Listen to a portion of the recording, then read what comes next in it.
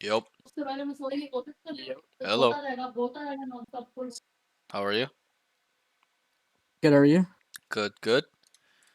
Okay, so just go ahead and share your screen and we'll get right into it. Yeah, So I got obviously, you. I have no history with you in terms of you never done a Yeah, session yeah. with me. Some of the free like the sessions coming up, like some of them have had sessions with me, so I know them. I've seen them. I know who they are as people and players, so stuff like that. So we might be talking a little bit more in the beginning because we're gonna, hmm I'm gonna do the whole spiel that I usually do with first sessions, but um, just for the stream just kind of talk about so what is your current rank, uh, peak rank, and then the roles you play. Okay, so currently I am Diamond 2. Diamond 2, My peak was Ascendant 2, peak Ascendant 2. and Okay, I play mostly controller, but I'm starting to play Jet and Clove now mainly. okay, that's fine. So I'll just put you down as a controller player. And when you play today, you can feel free to play whatever you like. I would just recommend that you play something you want to improve on, right? Because like for hmm example, let's say you want to play smokes, like make sure like that's what you want to kind of go towards moving forward. Like Yeah, yeah. don't play like Cipher. Like I'll be like, bro, like you're not really gonna take too much away because you don't play Sentinel, but that's that. Okay, so peak. On some of the op maps, Yep. I'm just gonna be playing Jet. Sorry to cut you Sure. No, off. no, no. That's fine. Some of the op maps, Yeah. I'm just gonna be playing Jet and then Clove on some of the maps where I don't, Sure. can op as well. Perfectly fine. I'll leave that in your hands. Whatever you like to choose. Okay. Yeah. So you're Diamond 2, peak Ascendant 2, role is controller. All right. So let's talk now. So um, how much time are you spending in this game? Quite a lot. Okay. Be Maybe as minimum of sorry for interrupting. Be as yeah, yeah. specific as you can be. Do not hold back and generalize. I want you to try to pinpoint all this information now. Okay, so how many Yeah, hours yeah. do you play a day or weekly or monthly? Whatever you can tell me, I'll calculate it. Roughly maybe 5, 6 hours a day Okay. on Valorant alone, A day? and that's not yeah, How and many that's not days a week? including every day, every day. Every day, 7 days a week. Yeah, Okay. And that's not including what, sorry? Kovacs. Okay. And then how many hours you putting into callbacks? Weekly, daily? Roughly an hour and a half, like between an hour and an hour and a half A day? every single day, Okay. except for one where I just do like 30 minutes. Okay, give me 1 second. Okay. So 5 to 6 hours a day, 1.5 hours of Kovacs training as well a day. What about range? No range? I No don't do range? any range. DMs? No range. Yeah, I do like 10 DMs a day Good. at the end. I'd like to hear that. You're probably like Yeah. one out of three students that told me, yo, I do 10 DMs a day. Okay, like people do not DM, and that's really bad. Okay, so that's good. I like that from you. Okay, so 5 6 hours a day. So then 10 DMs, how long does that take you? Like 2 hours? An hour and a half? It takes an hour and a half. Yeah. Okay, so that's like 3 hours. So you're Uh, putting like yeah. I nine, only 8 hours a day into Valorant. Yeah, I Okay, only recently started doing this like a couple weeks ago, but I had to okay, take a break for some like family stuff. But sure. And that's all this is fully again like I've been understandable. consistent now. Yep. Okay, give me Yep. 1 second. 8, 9 a day total. That's pretty crazy. Most of the time, students a lot of times don't have this much time. So, you don't Yeah, have to yeah. tell me, but you're in school, you're working, doing nothing at all. Graduated looking into college. Community college, cool, cool. Also, how Yeah, old yeah. are you? 18. 18. You're quite young. Okay, good. So Yeah. 8 to 9 hours a day total, 7 days a week. Okay, 6 to 5 hours a day playing ranked. 1.5 hours training your aim. Well, we'll put it as 3 hours total because it's DM and Kovacs, right? That's accurate, Mhm. right? Okay, Yeah, yeah. cool. And so we'll move on to the next question. I just need this for general information. I just kind of see what kind of player you are, what kind of time you're putting into it, etc., Yeah, yeah. Of etc. course, of course. The next question is going to be again, try to be as specific as you can be. in terms of your game, okay, Valorant specifically, what are you having Mhm. problems with? What are your issues? Struggling? What walls are hitting? Lay it all down. Okay, it's really important that you're as specific as possible so that way I can try to see if that is a real issue or not. Right? So, Yeah, I mean, aside from sometimes just whiffing, that's not really a problem. But okay, sometimes mid round, when it's like I don't know a clutch scenario or we're in the middle of a round, like we just rotated, team cancel. Sometimes I would just get clueless, like I have no idea what to do. okay. Or like So, at the beginning of round starts, like I don't know where to place myself in the beginning. So I've right. recently started like VOD reviewing pros and stuff, just taking Okay, notes. that's good. Okay, so Yeah, is it fair to say more like you don't know what to do in mid round? Is that yeah, mid fair? round and early round, I don't know where to start. Mid Yeah, round, early round, struggling. Okay. You don't know where to start. You don't know where to start. Okay, yeah, what yeah. else? Break it all down. This is a time for you to be as And, open as possible. I'm not here to and judge. then okay, occasionally sometimes I don't know the timings. Like if my team can is about to cancel, I'll early smoke and my smokes will be gone, and then we'll go to the other side and die So a little because you I decide to smoke. yep, Yeah, yep. yeah, So a little utility usage involved there, like in utility. Yeah, terms yeah, of placement and timing, is that fair to say? yeah, yeah. Utility, okay. Keep going. And Just then think about everything you say can. if say if I'm on like Omen on like Lotus on I don't know B sites, sometimes I'll just TP out randomly. It'll just be like a stupid play altogether because I thought I saw something. So griefing, we'll write that down as Yeah, griefing. yeah, yeah, Just yeah, being dumb, yeah, like yeah, just making bad plays, not identifying risks, stuff like that. I yeah, just yeah. I just try to It, make it it doesn't funny. it doesn't happen. It doesn't happen as often, but it definitely happens. Like Right. that's Yeah. an issue. Pretty common. It's really common, so don't be too hard on that. But definitely it's a problem, and you can know why. Like Yeah. logically, like it's dumb, right? You're making dumb small mistakes that will add up in the long term, right? Especially if it becomes a habit where you don't care or your logic is flawed or whatever you're some dumbass told you how to play like this, right? So okay, what else? So right now I have whiffing, mid round, early round, don't know where to start, utility usage, timing and placement needs work, okay, griefing, making bad plays, not identifying risks. Anything else? Um. Sometimes my scaling with the team can be a little lousy. Maybe I'll go too early. Maybe I'll go a little too late. Okay, so scaling, so I will just label that as entering and scaling, whether that's you Yeah, yeah. entering by yourself or entering with the team. Because in my mind, in my opinion, entering is a team um, aspect, like a team expedition. You don't entry really by yourself a lot unless you need to, Mm. like 2v2, 1v1, or you lurked up, you got to entry by yourself, right? So, and we'll just write that as entering and scale. What do you have problem with that though?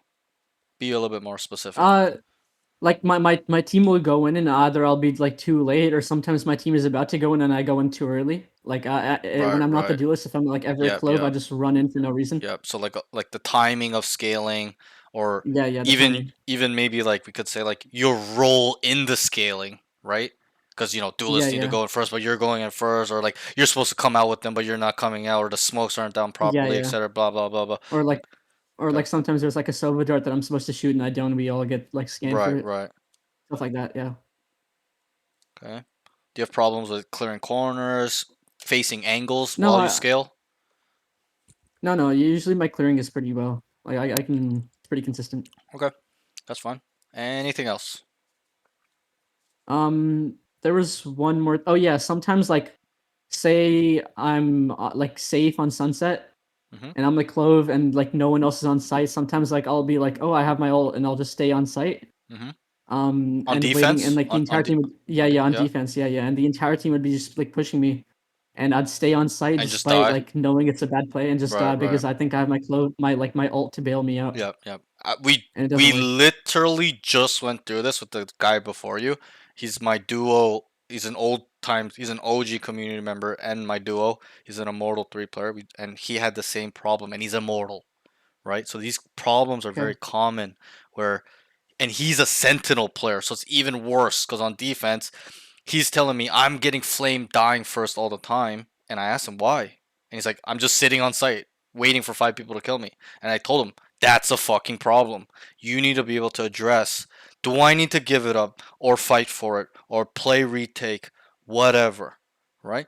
And so don't Mhm. worry too much on that. We'll fix that for sure. It's very, all you have to, I have to kind of show you is the logic behind it, and you'll probably understand it. Okay, so like knowing when to fight for a site, right?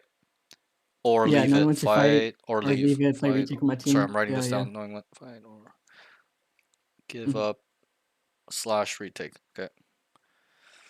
Okay. Anything else?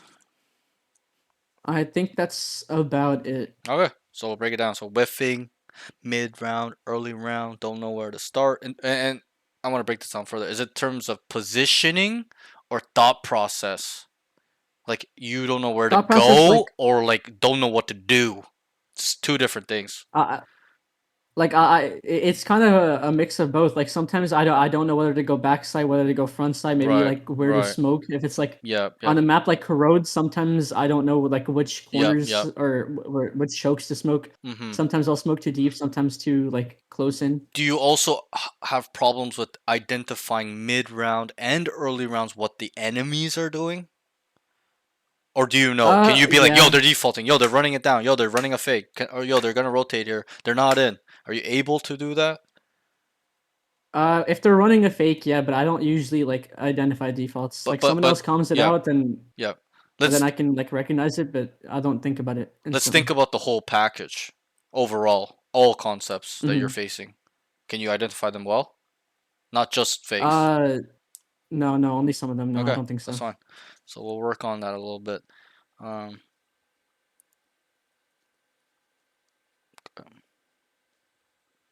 all right. The next thing was utility usage, as in timing. Don't know where to place it, or like placement and when to throw them down. Right? That makes sense. Yeah, yeah, Very yeah. very self-explanatory.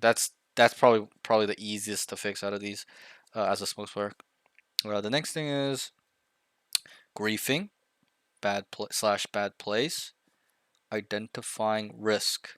Okay, so like you're walking down when you shouldn't. You're not disciplined is the word, right? You know you shouldn't go, but you do it anyways. So just fuck whatever, Yeah, right? yeah. So that's that. Entering and scaling.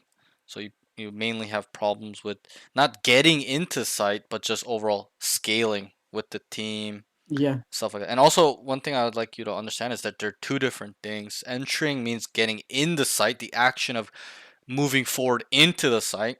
Scaling actually Mhm. means where you are, because your definition of scaling was kind of like entering, right? Like I was going in early, I was going in too late. That's kind of more entering. Scaling is Yeah, yeah. actually more the concept of making sure that you are progressing, moving forward when you are in the site. Does that make sense? Entry is to get Mhm. in, the action of getting in. Scaling is once we're in, we progress, clear these corners, clear these common angles, and then make sure we can secure the site so that way we can get the bomb down for to win the round. Obviously, the objective, Yeah. right? So just wanted Mhm. to put that out there for you, a little knowledge. And then the last one was knowing when to fight for the site, give it up, or play retake. Okay, that's that. That's a lot of information. This is usually what I want from my students. Tell me, and most of the times they don't. They tell me two things: my aim, my game sense. I'm like, bruh, break it down a little bit more. Like I want this information because I want to see Yeah, yeah. what you feel like is your problems. Because a lot of the times it may not be. So that's it. Okay, great. The next question is gonna be, okay, try to be as specific as you can be. And I want the long term goal. I don't want you're diamond 2 right now. I don't want you to be like, I need to be diamond 3. Okay, you're fucking already there. That's not what we're focusing on. I want the big dream. Okay, so in terms of Valorant, what are your goals? Don't queue, don't queue. This is just a okay. Yeah, Yeah, no, yeah. just we'll No, just talk. We'll just talk so I you can be like really locked in with me, engaged. yeah, yeah. So in terms of Valorant, what are your goals? What is it you want? Um, Dream big. so I want to. Well, I wish to go pro one day eventually. Yep. It's a long way, obviously. Yes. Currently my goal, currently like short term goal, maybe to get to Immortal 3 Radiant.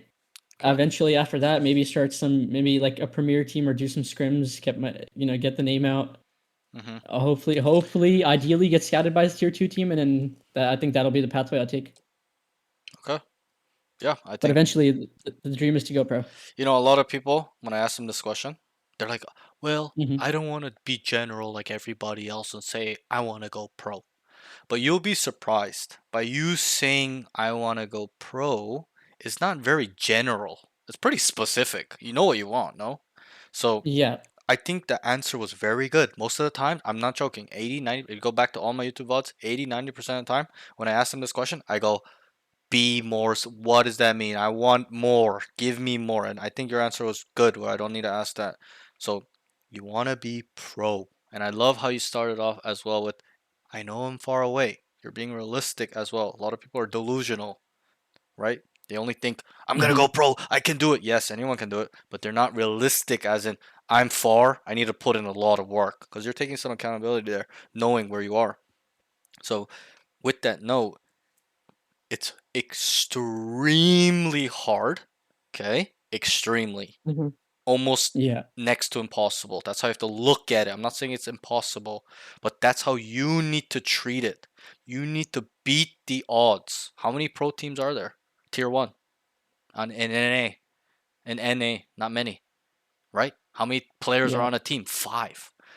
Only like Hmm. 30 50 40 players can be on a fucking pro, like a pro in tier 1 in NA, right?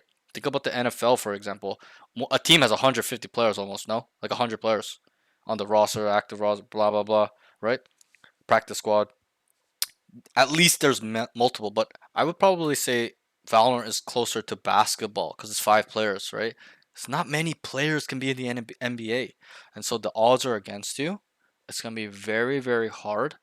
One thing I think you do have going for you, okay, is your age. You're young. You have Yeah. something. Me, many of my students, even the last student, he wanted to go pro. He's a Mortal 2 right now. He's 24. Okay. You have Hmm. something we cannot get back, which is time. I wish I can be 18 right now with what I know. I'd go pro in 3 months. Okay. But Yeah. that's just simply how it does not work. So you have that on your side. That doesn't mean waste 5 years to get to this goal. You need to get this done in 2 years. That's my usually like that's what I can see as people can get it done in 2 years. That's what I've seen in Dota 2, Okay. StarCraft, whatever. Spectre Divide. I try to go pro in all those games. I was a pro in StarCraft 2, Hmm. semi pro in Dota 2 was top 500 for 4 years. I've seen that. People that were nobodies and in 2 years they became pro. So I know that it is possible. And so you need to have that timeline. 2 years. Okay? You need to be radiant Yeah. within a year. Okay? That's your timeline, general timeline. Obviously, you might hit it, miss it, whatever. But that's the general Yeah. timeline. 1 year radiant. And then that next year, that second year, is all kinking out all the small details for you to become mega elite. Does that make sense? Right? It's kind of Hmm. like think about like Yeah. first year's like college NCAA. Okay, you're kind of Yeah. preparing, and then that second year's NFL or whatever you want to say, whatever fucking league, NBA. Okay, so Hmm. and I believe the first year is always the hardest. It is. It's gonna be a lot of work. You're gonna have to aim train. If you want to go pro, you should be aim training twice a day. Okay, once in the morning, you play, you aim train, range, DM, not 10. You just do your 1, 2 warm up, play, leave some time to DM, and do another session at the end of the night. Sleep, rinse and repeat for 1 year. Okay, you'll be so fucking surprised. And also add progressive overload. I don't know. Do you know what that term means? Progress over time, you just keep adding more and Good. more. Yes, you're a very smart kid. Yeah. Most people don't understand what this means. If you work out, you do cardio, you will understand what this means. It's the main mechanic Yeah. of Yeah. bodybuilding, right? You need to progressively make it harder, or you're not going to do 10 push-ups for the rest of your life. You're not going to get jacked that way, right? You're not going to see Yeah. strength increase. So this is the key in aim training. Progressive overload, okay? But if you add the progressive overload and you maintain your consistency and discipline to do what you need to do, okay? 1 year, I think you can do it. Even though I haven't seen you play, okay? And I don't tell that to a lot of people. Okay, but um, why I'm really saying is because your age, you're young. So I Yeah. feel like the sky is the limit when you're 18, 16, 15. Anybody can be whatever you want at that age as long as you be consistent and you add progressive overload. Okay, so but that's kind of how I would want you to structure your timeline. Um, but yeah, so yeah, I really like your goal. You're diamond two. You're very far away. But another thing you Yeah. can kind of take away as well is that you are actually not that far. Like Diamond 2 to Immortal is not that big of a difference in terms of skill these days. These days. Back then, like like episode 5 6 in my peak, it was a little bit kind of different where you see clear distinctions. Oh, this guy's a diamond player, this guy's a plat. These days it's Yeah. like Yeah. so morphed together because people are so good with aim that everyone like looks the same mechanically. You get what I'm trying to say? But what will Yeah. really Yeah. separate you will be the game sense aspect, and a lot of people misinterpret game sense. I did as well. Okay, but game sense really means, okay, your understanding of the game, your understanding. Okay, so Mhm. once you kind of develop this, and I'll help you, I'll try my best. This might be a long session, I'm not gonna lie, because we haven't had prior contact before, or any. I don't know really anything about you, so you play, and I want to make sure I give you all the knowledge I have to you, so that way you can use that moving forward.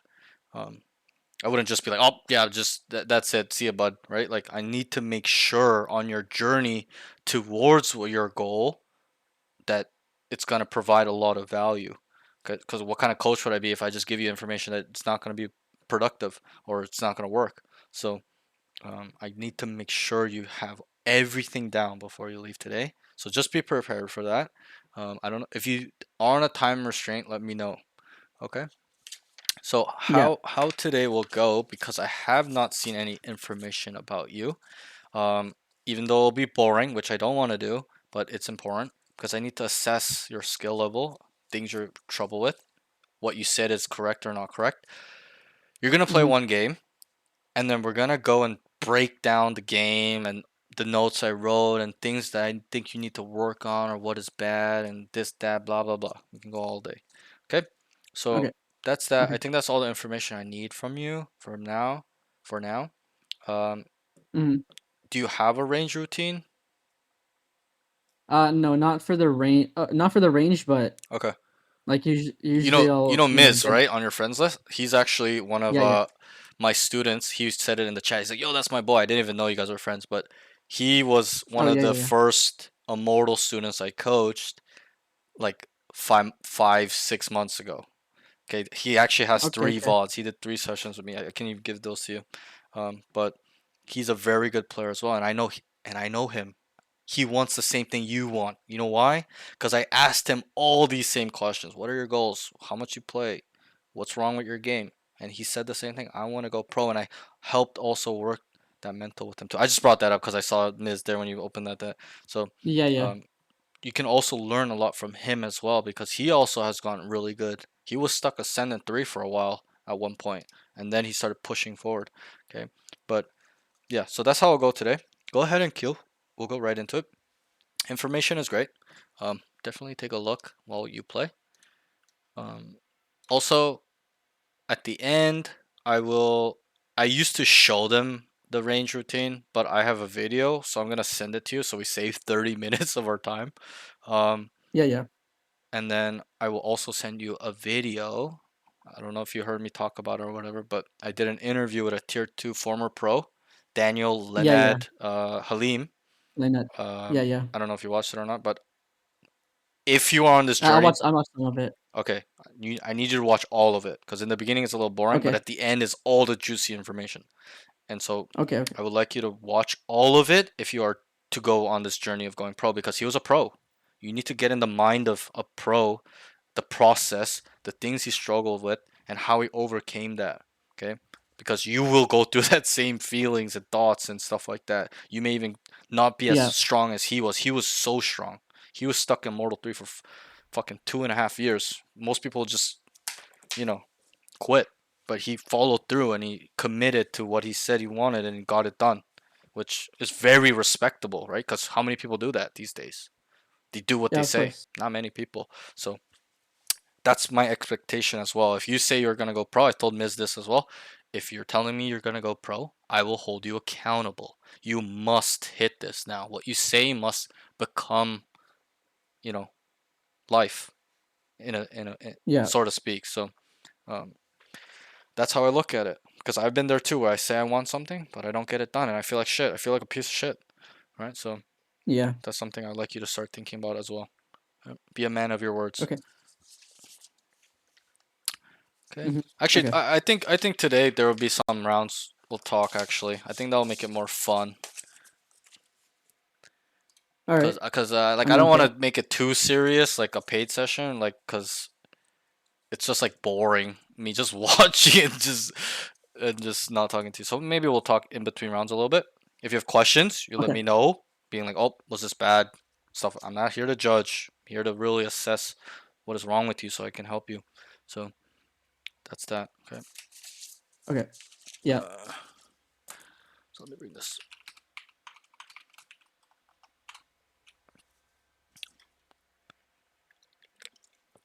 Playing Jet, great. Icebox, very Yeah. good Jet map. Mm-hmm. On defense too. Yep. I definitely would recommend you play Jet if you want to future become a duelist. Don't play What's up, Reyna. Like guys? you should never be playing Reyna. Like How are you? or trying to master her because Oh, she's hello, hello. useless in pro play. Even Daniel Hello, said it. Your hello. mic's like He cutting out he for even me says right he now. doesn't teach Yeah, his yeah. students to play Really? Reyna because she has no Yeah, Yeah, yeah. value at the higher I can levels. barely hear you. Anyone can shoot at Radiant level, right? So it's more about utility Mm-hmm. Yeah, usage I and don't know. stuff like that. So Yeah, yeah. The utility is more for solo plays than right, anything right. on Reyna. Is Yep, that better? I I agree. just plugged it in.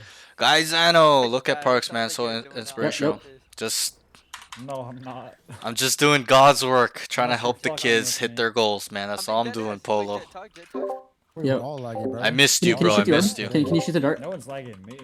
Could try, yeah. So, Two. Yeah, nobody was there. Everyone's mic's like all glitchy for me. What the hell? Same, bro. Uh, I saw it Oh, 3 two times. mid. Let's turn out all of them. I'm gonna restart my game.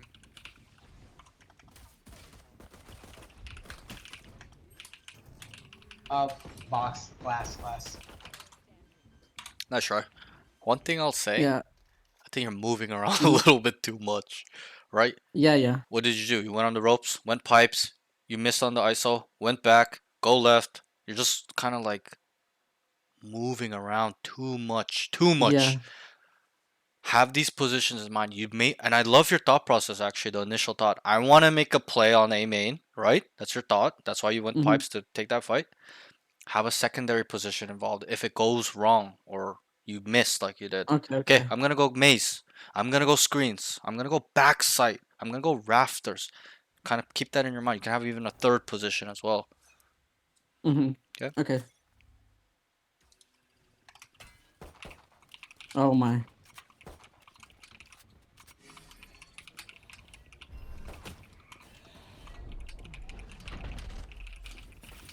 Nice try. All good. Just eco.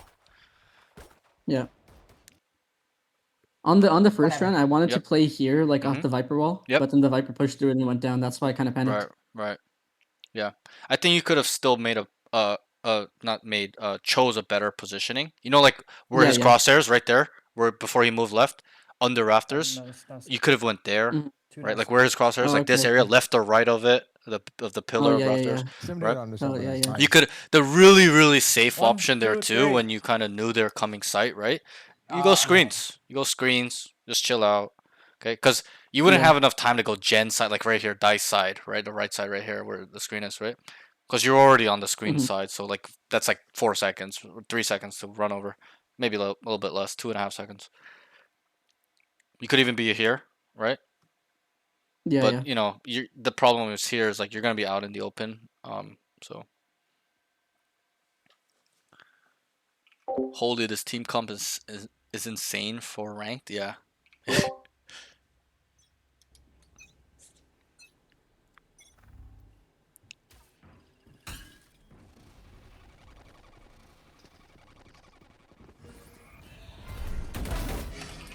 One dead.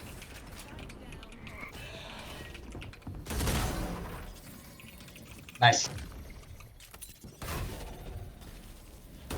Oh my gosh.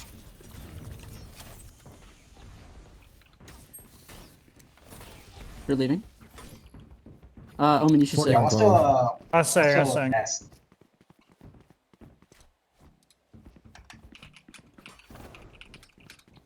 There. I'm not sure. I don't hear No, anything. I'm just staying for 2.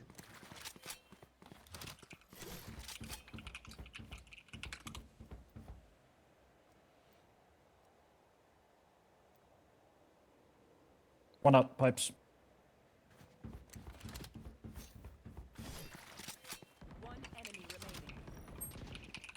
Last there. Coming up maze, coming up maze. Nice, good. Nice.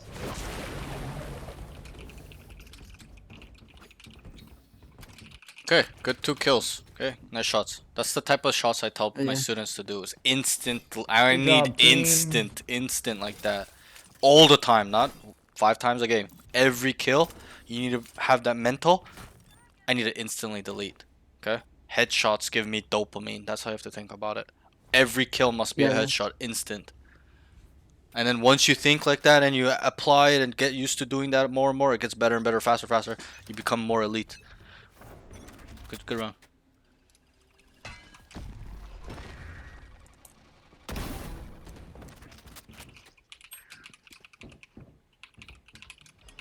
Couple. Let me draw. Cage on pipes. His aim is pretty good. His aim is pretty good. His aim is pretty good. He's lacking in position, decision making, game sense. 410. Drop 410. One site. 2 site. Heaven. Nice. Pipes. Yeah, he's not calling though. Nice. Good run. Nice. Okay.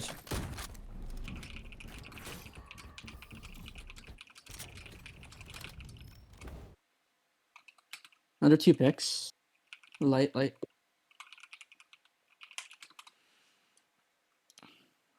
Yep, nice. Good utility usage there. I like how you smoke to get, you know, you're leaving, you I just wasn't don't run supposed to be away. in all chat. You threw the smoke down as well.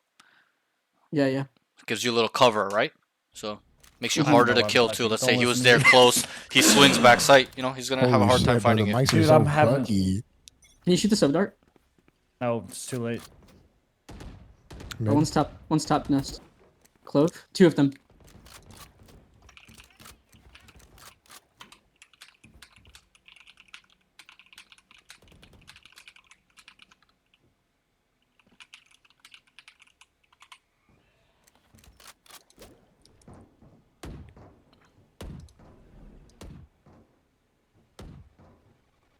Are they pushing? B. Unknown. Good mech player, I agree. What's a mech One player? A. One's One A, one's pipe. A, Mechanical yeah. player. Ah, I see. Are you using these? Okay, just say mechanical. Smokes. I mean, I could tell he's so young. Like he's able to use Clove grabbing red. the keys gonna go after quickly. A lot of the boomers struggle with using utility like this, like instant dashing away and stuff like that. Like being able to use it in general. Front site. Nice shot. Nice. Nice. Last is front site. Nice. Nice. Good Pretty shit. For sure. Nice, good job. Here, I'm gonna take my gun. So I'm gonna go up A. Someone's swapping me. I mean, sorry, up B. Try to focus on your crosshair placement more. Look, like while you're Just running, very it's cheap. on the ground. I'll play A. Always after I Okay, focus shoot on okay, it. yeah. head level, head level, head Crosshair level, head placement. level.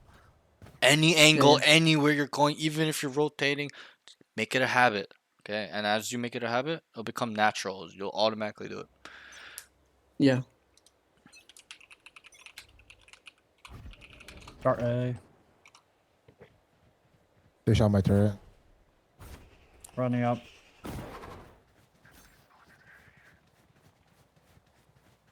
Fuck chat. Should I stop talking to stop helping him Probably so I do. can like really see No, how he's he good, plays? good. Because I feel like Okay.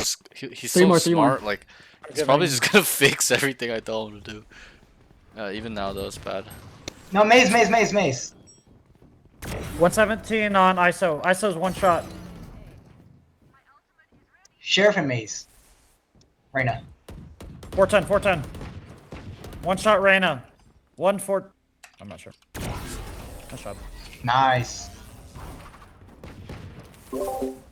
Yo, his jiggles are low-key too fast, and also he wasted dash. Good round. I think his jiggles aren't too bad. Viper, you back? No, Colin's still down. He said. That's right, though. yeah, I'll no, call I mean, for I was him. really just I'll- focusing on his I'll opping, relay to but him. I'll relay to him. I think it's good that I he's think able this position is better because I'm not forced to use my dash. Yep, I agree. When I play Jet here, I like yellow side, I don't like to use updraft to get up here. I just float over like you did Yeah. as well. The hard part is deciding to hold a garage or main, right or left. Start A again. Again. Dude, Uh, my TP got stuck on the ledge. That's my fault. nah, you're good. But care screens. 120 on One might be able to Reyna. screen. 120 on Reyna.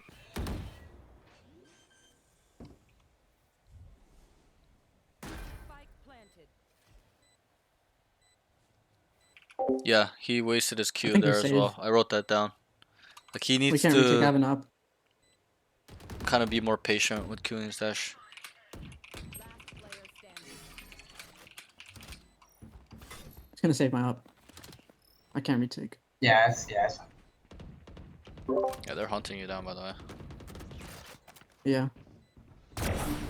One's already in kitchen probably. Just, yeah, they're behind you.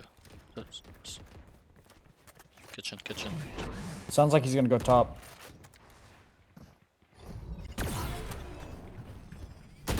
Ooh, nice Ah, try. nice try, Nice try. man. Nice One, try. two. That's tough. Yeah. You have money. It's all good. Yeah. Attack side and map too, right? So Mhm. we're big chilling in terms of. That's my fault. My TP got caught on the ledge. And No, I you're just good, don't TP'd worry. right in front of- Let's give side to They Stanley don't before even we got to roll be for good. retake. He's got good teammates. RNG, bro, guys. Your elo is too low, bro. Like you gotta If you climb. can, that's delay, what- but if not, In it's fine, plat, go for it. nobody talks, bro. I swear, bro.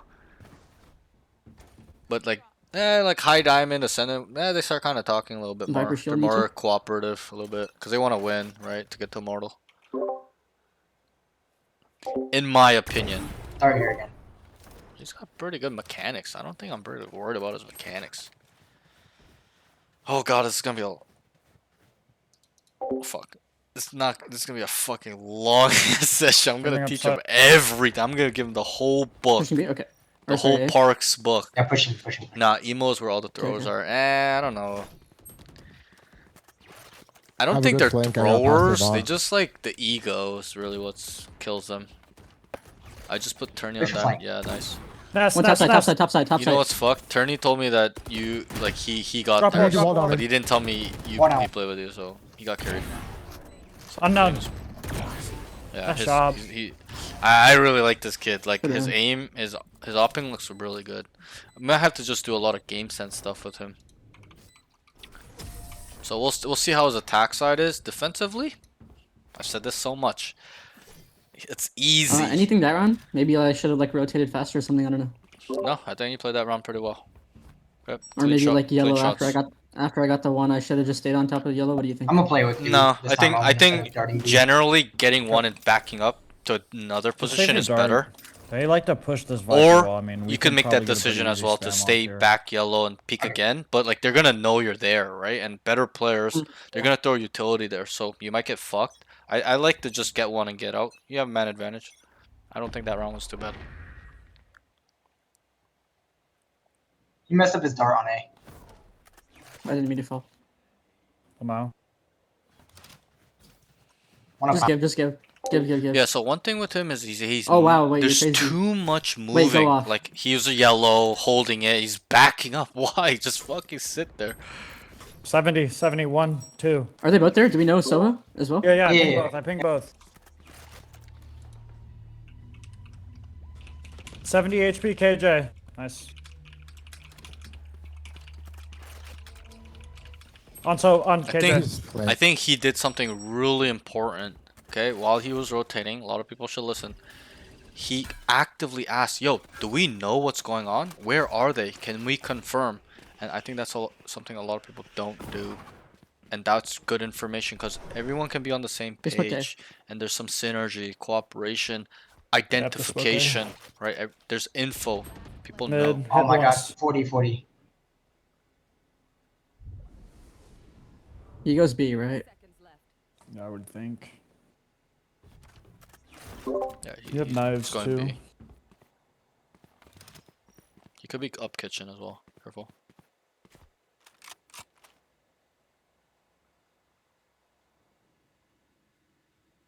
Yeah, he went back A. 10 seconds left.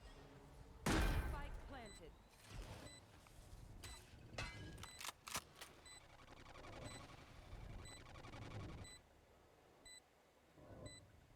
Sounds like he shot that close. Yep.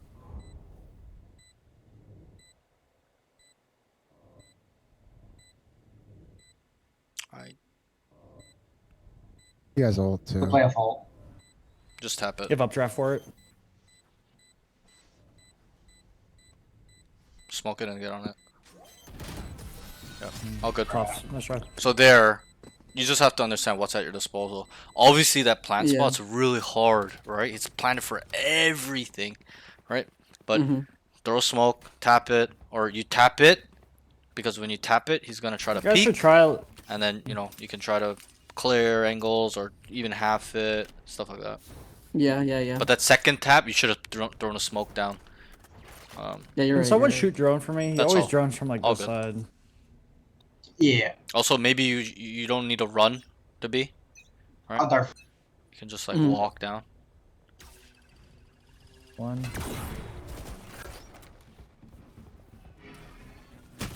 Whoa, No, whoa, I whoa, should've whoa, given up that's nothing. so well, it's crazy. I think that's where you need to cue your dash. Nice, he kills. Yeah. You know, I'm because you backing didn't. up. I'm giving this Like to him. you're on top gen, Yep. you're holding, One you sounded like he was whiff, close. you Mhm. get pinged, immediately turn that 67, on. 67. Because one more here. I'll ask you a Yeah. question. Are you in a good spot there? No, I'm No, stuck. not really. They know where That's you all are, good. and then they swing 40, because they want to 40. hold you there. They want to make sure you can't get out, right? So He's- you're on gen, He's right you're back holding, you whiff, you drop down, Viper heard him. the dart pings you, Running cue the B. dash, and then make a decision there to either dash away or sit or re-peek, whatever, right? You're right. Because I can't give you a textbook answer like, oh yeah, after that you go this way. No, it's a really situation on what you want to do, stuff like that. So, but definitely after you drop down and the ping hits you, you cue your dash to make a decision.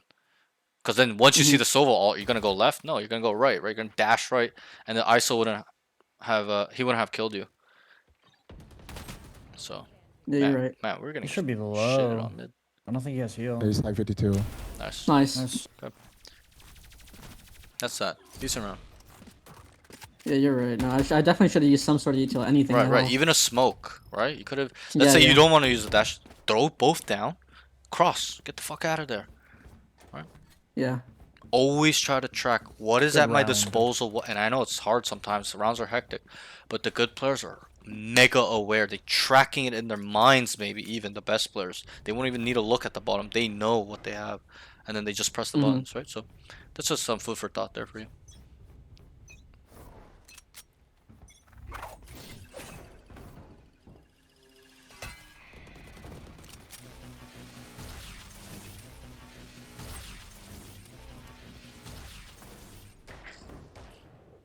One pipe, one pipe, one Ship pop pipe. trap, yeah. 2 on belt. 40. One, One here, jail, one here. belt.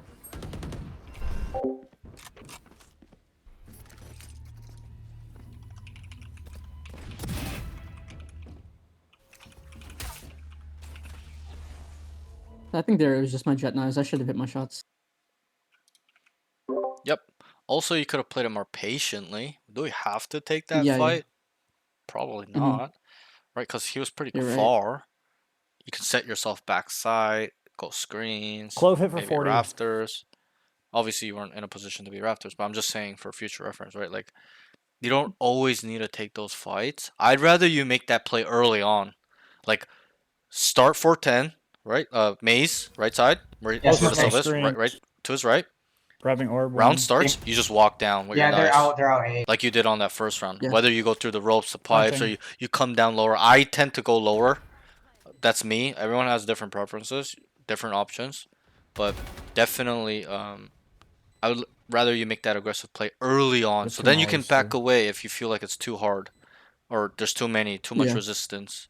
But you opted to make that Nice play job. like when they're kind of committing, right? So, you're running into them where they expect you to be, which is maze, right side gen, back 410, right?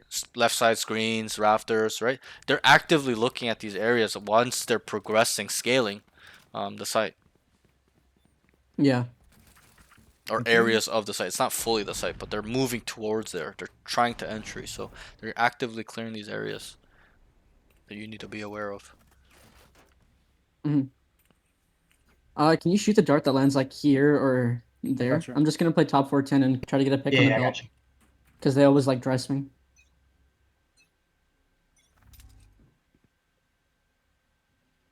Mid. Clove. Yeah, he's moving Did that last time. off the angle Up. way too early. I'm low. Okay, the big side is gonna be his attack side. Defense, not so worried. It's not so bad. Just a little kinks gotta work through. One In in terms of tube. movement, a little bit of like, timing, understanding timings on this map or for the agent, Go whatever it smoked is. 410. Stuff like that. Clove still on Clove, A, yeah. just deep. Where was he? Button? Yeah, he was bottom tube. Window, One window, up pipe. up two, up two.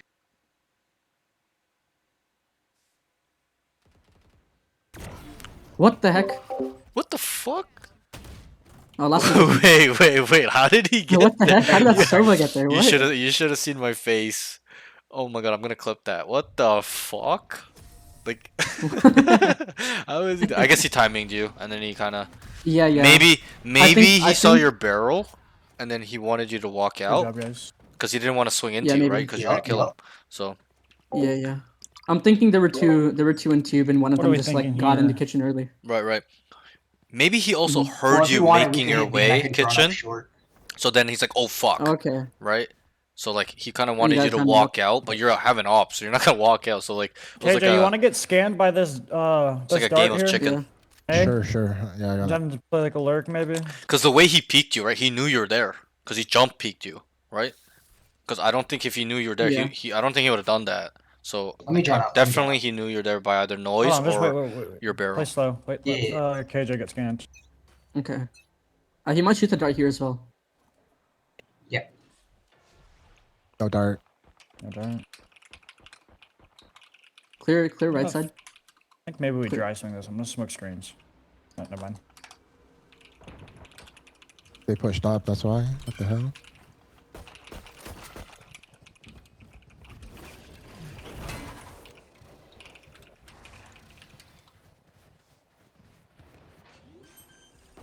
$92 on Kitty, nice. Heaven. Sova back yellow.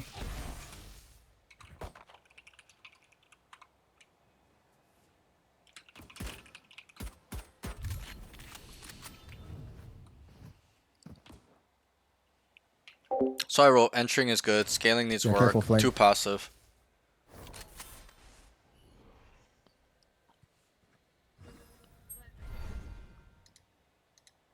Rana was nest.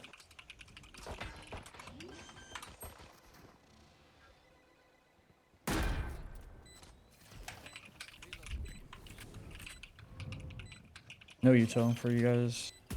Not on. Soba's backside. But they're both peeking out. Into. Nice try. I think the entering was good. You getting to yellow, right? Mhm. Call that. Once you get to yellow clear, guys. Then nobody needs to look yellow. Where do we look after? We all start looking top sight, back sight, snowman, right? Yeah. And then also, once you entried and you're yellow, you sat there too long. At that point, when it's 3v4, 3v5, whatever, make a play. start walking danger to go look backside or walk through that smoke, whatever. The wall, like be a bit Okay, more yeah. Yo, if aggressive. you want to orb mid and then we just fucking try to run Or up maybe? you make the call to leave, right? Because they've over Try rotated. Yeah, something yeah. stupid like that? Yeah. That's some food for Yeah, thought. we can just rent. I thought about rotating. Yeah, I should. Yeah, I should have yeah. commented. You're You right. could have probably just went with that gut feeling, like okay, they know we're here, and just dip.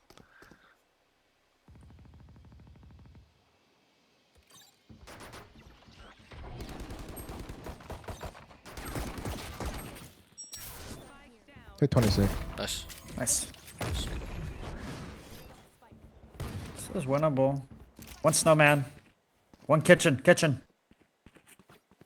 Just go Quickly away. back up. Just go away. Viper Go has A the or B. timing. Go B. Go B. Go B. Go B. Go B. Go B. Let's go B. Just run. Let's go B. Okay, no, One let's go mid B. boiler. Viper has it. and one- Viper has it.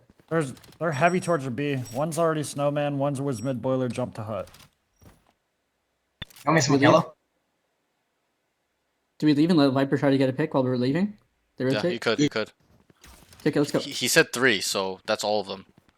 We gotta Mhm. trust his comms here if it's correct. An orb. Aw, Let's silver. try.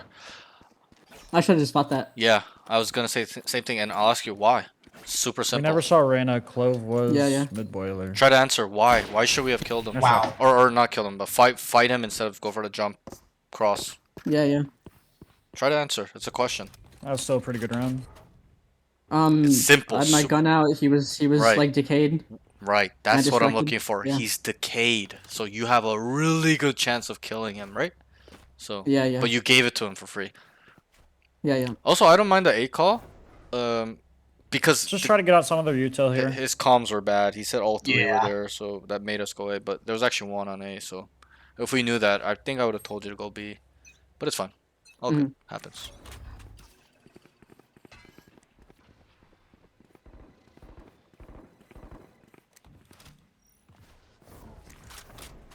Right now, rafters. I mean, we might need you to smoke A. Okay. Here, we slow it down. Tell them, let's go B. Tell them to go We B. used up both. Let's go B. Let's go B. close Let's go B. Let's go B. There's- They're all yeah, rotated. they're all fucking rotating here. And they need to go quick now, so tell them, speed it up, And guys. you guys need to speed up. You guys And need to speed up. re-clear mid. Good. Just clear it all, and just keep going Wall run. up, or how, No, not like that, not like that. Just go B.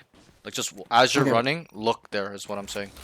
Yeah. Like a fast clear, not like into it, but just as you're running by, because they can walk up. There's nobody there. And now you have an option. You can also watch flank here. Nobody's watching flank. They have all of sight, right? So just be like, I'm watching flank, guys, I'm watching. I've drawn. and then you can come You're back. gonna wrap mid? You should late wrap, Jet. Hey, Brad. Okay. Just telling you to make Yeah. a play. It's fine. We listen. Yeah. So I would take my knife out here and start walking to get more I have speed. double shock. I have double Because shock. I saw the killjoy looking to sight. Give me time. Keep going. Keep going. Off. Last was snowman. Well, last was snowman. He could wrap around. All good. Backside. All good. Good. Nice. Good shit. Good. Yeah. Okay, but you see my thought process there on A, right? Mhm, We saw an mhm, ISO. Yeah. We saw the clove. I'm pretty sure the Reyna was there too, right? So, Okay. and then when the Yeah, yeah, Viper yeah. kills one there in Maze, I think they it's buy this perfect round. because when There's he money kills him kinda there, what's weird. gonna happen? What's the enemy's gonna do? They're gonna think you guys are going A, and then they start leaning A, and then you guys are gonna start walking up B, which they did. It's like a misdirection, like a mid-round misdirection. It wasn't planned, but it still worked out like that. Kind of Yeah, like a mid-round fake. That's how I can look at it. Destroyed. It could be close. Yep. Good. Nice. Let me So draw. here, make a decision. Alright, Are we nice. going Run or are away. we leaving? One more. We ISO should there go. too. We should go. And And clove, and cage it. ISO and clove. Okay, we can leave. We or leave, go. we leave. Let's just leave. Okay, that's fine. Okay. Yeah. So I'm not fighting. I'm him. gonna be honest. The best play there was to go. Why? And I'll ask you a question. Try to answer it. It's a question. Very simple though. Try to replay the round in your mind. We started A as a team. Cage's not there. That's it. That's what And I'm looking they're for. offside, We yeah. killed 2, right? 5v3. What does that generally mean if they usually play 3 on A on Icebox, right? Generally, right? You know that, right? So Yeah, if yeah. we kill 2 out of 3, what does that mean? Try Could to wrap our answer that spawn. question. They destroyed my turret. There's only one left on site. Right. But The other two are there was a opposite. hidden He kept timing variable me, where I'm playing they've fantastic. rotated so quickly and we main. are hesitating Orange. that they had time to go and kind of stack and lean towards A now. And so Yeah, that's why yeah. they're going leave, leave, leave, leave, right? Good job, guys. But I would like you to think about not what I'm saying, but the decision there. That's why I was like, make a decision. You know how you killed the Reyna? I'm like, make a decision now. Are we going or are we leaving? And you're like, bro, like, right? It's gotta be I should've instant. made- Go, Sava. leave, right? It's gotta be really Oh, I quick didn't like die. that. And your thought, your mind, it needs to be milliseconds. Appreciate it though. Okay, okay.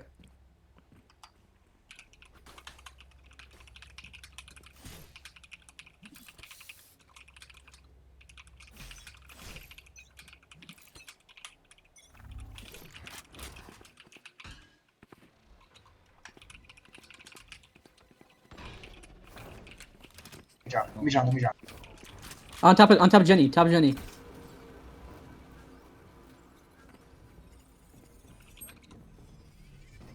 Hold your Okay, Jake, hold paranoid. your- 3, 2, 1. Paranoid.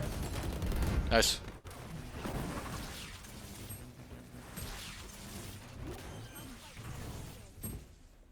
One's hell, one hell, one hell. Try to get the I'm bomb flying. Oh, down. we're spawn. AJ.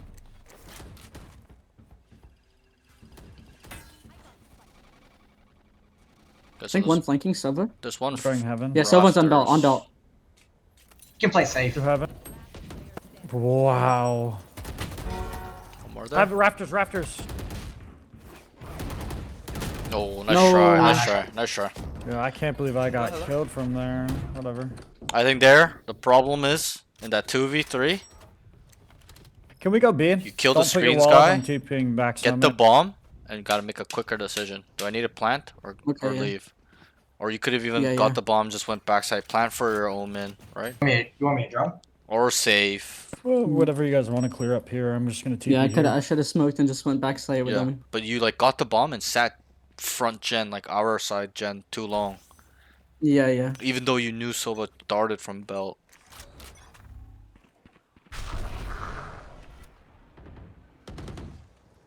Called it, close.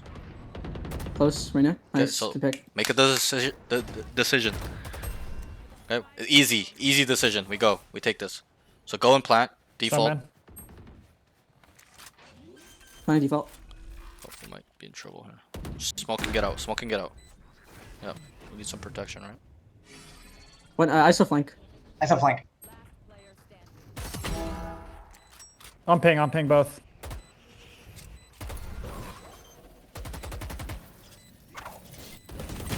Ooh, nice No. try. Nice try. All good, all good. So you see what I mean by the utility there, right? Like, the wall went down, so like, I should have smoked. Yeah. against good players you're dead, because he's Snowman looking for that run back to main, right? So, Yeah. and I know you didn't really know this wall was going down, but he died, so you kind of have to assume.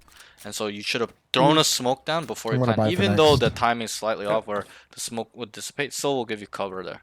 Okay, all good. We save Mhm. here. Actually, we can buy, but it's fine. I think the save is much more safe option.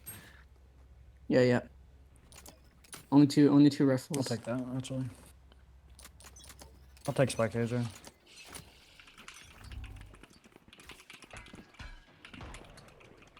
Sure pipes.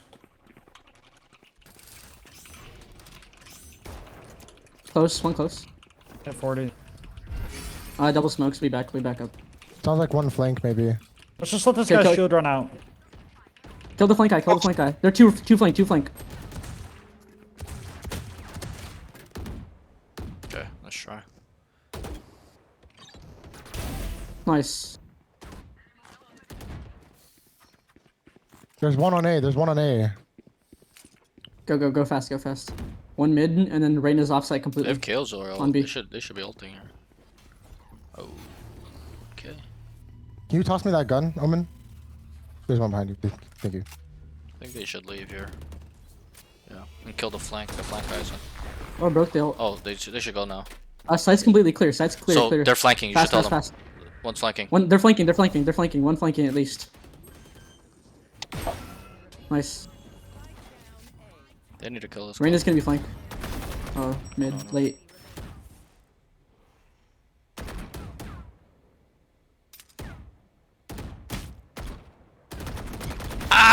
Oh my Nice. god, that shot! I was like Good shot. cringing. I was like, he needs to kill this guy. Okay, why I thought he was flank? Okay, when we saw the Viper's we- POV, what did he see after he killed the Killjoy ult? Did he see that's- anybody nothing, there nothing. shooting him in the back of the head? No, no. Nobody's there. No, So no. that in my brain automatic flank, and I think he was, but he came back mid because you know how you screens came back late. mid, I can all day. Yeah, so Yeah, I yeah. believe They he are was gonna broke flank, too. but then he came back mid to screens, Or and he two was of them are super dead, late. bro. He was the fucking last Both are guy. A players. So. Yeah, Good it's round, because he broke. It's because he broke the ult, so he thought he could get a timing on this guy, Right, which he did. right, yeah. Makes sense. One's close. Close. Could be, One could be, close. could be. Broke Could my be close heart. right. Close right. So slow it down, slow it down. Okay, tell Wait them. for Mel. Just chill, Yeah. just chill. Let's see what the drone sees. Yep. Yep. We can wait out this ult. Just play back for 10. Let's just wait. Let's just wait for the ult. Yep, right here. Just play right here.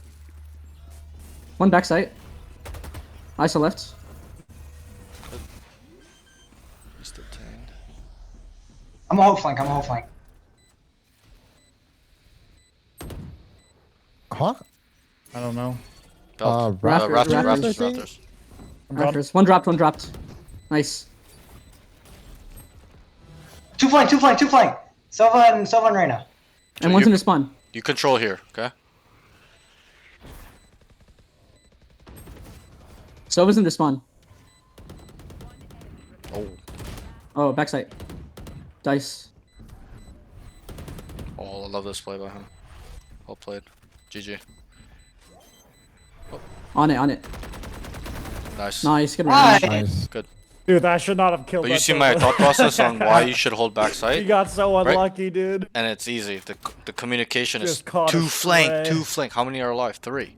So that's 66% flank, and one is gonna be screens, rafters. But you're looking screens, so Yeah, yeah. it's all about control in this game. I thought I heard the Sova like here. Yeah. I thought yeah, I I heard didn't really, someone I there. didn't really hear anything there actually. I'm I pretty sure thought that I'd like just barely heard it. I think the Killjoy walked out, but it's fine, all good. See what the drone sees?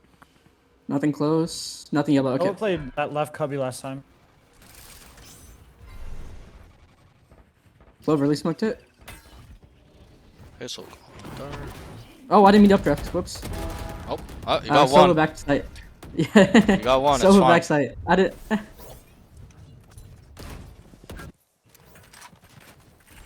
So I've seen this before where people like to updraft dash on yellow when they're, going on B.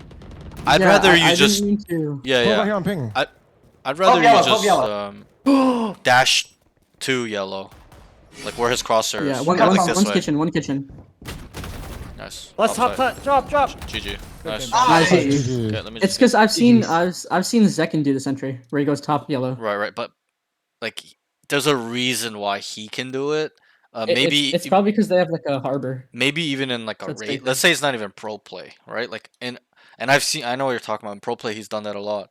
But let's say in just rank, there's probably a better justification there because they're gonna kind of set him up, Yeah, yeah. Like he's gonna yeah. dash updraft there, and then the dart will follow up. But what happened? The dart went first, then you went, right? So it's a little, but that's way more involved than that. But yeah, I think overall, just going yellow left side is probably the more safer option when it is darted. Does that make sense? Yeah, yeah. Because it's just more safe, right? Like, and as Yeah. well, when I think about it, I don't think you threw a smoke there well, like where it covered you, because you're like, Yeah, well, you 'cause did kind of like updraft like too high. But I updrafted on accident. Yeah, I yeah, didn't mean that's to. fine, Just that's like crouch jumping yeah, works. Yeah. all good. That's just like a small thing, nothing crazy. But like, you just still need to know your options, right? Like, being like, you know what, maybe I go left. You can even go into the box. You know the yellow box, double box. Yeah. You could just go into there. Obviously, you might get spammed, but you maybe I throw a would make fun smoke of there their too, dumb stuff like that. faces, But they're us. Yep. You can see my screen? We look stupid. Yeah, yeah. I'm My ult's watching. ready. Okay. Alright. Get ready for the grind now, okay? It's gonna be a lot of yapping, a lot of thinking, a lot of questions are gonna be asked to you. So just be ready for that, alright? Okay. Alright. So Usually when I have a student that I've coached before, I don't do this, but when there's a student I have not ever seen, we are gonna talk about the five big umbrellas. Okay, so it is communication, aim, Mm-hmm. position slash movement. So that's one, and that means micro, macro movement. Your movement, right? And the macro as well. Yeah. Team movement, enemy to whatever. Okay. The Yeah. fourth one will be utility usage, very self-explanatory. And the last Mm-hmm. one, this is the biggest one for you. Just like in terms of notes, this is the biggest one we're gonna break down. Is game sense slash mental game. So your knowledge of the game and then also the mental state, which I don't think you have a big problem with. It's more the knowledge side. Okay? So let's get through this. Mm-hmm. Just be ready. So comms. He's not feeding info at the start of the round. If I were to ask you, wait 1 second. If I were to ask you a question, every time you started on A, up here, over here, around this area, whatever, and you knew they're coming, did you tell them immediately? Not immediately. Like Not if I saw the immediately. clove from Right. Jenny or Or the like Sova dart, Reyna, I didn't you comment. hear it, Yeah, yeah. not calling that. Call that instantly. Instant. Okay, and I Yeah. know it can be a problem with your keybind. Like if your keybind's on the keyboard, it's gonna be harder to move and talk, right? That's why Mm-hmm. I put it on my mouse 4, so I can always That's be fine. Mm-hmm. moving while I'm talking, because this is easy to adjust, right? What's harder to adjust is this, when you are holding, fighting, people are coming, you're trying to make a play, because you have to kind of let go of A or D. You get my point? So, Yeah, yeah. what is it on? Is it on your keyboard or your mouse? It's on my keyboard. Okay, so then I'll give you some leniency. If you said it's on my mouse, there's no exception. Like, you need to instantly call that. Yeah, yeah. But if it's on your keyboard, I can understand it's a little bit harder. I've had students say that a lot. Oh, it's on my keyboard, so it's harder to, like, press the key and I gotta get rid of the A or the D. So I can understand. But Yeah, and in the Discord call, I think it's easier. Yeah, Right, I right. think I do. yeah. Usually, yeah. But with that being said, either you bind it to mouse 4, you're the closest one to your thumb, or you just get better at pressing it. But and why this may seem like not as important, but why it's important is so that way you are ready when you are immortal. That's the type of coach I am. I'm not trying to make you ready for this elo diamond noobs. Okay? I'm trying to make you ready for when you do reach somewhat to your goal. Why? Is Mhm. because I've been in a position, and many students have, where they get immortal and they don't talk. They don't feed info. Their communication skills are bad. And you will run into the problem where teammates will be like, "Bro, what the fuck? Why are you not talking, bro?" And they'll lose respect for you there and think you're a bad player. Does that make sense? So I want you to be a player where you show up, you're communicating so good, they're like, "Yo, Jet, really good comms, man. Holy shit, you're a good communicator." That's the type of comms I get. I'm not joking. They're like, "Yo, really good. Yo, you saved me. Yo, really good info. Keep it up." Right? In Immortal lobbies. So this is something I'd like you to start working on. And in the beginning, it will be hard. As you get better at it, progress, it'll become easier. But I need instant. You're here. You hear a dart. Sova's darting. 2, 3. Not only call how many in terms of being specific and detailed, try to Mhm. tell who. If you hear Sova dart plus ISO putting a shield on and the clove puts down smokes, how many players is that? 3. 3. And who is that? Super simple, super dumb question, but it's important. Try to Yeah, answer. clove Try to Sova, answer. nice. Right. Clove Sova, I nice know. one, I yeah. know you know that. I know that. My dead grandmother knows that off the utility. Okay, but once you start practicing this by understanding who is there off utility, and you're that good, it's instant. And then when we can account for the players, well, we know what they are doing, where they are, what the progress Mhm. is. We will, right? If we call that there's 3 main A, like they're gonna work A, right? They're not gonna rotate off, right? They're not defaulting, right? They might be running a fake, but still, at least it's providing that information so your teammates are on the same page. Because the guys on B, will they know if you're silently here like this, holding belt? What the hell's going on over here? Mhm. No, Mhm. no, right? And I'll ask you the question: if you were on B, wouldn't you want them to call exactly how many and who? Yeah, yeah. Right. And so you always got to use that logic. If I want it like that, I need to give it like that. Does that make sense? So that's my Yeah. expectation of communication. Okay, any questions with this note? He's not feeding info at the start. That's the keyword. Start of the round. Never said mid round or anything, or the whole round. Start of the round. Especially when you know. I knew you know, right? You know. You gotta let every other 4 players on your team know. Okay, this is a hidden Okay. thing of synergy, teamwork, cooperation, just being elite, right? If they know, they can help you. If they don't know, they're gonna be late. Something's gonna go wrong. He's not, and then there's gonna be arguments, blah blah blah blah blah. We can go all day and break this down. But does that make sense? Yeah, that makes Good. sense. So that's that. Let's move on. So I would like it instant. Try your best. Don't. And this is the most common thing. Most people go, "They're here." Bro, and I ask you, what does that mean when your teammate says they're here? Do you know how many it is? Do you know who it is? No, you don't. No, So that's because it could why, be like one and it causes like early right? rotates for It no could be a reason. bad Yeah. communication. You don't know how many. Your example, you don't know how many. I've seen that more than 30 times in my sessions, and just noobs do it. They're here, and then the whole team starts leaning A, especially if they're a run it down attacking team. What do we have to do? Sit around and anchor? No, we have to fast rotate to A, right? We got to quickly get there because Yeah. they're running it down. Does that make sense? So it'll Yeah. cause chaos if it's bad because you're like, they're here. You don't know how many times I said, they're here. The whole team starts fucking rotating. So one guy, it's the lurker, and then they arm B for free, and then now we're running back as a team while this, guy took space and spawn just starts shitting on everybody with their knife out or what. They're not ready mentally or whatever it is. Okay? So that's why it's very important. Let's move on, okay? The next note, he needs to also feed info mid-round. Okay? Oh, sorry. Mid-entry. Sorry, not round. Mid-entry / mid-holding. So attack side and defense side. So for example, when you were coming up on A, were you really saying anything? Were you No, I was being kinda like, just yo, walking up. here, yo, could be Jen, backside. You did sometimes, but that's not good enough to me. I need it all the fucking time where you're coming up to scale or entry and you are actively looking at the minimap. I'm looking at the minimap right now and not the POV and just focus on holding an angle, but looking at the minimap because when the belt guys come out, right? They come up here and they start swinging. What happens? Try to just lay it all down. They There's got no wrong answer really.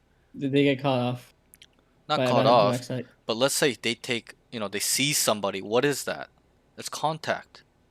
It's yeah. information. When this guy swings out and he sees one guy head glitch, rafter, backside maybe, or in nest, or screen top or rafters over there, will you not see that on the minimap when he sees that guy in his POV? Right. So Yeah. while you're leading up, look at the minimap and then call that information. I need just how like that one guy, I can't remember who it was, but one guy was calling, "Yo, ISO's right here." I think it was a Sova. He's like, "One backside." You also contributed by saying backside sometimes, but I want you to be that guy. You're so good. You're a duelist. I don't care what role, what agent. You're coming up. Yo, Jen. Like from here, because the belt guy takes contact, or you're like dice, and you're not. Am I seeing him in my POV? No, I'm just super No. hyper aware. Okay, so that way I can Yeah. feed it to them. Everybody behind me can understand what the positioning, the body count of the enemies on the site is, general positioning, and we can work off that. Maybe they'll dump a utility because you called that and saw that. Do you understand? Right? But if you don't, maybe they'll do nothing. You don't know. In this elo, they're terrible sometimes, right? So, and why I'm being hard on this, because so that way you're ready with good players. You don't think Radiants are actively pinpointing everything they see? Even if they don't see it, they do. When they see it on the minimap, they are all calling Yeah, it of at the course. same time. I'm sure you've seen that in Radiant streams. They're all calling. You'll hear Yeah. 3 people calling one's position because they all saw it at the same time on the minimap. They feed each other so they can all be on the same page of knowing exactly where they are, because they're so good of being able to keep track of the 5 enemy players. For example, if I go 1 gen, 1 backside, 1 rafters, and then another guy goes, I heard 1 more mid. That's 4. We know exactly where 4 is. Maybe the one guy's flanking, or maybe 1 more guy's coming late through spawn. Does that make sense? Now, Yeah. we don't need to look at the minimap.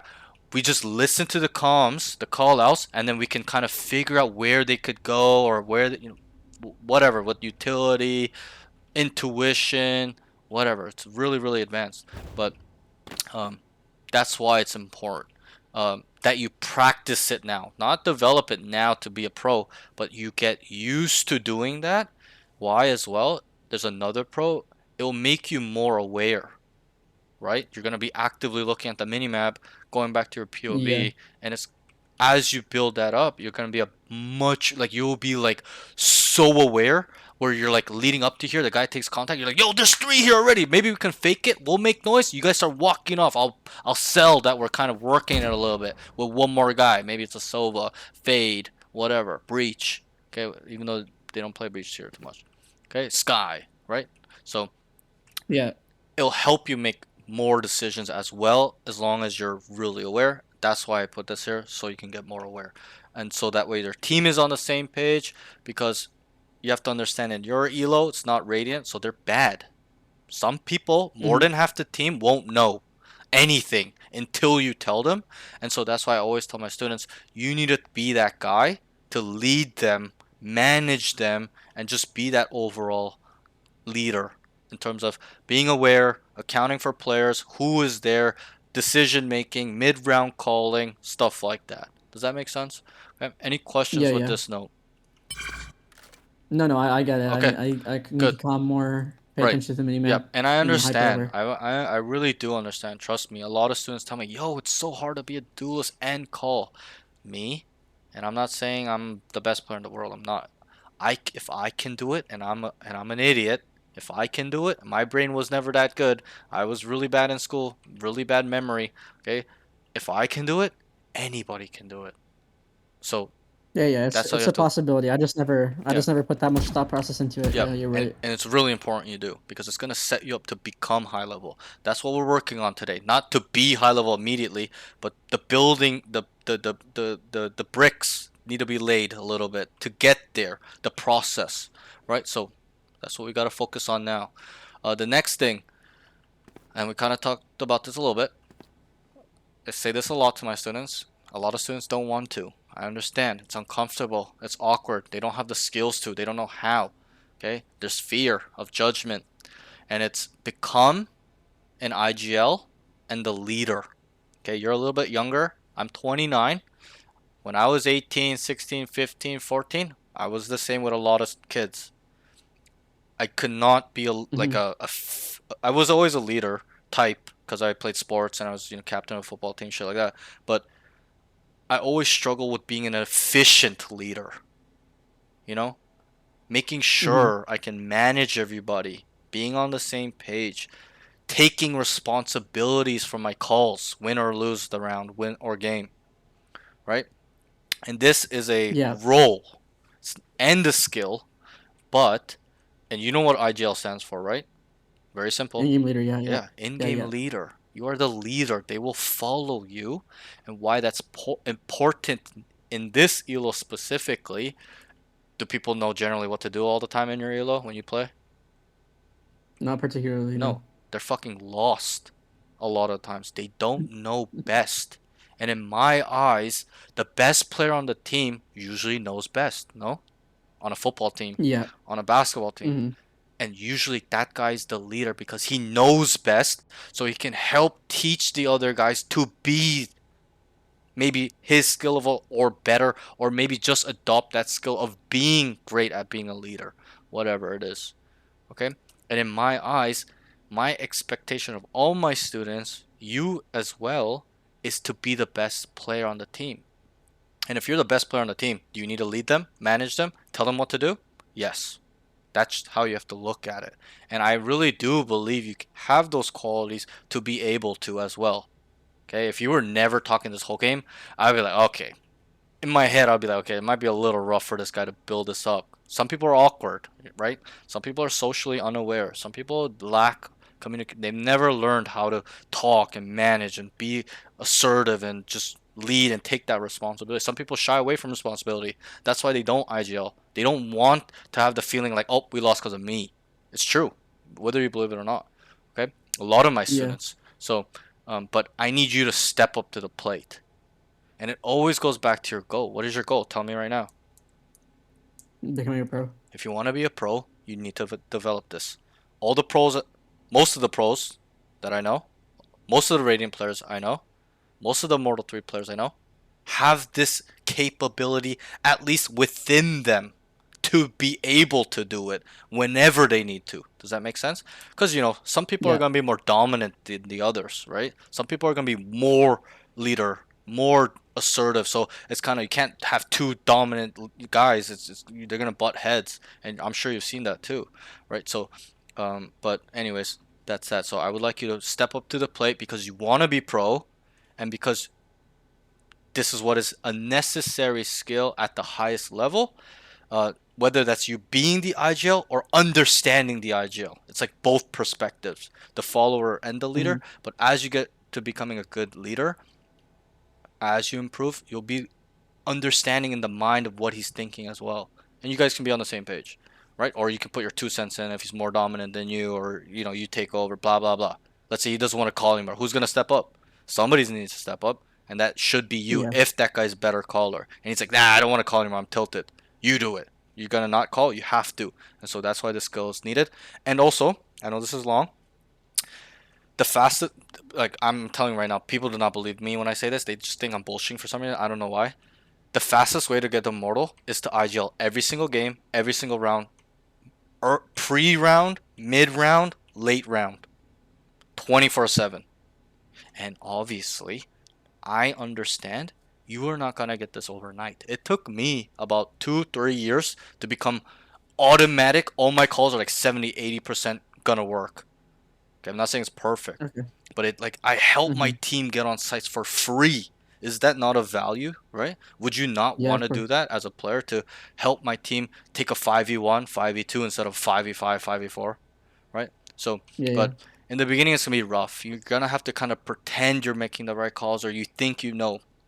But I always tell my students the best way to get better at things is what? Is to do it well or do it bad? Mhm. What do you think?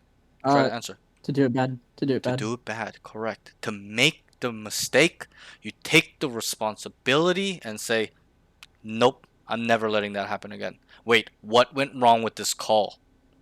It was too early. It was too late. We should have left. We should have went in. Whatever. We can go on all day about it, right? So, but that's why these things are important. And don't worry, I know this is there's gonna be a fuck ton of information in this session. There's a VOD there, so you'll always be able to go back and Yeah, watch yeah. back. I'll also send you these notes, so it's not like I'm talking shit. So you can break it down in your mind by yourself as well. Think about the stuff we thought about, see it in the past experiences, use it in these moments in time like what we talked about in the future moments where you bring it up and you're like, oh wait, we talked about this at parks, and then you boom, I need to do this, I need to make whatever. Okay, so there's gonna be a lot Yeah. of information, so don't worry, bear with me though, try Yeah, your yeah, of best to course. just, and I think you are, so that's good. Okay, let's move on. No, I appreciate all the Any information. any Yeah, yeah. question with this note though? No, Okay, it good. makes sense. Let's move on then. The next note, asking to confirm what is going on and what is the info at hand. This is a pro. I thought this was really good by you. I even said it on stream. I muted and I said, wow, what the fuck? Remember that round where you're like, wait, are they in? What's going on? Can we confirm? Yeah. Remember that round when you're rotating A? Yeah, yeah. This is a very, very high level skill that is not used a lot. I don't see it a lot. I do this myself. But I'll ask you the question, how many times did you do this? Quite a few. Not as many as I could have wished, I think it but was 1 to 2 not as, times. yeah, not as Okay? many. Yeah. Not too much. But why it's pro and it's not a con is because you showed me you're able to do it without me telling you, right? So what do we have to Mhm. do? Be consistent. Do it all the time. Whether any game, any round, does not matter what role you're playing, it does not matter. Confirm. Bro, by you asking, what did they respond? Yo, where are they? What's going on? What did they say? No, no, no, they're not. Yo, they could be here. Boom, boom. Everybody started talking and being on the same page. And this is something that's really important. Being on the same page, right? People don't think about these mental stuff enough, even though it seems silly or useless. This is where we create edge as a team. And I'll give you an example. Mhm. If there's a team, 5 players, your team, and there's another team enemy team with 5 players, your team, only 3 of them are on the same page at all times, every round, whatever, just hypothetically. And the other team is all on the same page, 5 of them, perfect synergy, teamwork, and you guys are only 3 of you are kind of like that out of the 5. In the long term, obviously, okay, in the long term, who's gonna win? Who's gonna win more percentage wise? The one with more synergy, the more people. Right. Obviously, in the short term, the team with only 3 players playing together can still win, right? In any time. But long term, I'm saying 10,000 games, over 10,000 games, over 1,000 games, 5,000 games, whatever, through your journey, okay? The team that's more synergized will come up on top. Does that not make sense? Right? Think about Yeah, war. yeah, that makes sense. 5v5 squad, whatever, a building. Okay? A team that's 3 of them are working together versus 5. Bro, the team with 5 is always going to come on top in the long term, most of the time. Big chunk of them, 70%. Not saying they never do, but long term. But that percentage matters because if you are winning 80% of the time, like, bro, does it matter if you lose one time? No, you're gonna win 3 games the No, next yeah. time, and then lose one, win another 4 games. You're always gonna be climbing, okay? And it all adds up. All this information is from the ground floor to the highest penthouse. So I have to think about. They add up to help you, and not only yourself, but the team to separate to win, to have high percent chance to win rounds. Wouldn't you want 60-70% to win a round instead of a 50-50? Yeah. Just makes sense. It's just math, right? It's probabilities. So that's how you have to start looking at the game. And you're young, so when I was young too, it was hard for me to understand number. I wasn't good at math. I didn't really understand probabilities and percentages and stuff. But gaming, traditional sports, okay, business is a game of numbers. It's not a game of mechanics and fundamentals and product. Yeah, it's involved too, but it's all about statistics a lot of the time. Not saying all the time, but most of the time. Okay, and then you Yeah. can look. We can use NFL for. Are you American?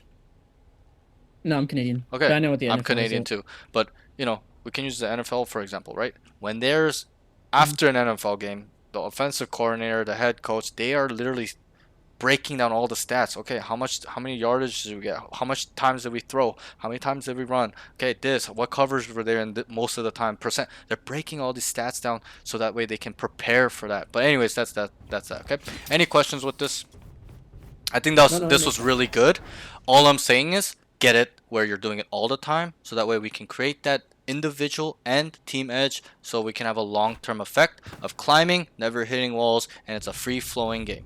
And remember, all these stuff I'm telling you need to all kind of work together. And I know it's a lot, but don't worry, you'll get through it. Okay, I've had a lot of students first session, they're like, "Holy fuck, my brain is exploding with this information. Oh my god, this is so crazy."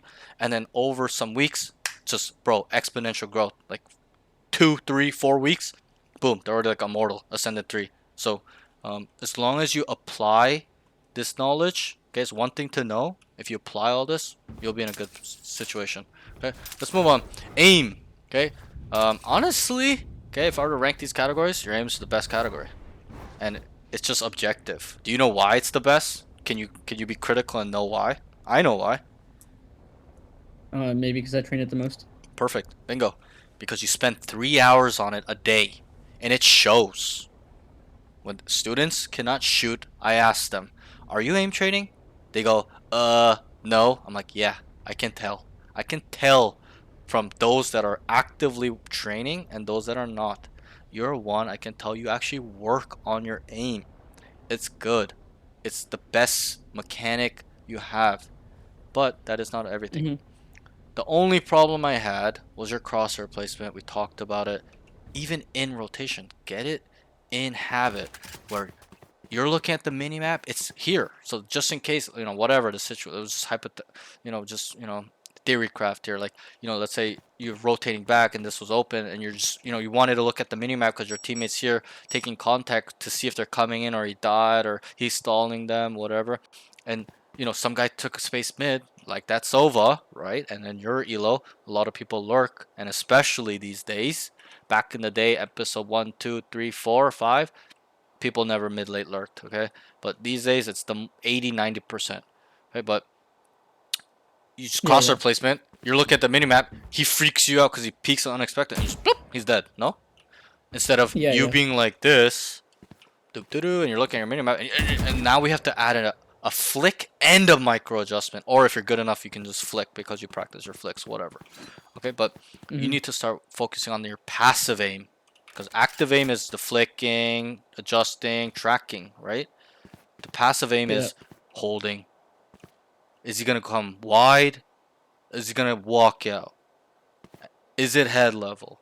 Stuff like that. So one way to do this is in your DMs, constantly while you're running around fighting, head level, head level, head level, head level. Okay, that's how you can work on it. I can give you 2 tips. Most maps, you're gonna have to kind of figure this out by yourself because there's so many fucking maps and spots and angles. But I would like you to develop that by yourself. Some Yeah. maps, a They lot have, of like, maps, lines and yes, hexes. you know what I'm Yeah, trying to yeah. say. There's indicators around the map, and the easiest indicators are boxes usually. Like this is head level Yeah. automatically. Like you maybe not like up here, but like you just stay close to it, the edge. It's usually always headshot, okay, or head Yeah. level. Okay, even this line to some degree is head level, like far away. Like this pretty much head level. Okay, maybe yeah. not. It's like pretty close. I actually think it's head level actually. Yeah, I even think up that's here. head level. Yeah, Yeah, yeah. yeah. So like this Yeah, line, yeah. right? So develop like maybe not develop them, but find them, and then you just like, oh, perfect. When I'm in this area, and then in the beginning, you're gonna have to think about it, right? Oh, okay, I gotta use this line now on this spot. But me, I'm at a level where like it's just automatic. I don't even think about head level anymore. It's just automatic, always on the head. So you'll get there. Just be patient. But in the beginning, use lines. That's what I did. And obviously, I learned that Yeah, through yeah. content back in the day when it first came up. They're like, "Oh, use lines," and I think it was on Bind where I learned it. But a lot of the times, it's boxes, double boxes. Obviously, not the top of a double box. It's gonna be in the middle, right? Lines. Okay, sometimes there's like Yeah. these boxes, or like there'll be like lamps, or like a little like a knick-knack on the wall. Sometimes stuff like that. Like even this line, that's high level, right? So you can feel it out. Even like I think. here, that's probably high level. All right. Yep. Yeah, Go ahead. I think while holding and stuff, my thing is fine. But when I'm rotating or Yeah. looking at the minimap, I don't Yeah. pay attention to it anymore. Right. And then also, why that's important is because even when you're entering, it was not. I'm not saying bad, but I want it better. It could be better. It could be elite, Yeah, yeah, it could be right? better. I know Yeah, you want yeah. to be elite. You want to be pro, and so you gotta start thinking about that when you're entering. Cause, bro, I said this too. I say this all the time. Defense is easy, super fucking easy. You're just waiting around, super slight sliver, off angle, whatever. You know they're coming to you, right? You're holding them Yeah. in a position. Attack side is where it's hard because we gotta clear right, then we gotta go left, come up here, and we're just it's a constant movement where So much stuff. Yeah, yeah, yeah. there's a lot going on, and so that's why it's hard. But don't worry, I believe you can get it. Okay, so that's that. So always remind yourself head level, and the easiest way to ask yourself is this head level? And I'll ask you in a question: is this head level? What's the answer? No. No. Right. Oh, You're wait. Oh, right. sorry. Yeah, No, yeah. it's no. Mm-hmm. It's no. Look at the box. This is head level. Yeah, yeah. Around here. This is too I low, clicked on this. right? Mm-hmm. So you need to ask yourself that when you're holding, entering, whatever, running off, going, whatever. Okay, we can talk about anything, but that's one way. Second way we went through is indicators, boxes, lines, knickknacks on the wall, stuff like that. The third option is, the third tip of crosshair placement. It's not really with like indicators, but you need to account for level changes. Okay, a lot of people Lever, don't yeah, yeah. understand this. Okay, this is head level, right? If I go up this ramp, Yeah. don't move my mouse at all. I'm just moving forward. What happens? Is this head level now? I guess so. No. No, no, it's So, not. and this one takes a little more finesse because it's not a big adjustment. You pulling down like that, right? Like my full arm swiping, but it's a Yeah, yeah. small control with my wrist. Look, head level. When I come up, is that head level? Mhm. Automatic. Yeah. And I need you to be at that level when there's any level change, or maybe you can memorize it or study it. I probably would not go that route. Just understand that if I go up, I need to pull it, I gotta bring it down. If I'm going down, I gotta pull it up. Does that make sense? Because look, when I go down, Yeah, yeah. it's gonna go lower, but when I go up, it's gonna go higher. Does that make sense? So that's how you Yeah, can look yeah. at it. Okay, so those are some things that will really, really make you really solid aim. Like your aim, your active aim is good, bro. Your micro adjustments are clean. They remind me of myself, the way you micro adjust. Okay, But the problem is Mhm. the passive aim. I was the same. When I was first immortal in episode 3, I was the same. I literally ran around the map playing like this. A guy would peek me and I would just flick and kill him. But as you know, in your elo it's fine. Like it's not a big deal. It's still a big deal these days. Back in the day, no. But as you get to immortal, that's where it becomes an issue because does the time of kill go higher or lower? As in you die faster or slower in immortal and radiant And level? yeah, it gets faster. You die The time until it gets faster, lower. and so we need to be efficient here. So we gotta fix this now, so that way when you're higher level with your good mechanics, boom, instant deletions all the time, and that's my expectation of students. Okay, so that's that. Any questions with these tips? And obviously you can go back to the VOD if you don't remember and stuff like that, or you want to revisit. Oh, no, it makes Okay. sense. Okay, that's that. So those some things you need to focus on with your aim. I'm not really worried about your mechanics, the flicking, micro adjustment, tracking. It looks great, it looks clean. I even think it can be an immortal level right now. But obviously, and this is what a lot of students focus on. They focus on that aim is everything. You've heard somebody say, "Oh my god, my aim sucks." In my experience, Yeah, yeah. 99% of students, their aim doesn't suck. It's game sense, movement, positioning, movement mechanics, how to take fights, stuff like that. Okay? Anticipation, expectation, stuff like in terms of expecting them to be there because you kind of have a feeling, whatever, through experience, or you studied, or whatever. You studied movement, pathing. Okay? So, but Yeah. it's really important that, kind of look at it this way. Okay? And kind of get it really, really clean. So that's that. Let's move on. This is a pro note. I think you can op really well. I think this is like, I'm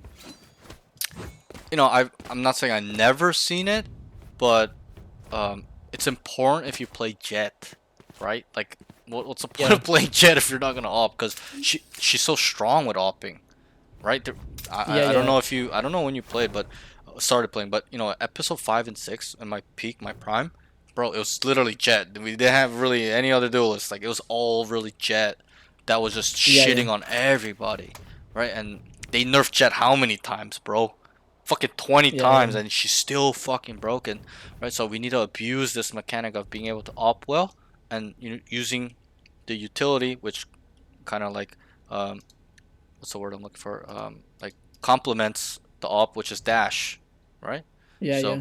and then also knives Dash complement it too, because yeah. there'd be times you're upping, oh, they're on B, they take side, but what am I gonna fucking retake with an up? No, I'm gonna pop my knives and start. This is gonna be some sort of like it's kind of like a gun, like a rifle, right? Instead of me Yeah, being, yeah. one shot wonder, I can go and it'll reset when I one tap them, right click, whatever. Okay, so that's why her kit kind of complements the op really well. Let's move on. Yeah. The next, so I thought this was really good. Get better at it, okay? Improve upon it. Work on your angles, okay? Understand where people like to commonly play, because that's important with opping, right? Rifle, not as much, because, you're not really, gonna be holding too much. It's more, you're gonna use the mechanics, but opping, you really need to know not only how the individual enemies play, but like, really process what is common in your elo, right? Um, Yeah. like, for example, like, maybe this is a really bad map to bring this example up, but you gotta kind of know, like, people like to always, like, A is probably better. Like, people are, if I were to ask you a question, what's common? Backside, rafters Backside. over there, Yeah, right? yeah. Headshot somewhere over here, right? Maybe over here on that, and then screens, or even down here, like you played like 5 times, right? Super Yeah, common, yeah. right? So and obviously that some angles transpire all the way to the top, some don't because they're off angles, this that, but that's something I'd like you to pick up on and store all the time. Because me, personally, when I play any site, any map, what do you think I do? Do you think I don't know where they're going to be all the time, or where to look, how to clear? I know exactly what to do. Any map, any site, does not matter. I know my protocol to look or clear angles. Does that make sense? Which a lot of people don't know. They'll come belt and they'll be like looking somewhere randomly. You know what I'm saying? But me, when I come down, I come here, I look, right? Here, common, headshot, right? And I come down and I go screens and I start working Here. towards pipes. Obviously, my teammates here are Here. gonna start clearing right side, right? So, you need to kind of develop that where it's any site, any map, any part of the map. you have a protocol. Boom, I need to look here, here, here, here, here, here, here, and it's all logic, right? I'll explain that really Yeah, quick. yeah. Which angle sees you first, here or here, when you're coming in as an Right attacker? side. Right. So it's Right side. all Right. pure logic in terms of understanding which angle sees me first. Oh, right side sees me first. I need to clear this angle. Bro, I'm not joking. You do not understand how many people struggle with this. Some students will be like, I'm like, bro, clear close right, bro. Like, even though they're not there, you need to have this ingrained automatically. Okay, this is gonna be first, here, gonna be up here. Okay, work here, here, right? And I start working gen, and then I'm gonna look here, right? I'm kind of going to really quickly, right? So that's that. So I would like you to start thinking about this thing and storing it and being a good player like that, because a lot of players don't. And if you do, you will always kill them. You will die less. You'll be a better player, more impact, more value, and you'll build upon that to be even better than that as well. Okay. Mhm. Any questions? No. Actually, yeah. Yeah, go ahead. Generally, what do you think? Well, I can also get this from like Pro Vaz, but what do you think the routing for Jet should be on A for entries? It depends. Are you gonna go belt or are you gonna come under? Me Let's personally, say I go like main. I go this way every time. Me personally. Okay. When I'm Reyna, actually, sometimes I actually prefer to go belt. It's all preference which side you decide to go. Obviously Mhm. you gotta develop that protocol, right? Like whether you go belt, like I just showed you, right? Like, you know, looking here, I'm gonna be looking head glitch, probably somewhere near nest. I'm gonna look down here, screens over here, right? And I may take a look here as well, right? So that would be the protocol from pretty much belt. Lower is different because the protocol starts not here. The protocol starts back here. Do you understand that? Back there, yeah. Right. Yeah, yeah. And I'll ask why. Why is that? Try to answer it. Very You simple. clear pipes, you clear bottom, and you clear Jenny. Right. This is the key part because belt can't clear it right away, right? They can only Yeah, clear yeah. jail right away. Jail right away. Sorry, but your protocol when you come main for me, my protocol starts here. I start looking here, right? How many times you seen this angle in your elo? Yeah, a lot of times. Right. Yeah. And it starts around diamond. Okay. So, and have you seen this angle? Yeah, yeah. Right. I think you even tried to do that one time on the ISO, no? When you Yeah, came up yeah. here? I did. Right? Yeah, yeah. Yeah, Yeah. that's very common. So your protocol starts down here when you're main because of these off angles or these funky spots, right? And I always jump here, then I clear, right? So I always look Mhm. here, I come here, I go lower. Okay, assuming my team's cleared jail. Okay, we'll just pretend we're going up together. Okay, even though we're alone. Yeah, And then yeah. I'll always bunny hop this. And let's say I couldn't get like a really good view or whatever, or like a lot's going on. I always come up here. Then I come up here, or if I can know it's clear, I'll just go like it. Like let's say I like that. Come lower. My team's coming up, and I'm holding this, and I jump. I'm like, oh, nothing's there, and I come over here. I just go down this way. This part is preference. Like you can come up here like that. Pipes. Sometimes I do that. Sometimes I would recommend you switch it up. Don't always go up here. Don't Yeah, always yeah. come down here. And it's very self-explanatory because they'll know where you are. They'll expect you. They'll feel it. Stuff like that. So really make sure that you're coming lower, and then that's kind of how it goes. So clear there, boom, boom. I And come then here, clear. Yep, where would you dash to? from Like here. to the dice? So Yeah. generally, I actually tend to come here, clear right side. Let's say I get here, I go like this, I clear dice, okay, and then I come back left. I look right. I get ready to clear left, and always up here. You clear here, right? Because there's Yeah, a lot yeah. of times people are playing here like this, so you gotta clear that, Mhm.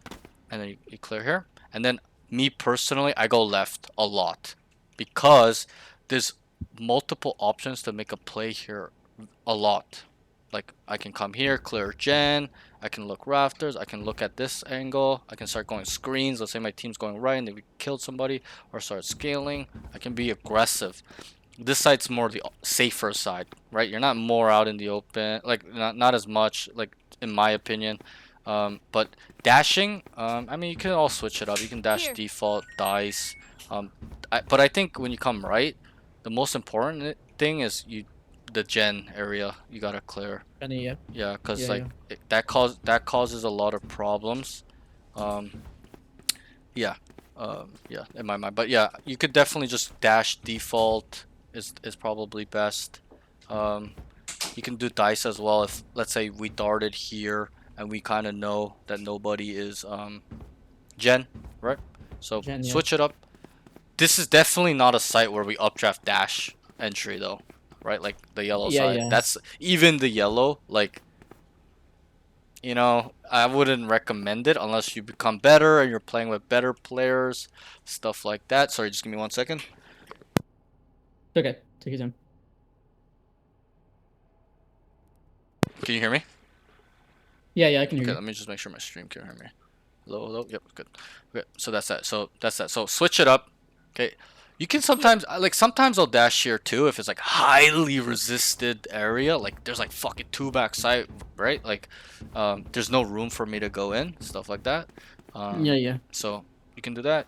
But if you're going left, there's not really many places to dash. Right side is more the dash side. If you're gonna dash in, you go right. If you're gonna make a play, you go left. Okay, Okay, okay. does that make sense? Yeah. Yeah, yeah. Right. So that's that. I generally go left because I always kind of get a timing on the gen guy or like the nest guy because the nest guy is always looking down this way usually, generally, and then backside guy is too. So um, that's that. Okay, uh, let's move on. Sorry, 1 second. All good. Okay, let's move on.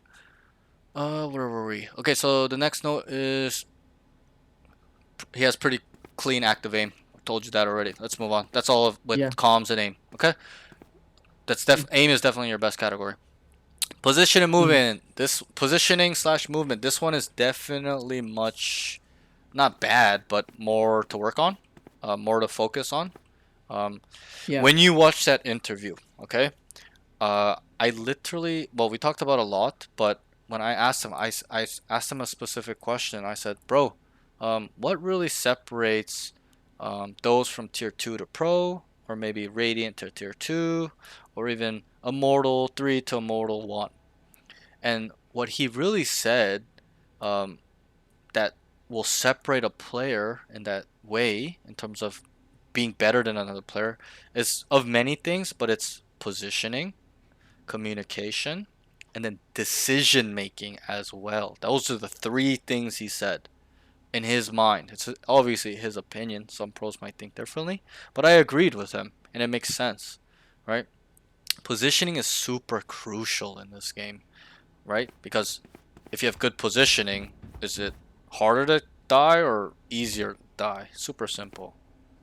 Harder to die. Right, it's With good harder to positioning. die because you're always thinking about, am I covered? Am I out in the open?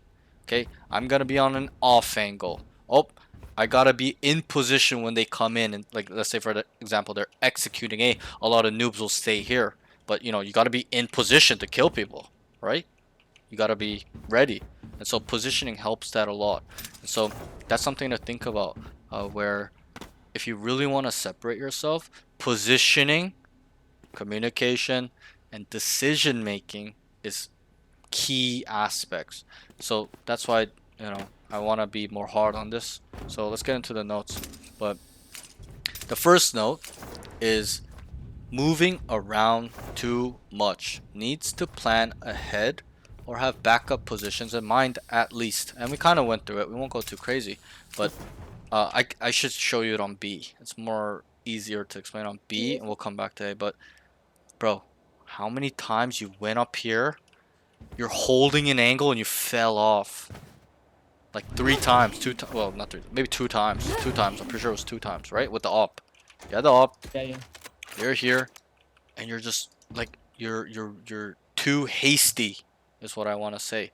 Be patient. And I'll tell you this as well.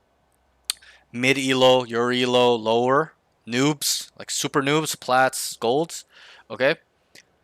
The most common 90% of the time what they do, as soon as there's contact somewhere, do you know what they do? They start running there, even if they're B. They're holding this, they see or somebody calls at some A, 1A, they just start running.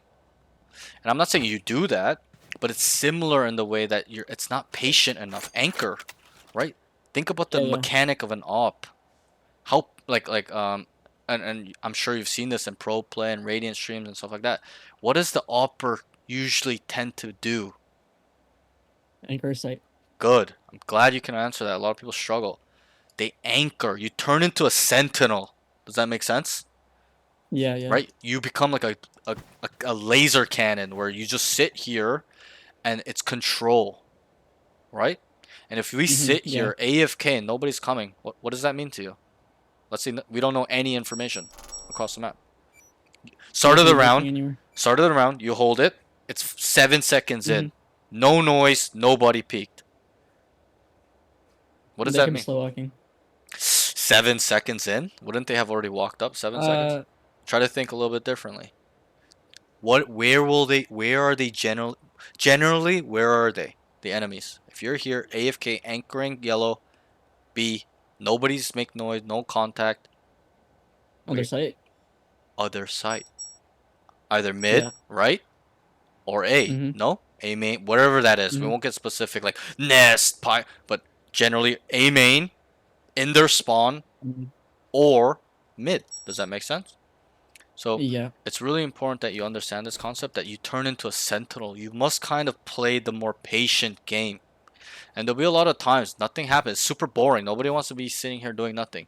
But there'll be sometimes you hold nothing and then you feed that information because that's important. We talked about it, right? Feed them nothing. I see Yeah, nothing, yeah. guys. So then, boom, automatically they're like, yo, mid or A or only, and then whatever.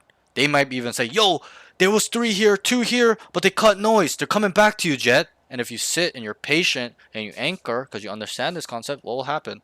Will you get kills or no? Yeah. Yeah, you'll.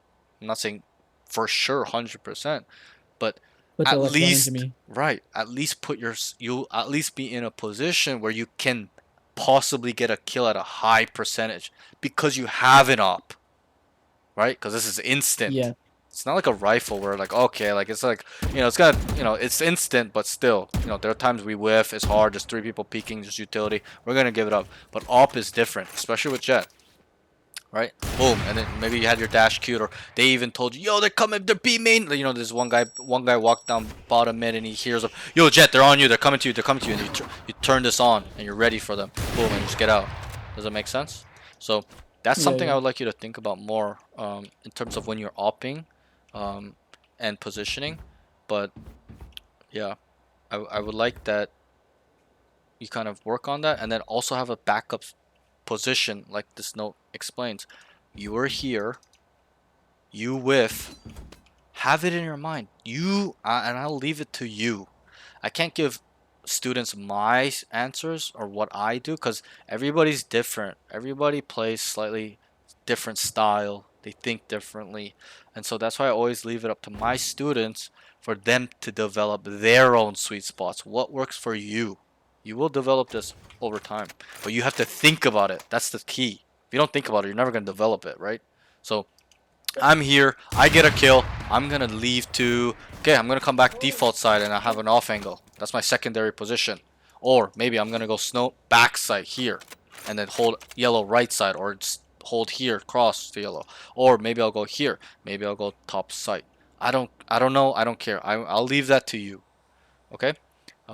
But generally, me when I'm here and I whiff or get a kill, I usually back up backside. Okay. I Me personally, I don't really like to play top site a lot because it makes you caught. Like I notice it's my experience, it's subjective, where I get caught here a lot. I'll be here and then this guy fucking mid comes and kills me, so I don't like that feeling. So I generally like to be in a more safe spot off angle. Like a very hidden angle. Okay. Even if it's common, right? Yeah. But also one thing to note as well in terms of positioning, okay? We should kill this guy. Don't just run all the way back. Okay, that's what I noticed as well. Some people. Okay, it needs to be somewhat close because think about it. You kill this guy, you start running, and you're just like this. Like, can they kill you? Can they come out and probably have a good chance of shooting you in the back? Probably. And so that's why the secondary position, in my eyes, needs to be an area where it's close enough to quickly get there, find cover, find an off angle. Does that make sense? Right? It can't take too long for you to get to that secondary position, is what I'm saying. All right? And then Mm. you could even Yeah, have yeah. like a third option So, you know, for example, here, this is gonna be my first option. We shoot, we kill him. I'm gonna come over here. Okay, they start pushing me with utility, fade dog, whatever flashes. Okay, this is gonna be my third position, and we went through this with my last student too. But and I told him, obviously in this position, can we go anywhere else? No. At this point, you're committed. You need to hold your ground, right? Whatever Just play it necessary, like, yeah. right? But you know, let's say you're here. This was your second position, and then they start pushing off. Maybe this would be a better decision, right? As you can hold Yeah. people crossing over to danger. If they're pushing the back side, you can hold, and then also it gives you leeway and versatility to maybe flank as well if you have knives or whatever. You're not a duelist.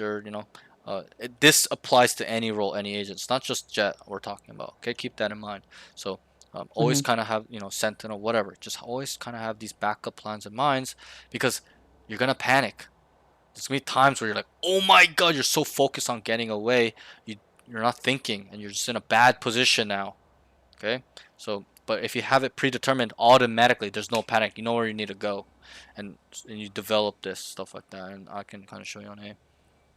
But for you example, like here, you went here, you whiffed, and you just went all the way over here and died, right? But maybe you could have been here, right? Here. Or maybe you could have, went screens or up here. Maybe you could have went back here and wrapped around, right? So they look for you here, but you're over here, stuff like that. But I'm just putting some ideas in your mind. I'll let you I, kind of I, develop that and think I about think these on things. Jet, I think on Jet, I also need to use my updraft more to like reposition. Yeah, you could do Like that as a well. lot of the time, I was hell under rafters. I could have just gone Yep, top, and yep, instead I got yep. ulted that one time. 100% agree with that on A. Like even when you got here, your updraft, then we have cover. We got mega cover, right? And we have Yeah. more playability, and you're just more covered, which is just self-explanatory. It's harder to kill you, or if they choose to try to kill you, they have to commit more because they have to start fucking swinging, right? Instead of you being here Yeah. out in the open. Does that make sense? So that's Mm-hmm. that in terms of the op. But also coming back to this note, I just wanted to touch on that quickly. But coming back to this note, I feel like you're moving around too much, unnecessary movement. You're here, you're like up, down, back, back, back, back, back. I think it happened more on A with the rifle. Like, bro, you're all over the place sometimes. Early on, early on. After I told you, started kind of holding it down a little bit, being aggressive in positioning, not aggressive in running it down, but aggressive in positioning, like holding it down, maintaining the space, control. It all comes down to control.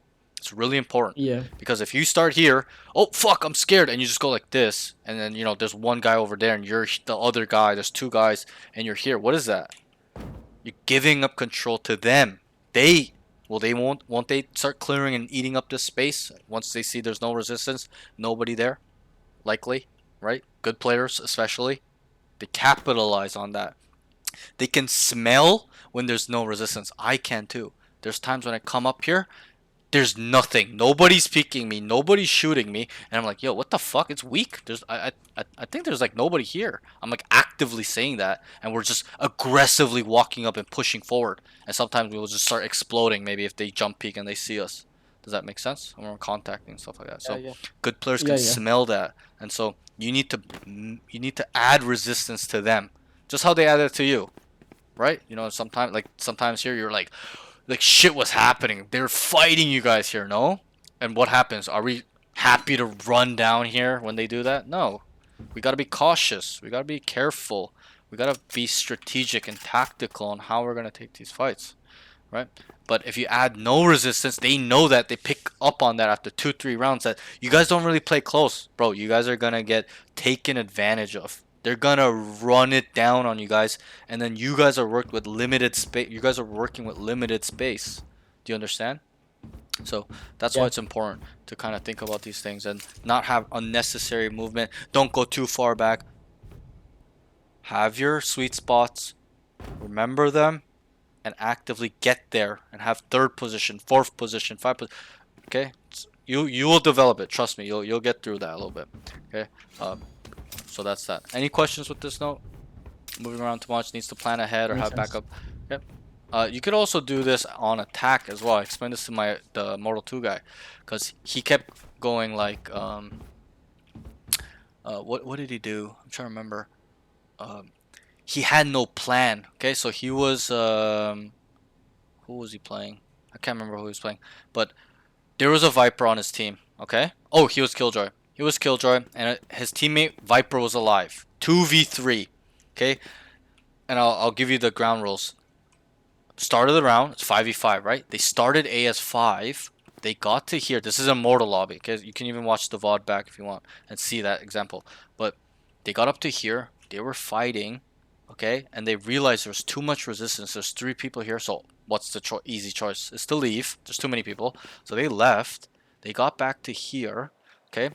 Then they said, okay, guys, it might be too predictable that we're going B. They know. So let's re-hit. So they made that decision, which was a really good decision. Okay, they came back up here and they traded out. It became a 2v3.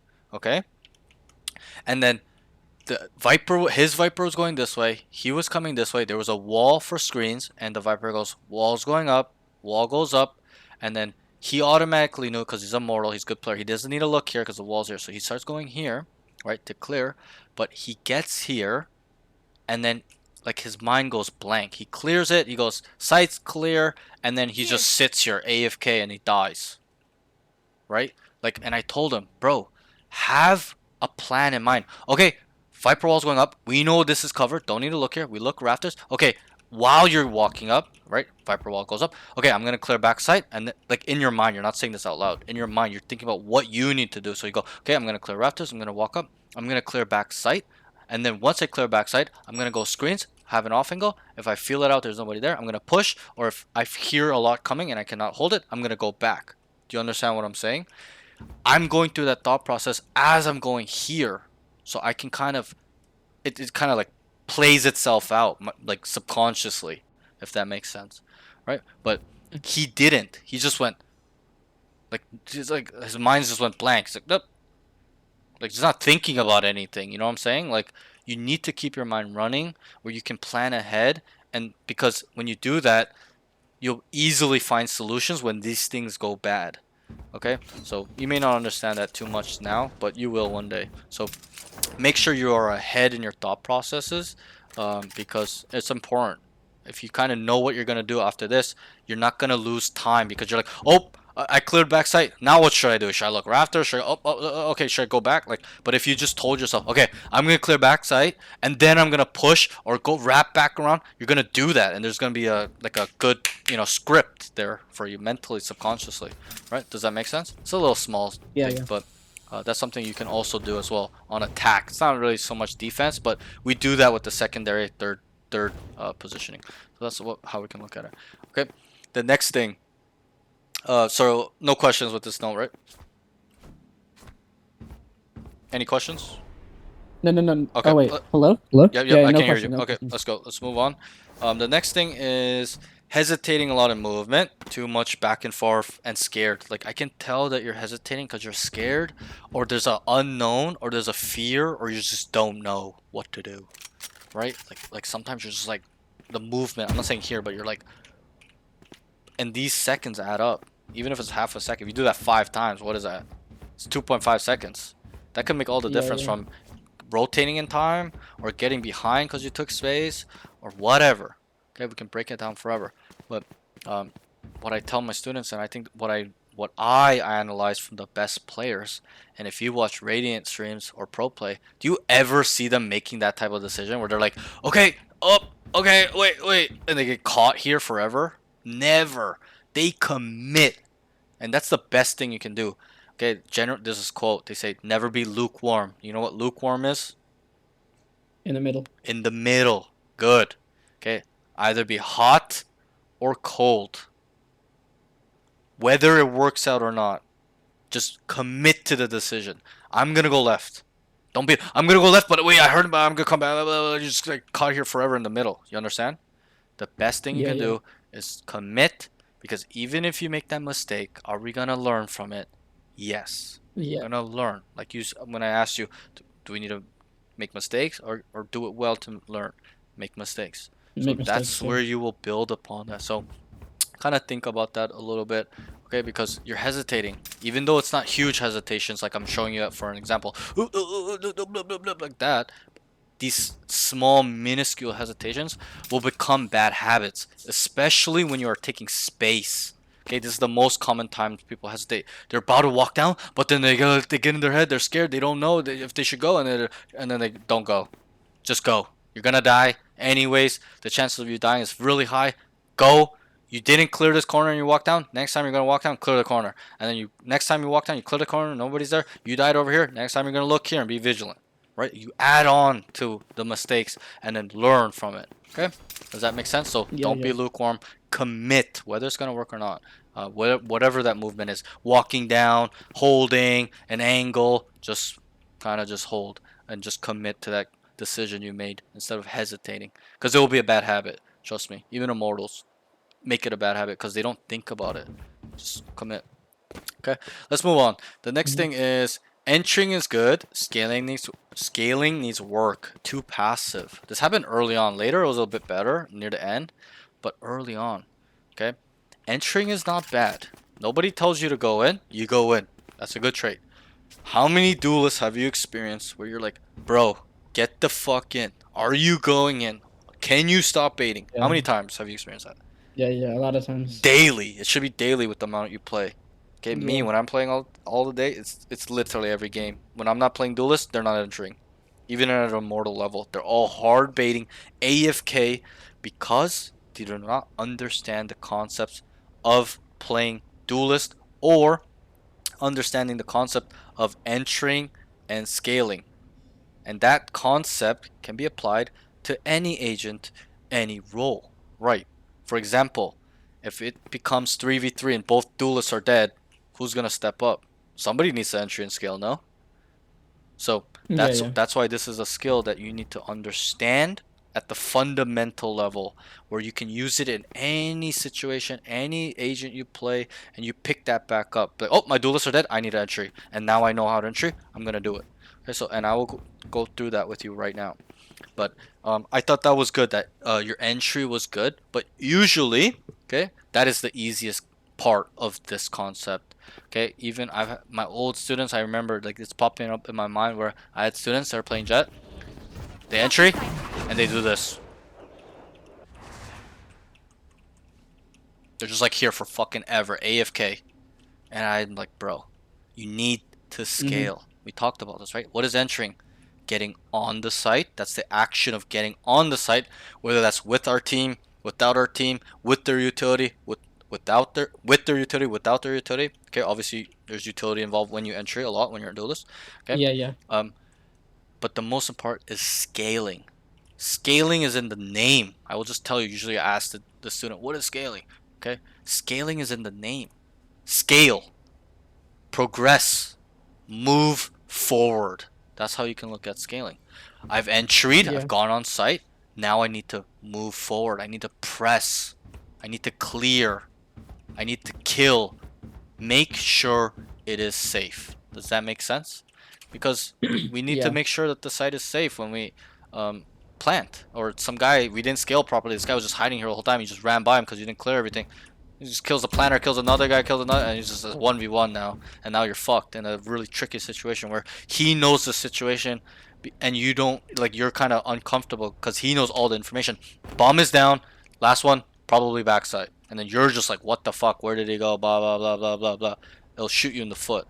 Right? So it's really important that you get this down. Generally, how I like to teach, I've taught Miz this too. It's in his VODs, his first session. You gotta look at entering and scaling as like a 3-section thing. Okay, and this may be hard for you to grasp right now, but I will try my best to explain it. So it's in 3. Any site, any map in this game, I like to section them off. I would like you to develop that, but I can tell you the way to section sites off. Okay. But I would like you to try to kind of do that by yourself. If you don't, you can always ask me. I'll try to help you, right? But there's 3 sections, okay? The first section, I like to always call them the fucked up angles, the fucked up part. Why? There's always crossfires. Think about any map. Give me any map, bro. Any site. Most of the time, the first part of that site is really fucked up. Crossfires, multiple angles holding you from coming in the entry points, right? It's really hard to kind of get through this first part, especially when they play there a Yeah. lot, right? Yeah.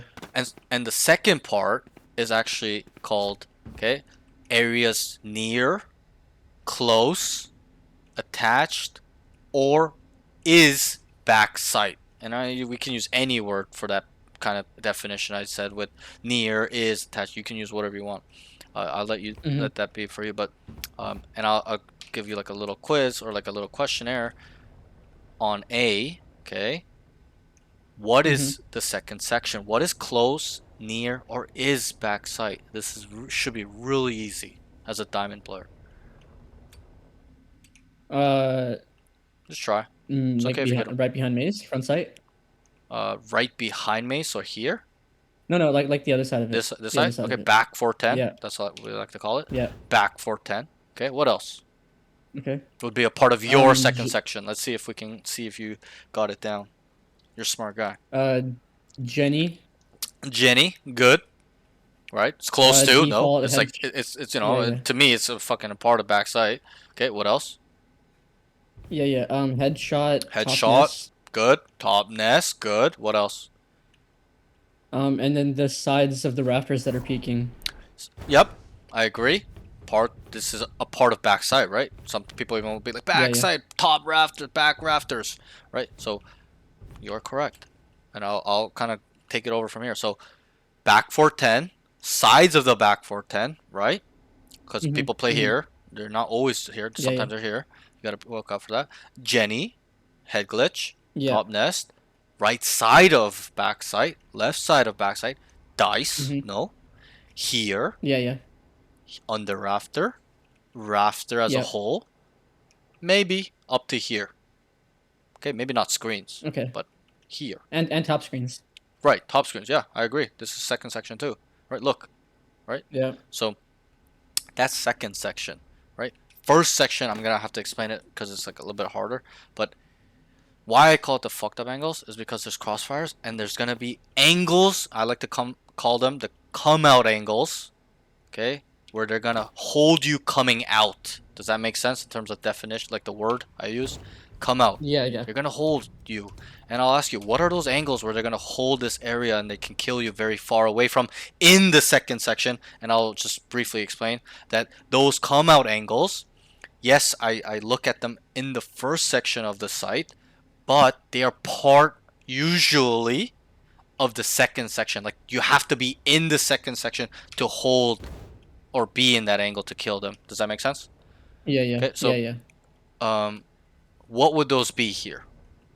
Generally, try to figure it out. The Jenny dice. Like on top of Jenny? Yeah. Yep, I agree. Top Jenny, right here, right? They're gonna hold pipes here, main, top nest, right? That's a part. Yeah. They're in the second section, Uh, but it is a come out angle. Yep. What else? Right here, back Jen, not on top, maybe, right? This angle, no? yeah. What about dice? yeah. Dice? And then right behind dice. Yeah. Okay, what else? And then hell for rafters on the corners. Yep. And on top of rafters as well. This one, I think we can just label this one more second section because it's not a come out angle. We can't see them coming out. We can say this one. How common is this one? Remember when I showed you how I clear on backside? What do I clear for? Yeah. Like this is like fucking the first thing on belt. One of the first three things, right? Okay. Mhm. What about this side? Not as much. Still kind of there though. Gotcha. Okay. What about this? What about this? Side maze. Side maze. Yeah. Yeah, right here. Yeah. Pipes. Yeah. Top pipes. Right. Pipes. Yeah. Head glitch. Even though it's a part of it, we gotta clear it, re-clear it, and clear it. But when you come out, a lot of the times you're gonna look here, right? So it's a come out angle, but it doesn't really get to come out. So we can it can go both, like hybrid. It can be a come out angle or just a part of the second section, and that's the beauty of sectioning off site. You get to kind of see what is really true. What about this? Top nest. Yeah. Okay, so that's pretty much it, right? Like I showed you when I cleared. Yeah. Right. There's also that headshot angle on the rafters all the way on the far end. This side or this side? Left side? Yeah, the other end. Yeah, left end. Yep. I can agree. Here. Be like here. right? Yeah, Even this side, even this you side. you can see belt. Yeah, yeah, you can see your belt over the screen Yep. when you're in that corner. Yep. That's remember when I showed you from belt that I always look here after, right? Yeah, So yeah, it's the yeah, same yeah. thing, right? So yeah, those are pretty much it. And so why I tell you to develop and try to think about these things so that way you, when you are entering, you are gonna clear it now. Moving forward, there's no exceptions now. Okay, that's Mhm. how you have to look at sites. Okay, first angle, I'm coming up. I gotta make sure I'm looking where they can hold me from, even though they're in the second section, so that way I can get to the first section. Does that make sense? Because if you don't look here, and this guy's just here, he's gonna kill you. You can't even make it to the first section, right? So that's why I add that in the first section to, as in, you need to look and clear that as you're going into the first section. So now the first section to me would be here, right? It's close right, Mhm. Yep. right? Maze, tucked corner, Yep. top pipes, Up and then pipes. we start going into the second section. So that's how you can start looking at sites. I need to, as a duelist, make sure I'm not going to die from these angles, common angles, off angles that people play generally. And then I got to make sure once I do that, or sorry, once I do that, it'll help me get to the first section and start clearing it because they're fucked up. There's crossfires. It'll be highly contested. People will be playing shotguns here a lot, right? Then once I've cleared here, I start clearing first section. I start clearing the second section. You know, gen. Make sure nobody's crouched maybe down here. Okay, screens. Okay, backside, under rafters, completely hard backside. Gen, dice, right? And why this is important, because once you clear the first and second section, you will know, okay, and I should say, once you clear it as in you've killed them there, or nobody is there, you've hard cleared, nobody's there, or you killed them there, right? Because there's gonna be times where you come out, he's backside and you kill him, okay? Or he's here and you kill him, and here he's kill him and kill him, right? And then you start progressing and you kill another guy here or whatever here, and it's nobody's there, and you've cleared it. Then you will know that the site is completely free, no questions asked. As long as you vigilantly, cautiously make sure you've cleared all of it. First section, second section. Does that make sense? Okay. Yeah, yeah. I know that's a lot of information, but just try to hang in with me. It's gonna all make sense in a second. So we come here. So I'll kind of show you an example. So we clear dice, look rafter, you know, whatever. Pretend our team's with us, so they're kind of doing some other work because one guy's not gonna clear all these angles, right? Guy from belt's yeah. gonna clear some. The lower guys are gonna clear the ones that make sense, right? So we gotta kind of theorize, like theory craft there. So you know, let's say we clear here. We're here. This guy was here. We killed him. Okay, guys, go. We start scaling. Okay, we clear here. We clear screens. Or you know, smokes are going down. Utility being thrown backside. Then you clear gen. Let's say the smokes was for screen of viper, and then you start clearing. Guys, it's clear. Or you kill the guy here, looking there. You killed him here. You killed the guy rafter, whatever. Okay, we know the site's clear, right? Let's say our teammates went right side and there was nothing there, right? We absolutely know the site is clear. Okay, and I had some students where they did this, and I want you to tell me what's wrong with it. Okay, it was on Lotus, oh sorry, on Pearl, but I'll try to make it the same example. So this is what he did. Okay, he just did this. He would enter a site and do this. What did he do? Just first of all, tell me what did he do? What did he do? And then where did he go? Where did he end up? Blindly ran through site and ended up in Right. their spawn. Yeah, good. He ran through the site, ended up in spawn, and now what is the problem with this? Thing on site is clear. Sorry, say that again. No, nothing on site Yeah. is clear. Correct. Nothing has been cleared, and what are the chances of if you do that in a game, you're gonna die? Almost 100%. Yeah, almost like if you don't die, that team is terrible. Okay, but Yeah. and I asked my student, I said, "What the hell are you doing? Why are you just running into the spawn?" And he goes, "You know what, bro? I just wanted to be really aggressive, like ape gorilla aggression." And I said, "You know what? I can respect that." Okay, a lot of players can't even make that mind thing or like think to go here in terms of aggression. They're too scared to die, right? There's too much risk, right? And I said, but put that aggression in the back burner until you have cleared first and second section. Then I don't care. Run out with your knife and die or get kills. Okay? And what I like to call spawn is the third section. And it's simple. There's no other label to it. Third section means spawn. Okay? And certain maps, it's a little bit unique where spawn will be off of the site. Like Fracture, for example. Is the spawn connected to the B site on Fracture? Not really. It's like off to the right. And then it's like an island on B. Right? Same with A. Yeah. Sites on the right side, and then spawn and I forgot what it's called because I haven't played that map in a while. But Sands tower side is it's on the left. That's spawn, Dish, right? Yeah. So Yeah. not dish, but the left sand side tower, that part, right? So that's what it's called. Sorry, that's why some maps will be unique. You're gonna have to kind of figure that out, section it off by yourself. If you don't know, always ask me. I'll help my best. I used to have a video, but I lost it. I'm sorry, I might have to make that again. But that's that. Okay, so now we know our sections, right? First section, second section, third section. Yeah. And I said, keep that aggression. Don't fucking go in the third section until you've either cleared first and second section, or they have been killed there. You guys entry as a team, scale as a team. It's completely clear. No, they're dead. Okay. Then you'll know the site is completely free. Then I said, okay, once that is the case, first, second section is clear, then make a play. But this is really important. Understand you must try to identify the risk here first, because you're never going to automatically go here. You got to figure out, okay, if there's going to be people here, stuff like that. Is it a good idea, right? But once you've identified that, for you to being like, okay, I'm going to go, you must come big. And I'll go through a few examples here now. How many times in a game have you seen where this guy comes out here, kills 3, and wins the round? How likely is it you guys win the round when he does that? Or you? Not likely. No. Not You likely. come out here and you kill 3. How likely is it? Then it's likely. Yeah. Really high, no? Or even 2 or 1, right? It's Yeah. it's really good. Like you gain space, they get scared, stuff like that, right? How many times have you experienced where this guy comes here, dies, and then there's momentum on the defensive team and they just are fucking running out and killing everybody? That happens a lot. Right. And obviously there are times the guy comes, or the guy comes out here, kills 3, and you guys still lose the round, or maybe not 3 but 2 or 1 or 3. Sometimes it happens, like a reverse ace, right? Or Yeah. there are some times where the guy comes out here, instantly dies, but you guys still win the round, right? I'm sure you've experienced that. We can't say it's definitive. You come out here, kill 3, you're automatically going to win the round. It's not the case, okay? We Yeah. got to be realistic.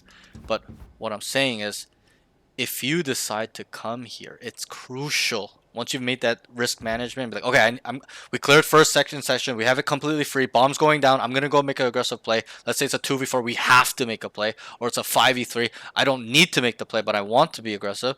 Okay, if you come here, you gotta come big. That's my expectation. You cannot lose this fight, because you don't know how many times in my experience and when I seen it in pro play or Radiant where this guy dies and then there's a momentum swing.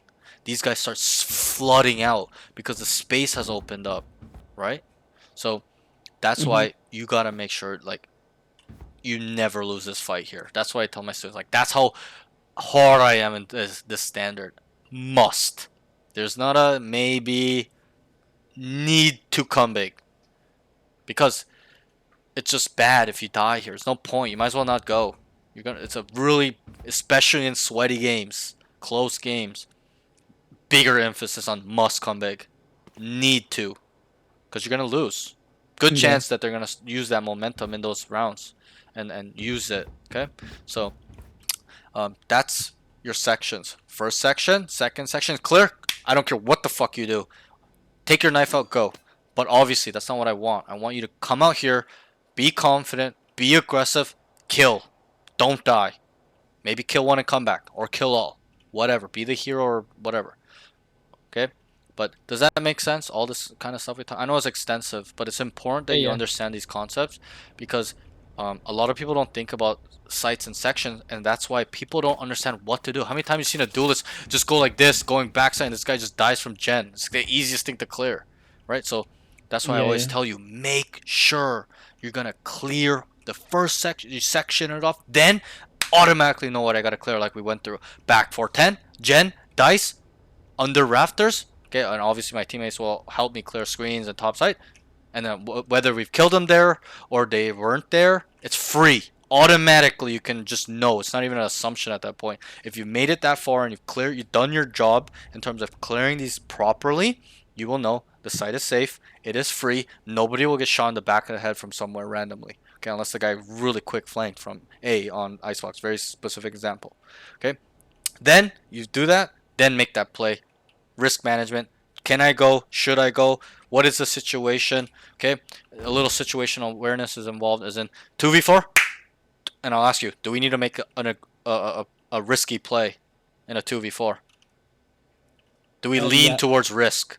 Yes, we do. Yeah. Do we lean towards risk when it's a 5v4?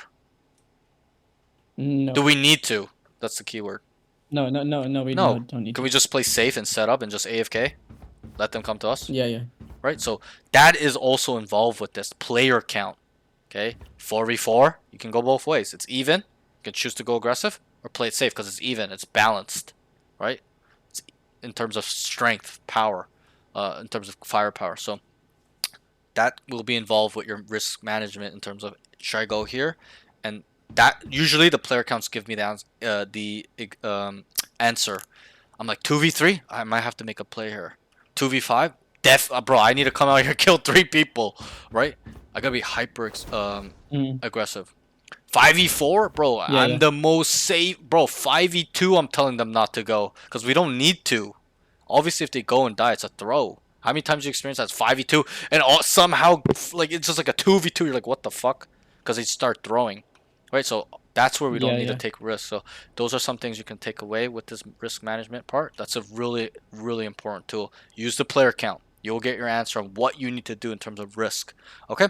Does this make sense? Any questions? Yeah. Makes sense. Yeah. No. Okay, No this questions. is how you can start entering and scaling. Okay, it's a team expedition. They're not gonna send you off by yourself. Okay, they're gonna throw a dart for you, flash for you, dogs, stuff like that, mollies. Okay, so sucks, whatever, Yeah. stuns. Okay, so and obviously we kind of went through it where it's like dry. We're like dry clearing first and second section, right? But think about when there's utility. You're getting set up. Think about how much easier it will be to clear the first section with a flash and backside. He's throwing a flash. You go Gen and there's a stun coming and a fade eye, whatever utility you want to talk about. Yeah. Right. So keep that in mind. You can even use that to set yourself up. Yo, we cleared the first section. In your mind, you're not gonna say that out loud. They're not gonna understand what you're saying. But you're like, yo, can you throw me a stun backside? Yeah. And you automatically know, yo, it's gonna be stun. I look screens, look here, and then I have time to start wrapping this guy because it's gonna be stunned or whatever. Right. It buys you some time where he's not gonna swing. He's gonna be scared. So I hope that really makes sense. You use this, and don't just use this when you're only a duelist. There's gonna be times you're smokes. There's no duelist alive. Somebody needs to step up. And when you know this skill, I don't care what agent and role I play, bro. I'm literally a duelist. I'm not joking. That's the type of player I am because I was a duelist main, but and I was a smokes main first. Actually, I became a duelist, but once I understood the duelist role, like it fits me well personally because I'm super aggressive. I don't like waiting around and my team telling me to play slow. When we're up here in the second section, about to go, I'm running it down, quick clearing, killing, just making sure I can take control quickly. That's me, right? And so when I got better at that, I implemented that when I'm even a smokes, a cipher. Bro, I'll play cipher, my duelists aren't going in. I'm like, okay, I'm gonna fucking enter. And I just go in and they follow me. And I just become a duelist because I'm the best player on the team. Does that make sense? So it's a skill that will really come valuable, especially because it's objective. You're gonna be frustrated when people don't entry because they don't know how. So you need to take over because you're the big boy. You're the best player. That's how I look at it. And when you look at Radiant streams, I see that. I see like Seppa. He's not a duelist player, but I see him on all these initiator agents. He goes in. He's just you know what I'm saying? Yeah. So like that Radiants understand this concept. Not maybe how I taught you, but they understand that we gotta clear the site and how to do it properly on any role, any agent. Because even in pro play, how many times you see where the duelists are dead? Who's gonna step up? Is it one guy gonna be a pro and not know how to entry and scale? That's foolish, silly. He's a Yeah, pro. yeah. He's got to know how to do it. And so if you want to be a pro, which you do, this is something you need to start thinking about doing all the time, getting better at, and you will. Okay, so it always comes back to your goal. Yep, that's that. All right, let's move on. I know it's quite lengthy, but it's really important. And then, we can very quickly Yeah, yeah. section off B for you. Or maybe I can even make you. Mm-hmm. What are the first what's the first section here? And this is a really unique site, right? And this is what I'm saying. Sites are super, like, look at the site. It's not the same as A. It's like, what the fuck, right? Yeah, yeah. So try to section it off. What's your first section here? Once we get to here, Orange, or sorry, not orange. yellow, Olive. Oh yeah, yeah. But back yellow. Sorry, like yeah, back holding yellow. here, right? Yep. Yeah, yeah, Maybe back yellow. Close top to this box on yellow as well, and then top side. like right side. Yep, Left. correct. You are correct. Yeah, Here. yeah. Yep. So that's my first And section. then Really is. I'll just tell you so that way you don't struggle too much. But it would pretty much be looking yellow. The come out angle. That's a come out angle, right? We gotta come out. They're gonna yeah, hold yeah, from yellow. So one guy will hold. The whole team starts moving forward. That's usually how it works on yellow. Okay, so yellow. Then we, yeah. obviously we gotta also clear here as well. It's not backside though to me. Okay, then we gotta Mhm. make sure that the come out angles are here. Here, nobody's there, nobody's killing us, or we kill them there. Snowman, the other side of back here, right? And then Yeah, we yeah. start crossing, right? And then the second section to me is probably way easier than the A. A's like so many nooks and crannies. Like it's like here, here, Yeah, here, up here, in snowman, in spawn, here. That's it, right? And so once you yeah. get to the first And then the section, which kitchen is yellow, hall. yeah, and kitchen hall, I would kind of consider this more spawn, maybe third section, because you tend not to go in here unless the whole site's clear, right? Does that make sense? Yeah, yeah. So that's how I look at it. You can label it second section if you like. I also believe that this is also third section when you're entering this site, because it leads into spawn. You can Yeah, yeah. maybe put it in the second section as well. I'll leave that fully up to you. But yeah, so that's kind of how you can look at it. It's really simple, right? Now you understand it, where you can look at a Yeah, yeah, site yeah. and be like, okay, they're gonna hold us from here, here, here. I gotta look here. Okay, now once we kind of clear the fucked up, crossfires, off angles in the first section, like, there's not many crossfires on this site, but in most maps, like, for example, Haven, think about B. Like, are you gonna ever go in there walking in by yourself and feel good? No, like there's a left, right, top rafter No, part, no. bro. The links, right? The sides of Yeah, the yeah. middle box on B. Think about C, right? There's a crossfire from the left. That green box on the right, bro. It's like, bro. It's just so fucked up, right? Even A, right? The close right on long, graffiti on the short Mhm. side, short. You know what I'm saying? So Yeah, I can yeah. bring up, even Abyss is the same. I broke it down on Abyss before. I'm trying to think of other maps. Anyway, my mind's not working that well. But that's that. So, um, I need you to kind of develop that. If you don't know, feel free to ask. I'll even go through it with you if I have time. We'll go into custom and be like, yo, this map I can't figure it out. We'll go through it. Okay. So that's that. Yeah, yeah. This is really important to understand to entry and scale quickly and efficiently and effectively. That's how you have to look at it, because this is kind of what I did, and then I got to a point where it's like automatic. I know where to look, where they generally are, and then I'm here. Now I know what my next protocol is. I gotta go here, here, here. Okay, this is dirty, blah blah blah. It goes on forever, and then it's just like harder to kill, and I get more kills, right? Because I can expect them there as well. Yeah. As you practice this, because you're like, oh wait, I've killed this guy. Killed 5 different people in the same spot. Okay, this is common, but this is not common. Stuff like that, and you build upon it and stuff like that. Okay, so let's move on. The next thing, I'm sorry for yapping, but this is kind of, I feel like it's No, no, you're necessary. good. You're good. Let's move on. The Yeah, next yeah. thing is, so that's that for positioning and movement. Do you have any questions with positioning and movement or anything like that? No, no. It's all making sense. Yeah. Okay, good. I'm glad. Okay, so let's move on. Utility usage. Okay, I honestly like your smoke. You know how I told you? I like the smoke usage. I like how you smoked and got away. You're thinking about it. You knew what it was for. Yeah. Like, you put thought in it. You didn't Yeah, just yeah. fucking randomly throw it there. You knew, I'm gonna leave. I'm gonna throw it here, so that way it gives me cover. And even if they push, I'll take it a step further. Let's say the guy, it's a neon or another Jenny dashed on you, and he closed that gap, and you threw that smoke. It's gonna be hard for him to find you. He has to spray and guess, right? So it's a layer of Yeah, yeah. protection. So that I thought that was really good. But the problem was it was inconsistent. It was good. The Yeah. thought process was good, but I wanted more. And don't think about it like it's a Yeah, yeah. waste. This happens when you're in the lobby too long. But don't think about it like it's a waste. I would like that you just use it. In the beginning, this is what I Yeah, tell my yeah, students. it's Yeah, go ahead. mhm. Go ahead. No, it's just because I haven't played Jet in like many months, and that Right. was like one of my first times playing it again. Sure. Some of it is just muscle memory. Sometimes I just forget, you know. Yeah. And I'm sure you But put, yeah, at least I know that you put some thought into that before. You yeah, would have yeah, never done it if you never put thought into it and what it's for and why it's good, right? We don't do things that are bad, right? We do things that are good, yeah, yeah, that are going to help us in this game. So, yeah, but the one thing was just the consistency. And what I usually teach my students is, bro, throw it in a corner in the beginning. You have two smokes, just fucking throw it in the corner and waste it. Because once you start building upon that, you will know, okay, I used it, but it wasn't that great. Okay, where can I use it where it'll give me value? Maybe I could have saved it here. Maybe I could have used it here. Oh, I would have lived if I threw it down here, etc., etc., etc. We just, whatever. We can theory craft about it all day, right?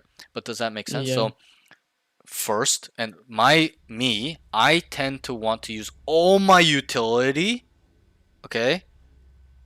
Like, Mm-hmm. let's say I full buy all my utility, it Think needs you to can be keep gone up? by the end of the round. Whether More I likely. died or we You won know the you round, can it keep needs to up. be expended to me, even if it's not good, because Okay. that shows that I'm, Okay. Okay. trying to be productive. Because in utility is where you get productive, really, not My killing ult's ready. people. Yeah, yeah, Because if I ask you, how often are you gonna find somebody to kill? Not as much as being able to use utility, right? Utility sets us up, helps us get away, helps us defend, helps us attack. No? Does killing help you do that? No. It's the utility that sets no, up that action to execute our mechanics to kill people. Does that make sense? You can take it a step yeah, further in yeah, thinking like that. So, that's why I would like it more consistent. You already self analyzed and was critical. I love that. You're like, I could have probably just updraft and went rafters sometimes. Good, right? And you already had some pre sweet spots, right? Which are common. You've died there. I've died there. I've been here and killed them there. You've been here and killed them there too. You're diamond. Okay, you're yeah, not a yeah, bad player. These days, diamond is respectable. Okay, back in the day, diamond was not, like 3 years ago. Nobody respected diamonds. Now, bro, diamonds have mechanics and understand the game to some degree because people are getting better. Okay, so you yeah, know that, I know that. So kind of like um, keep working on finding more sweet spots, off angles with your utility, where I could, and also the mistakes. That's important, like we talked about, to get better. Mistakes. Fuck. This smoke was bad. This smoke blocked the vision of my teammate. Maybe I shouldn't have smoked there. Okay. Oh, I didn't smoke when I was running off, and he just peeked backside and killed me. And he got a timing off that. I would have lived. Right? You'll build upon this stuff. Okay. But the major thing yeah. utility that you did not use well was your dash. Okay. On attack, you dashed into entry well, but on Mm-hmm. defense, it was a little bit wasteful. Okay. Like on B, I'll show you Oh when yeah, you're when I offing. was on yellow, yeah, yeah, Yeah, yeah, you yeah, just, yeah, bro, no noise. I'm watching. I'm listening. No noise. Nothing's happening. There's contact on A. You just turned it on, and then yeah, yeah. you No, fell I off agree. and you left. You didn't even dash to get away to close gap. Like you're just running off, right? You might as well at that point use it, right? To just use it to gain more distance and run off. But you didn't even do that. I'm pretty sure. Yeah, I could be wrong. We could go back to the VOD. It's not important, anyways. But does that make sense? So yeah, my yeah, what yeah. bro, trust me, there was a period where all I did was teach Jet players. Like every student that paid, I'm like, "What's your role?" They're like, "Jet." I'm like, "Fuck." And then at one point, the whole chat would laugh. They're like, "Oh my god, another Jet player, Jet, Jet, Jet." Right. So I'm really experienced. But what I used to tell them, because I don't get Jet players a lot. These days, I get a lot of smokes players. But what I would tell them is, only put it on, only cue this when you feel, know, or there's info being relayed to you, like, yo, Jet, they're coming to you, like the mid guy, stuff like that. Okay, it can be on any part, any map. Okay, then you turn it on. Or you know there's gonna be a fight. Like you feel it, know it, smell it, whatever. Okay, sometimes it's intuition, feeling, sometimes you know. Sometimes you've made a read. Sometimes there's info being fed. So that's when you're gonna turn this on. Okay, but in this instance specifically, was there anybody for the first 4 seconds No. Was there any utility being thrown? No. Did anybody tell you they're coming? No. So you should have kept it on, like off, like not turn it on, and then just keep holding. Mhm. Anchor. Add that concept of, oh, I'm mopping. I'm just gonna sit here, AFK hold, and then you relay that information. This is a part of the communication part where it's important. Guys, I'll anchor B. I have an op. Stack mid and A, or you go stack A, right? Because you don't need four Yeah, people yeah, behind yeah. you, do you? No, until you kill one, and then you dash off, or you kill one and just get away, and then you're like, yo, I lost. You hear the drone coming in the dart now. You're like, okay, yo guys, there's 3, 4. Okay, now it's a Sova, KO, whatever, whatever we can kind of theory craft, or you can kind of think about that. But does that make sense? So all of this stuff Yeah. we're talking about is coming together a little bit, right? The whole understanding the anchoring concept plus the utility usage, right? It's kind of is it starting to make sense a little bit now? So um, all of this stuff kind of starts getting used together. It's not separate independently. You don't work on these skills independently. You work on them where they become unison, and you get to a point where you don't even think about it. It's just automatic. Your brain can calculate where I need to go, what I need to do, okay, and you can assess the situation scenario within 2 seconds, milliseconds. Okay, instead of you being like, I don't know what to do, fuck shit, I start hesitating. Oh, I'm gonna just run off with an op, right? And you start making these small mistakes. And we talked about this with the student before you. He was so hard on himself. He's my duo too, and so I understand his line of thinking. He's like, man, I'm a mortal 3 and I'm making these silly dumbass mistakes. And I told him, bro, that's not what is important. You thinking about the superficial rank that I'm immortal, that I can't be making these mistakes. You need to shift your mind and being like, I made this mistake, what can I do better? Okay, and that's how you'll start Mhm. becoming where it's like automatic. You really need to take accountability in this game. I've said it a lot. It's the last thing I'll say before we move on, which is in this game, it's a game of accountability. Okay? Life, business, sports, gaming is a game of accountability. Those that take the most accountability will make it the farthest because they're self analyzing, they're being critical, they're learning from their mistakes, they're working out all the kinks, right? Does that make sense? It's like metal.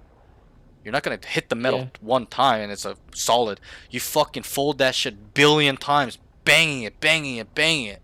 And that's how you have to look at mistakes. You gotta work them out where you never make mistakes anymore. And that's why pros got there, is because they worked out all these small finer details and became this really strong sword, right?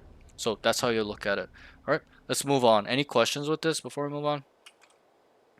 I know it's good. Okay, so be more patient. Okay, this. Okay, I'm gonna try to get through these notes a bit quicker because it's pretty lengthy. Okay, so we'll kind of, if you have questions, let me know. Okay, because there's quite a bit of notes here. Okay. Okay, game sense slash mental game. I don't think you have any mental problems. Okay, do you tilt? Be No. honest. No, I don't Good. think I tilt. Maybe it's just like in the middle of the round, but the next round I already forget it. I've Okay, just moved on. good. Okay, before you told me, I already knew. I feel like your mental is quite strong. You're calm. You don't seem like a tilter, right? You seem very level-headed, and that's really important. Me, I'll be honest with you. I won't lie to you. Okay, I got an account banned for 1 year 3 times. That should say enough of what the type of mental I have. Okay, 3 times I've been banned 1 year. I told my students, since the beginning of a coaching, I've been open. I never lied and said I'm a Radiant player. I'm not. I'm a Mortal 3 350 peak OR player. Okay, not a Radiant coach. I'm a Mortal 3 coach. I'm a mega tilter back in the day in my peak episode 5 and 6. Bro, I'm a crash out too back then. Obviously, as I got, and at that time I was 25, 26, still young. As I got older, went through life, reflected, failed a lot, I kind of tended to see what was wrong with me because I didn't want to be the same person forever because it was giving me bad results, right? And so I had to kind of Yeah. have this ego death, if you may will, and I did. And if you think I was like this my whole life, you are incorrect. I was the biggest idiot ever. Super emotional. No, not a single ounce of logic. I don't even think I could talk to you like this 5 years ago, or even process this type of information like this. But through failure, through mistakes, through experience, I got to this point. And so I'm kind of glad for that as well because I learned. I learned the hard way. Some people learn the hard way. Some people learn immediately. I was the fool to learn hard way, but I was never like this. And so um, I'm really glad that your mental's not like that because it's important in this game, in life, in gaming, sports at a high level, business. It's all mental. It's all mental. As I go through life, I realize if your mental is shot, if it's weak, if you're easily angered, sad, depressed, it's over. Like it's GG. You might as well just hang it up. Okay? And that I'm not saying kill yourself, but you know what I'm saying. Like just it's going to be really hard. Okay? So you really need to take care of this. I'm glad it's really good. We don't need to work on it. 90% of my students is in my boat where their mental is chalked, whether that's fear, self doubt, uncertainty, or just tilting anger issues. So don't ever let it get to that point. And I've experienced this, I've seen many people get through this. Once you get to Immortal, you always have to remember this advice. Don't let that get to you. I've been there too, where first time I got to Immortal, I started talking down on people because I thought I'm better than them because I hit Immortal and start thinking I'm better than this guy. Boom, boom, boom, boom. Never feel that way. Stay level headed and always just keep getting better and just, don't get that ego developed because once that develops, it's a nightmare. Again, a lot of people go through that.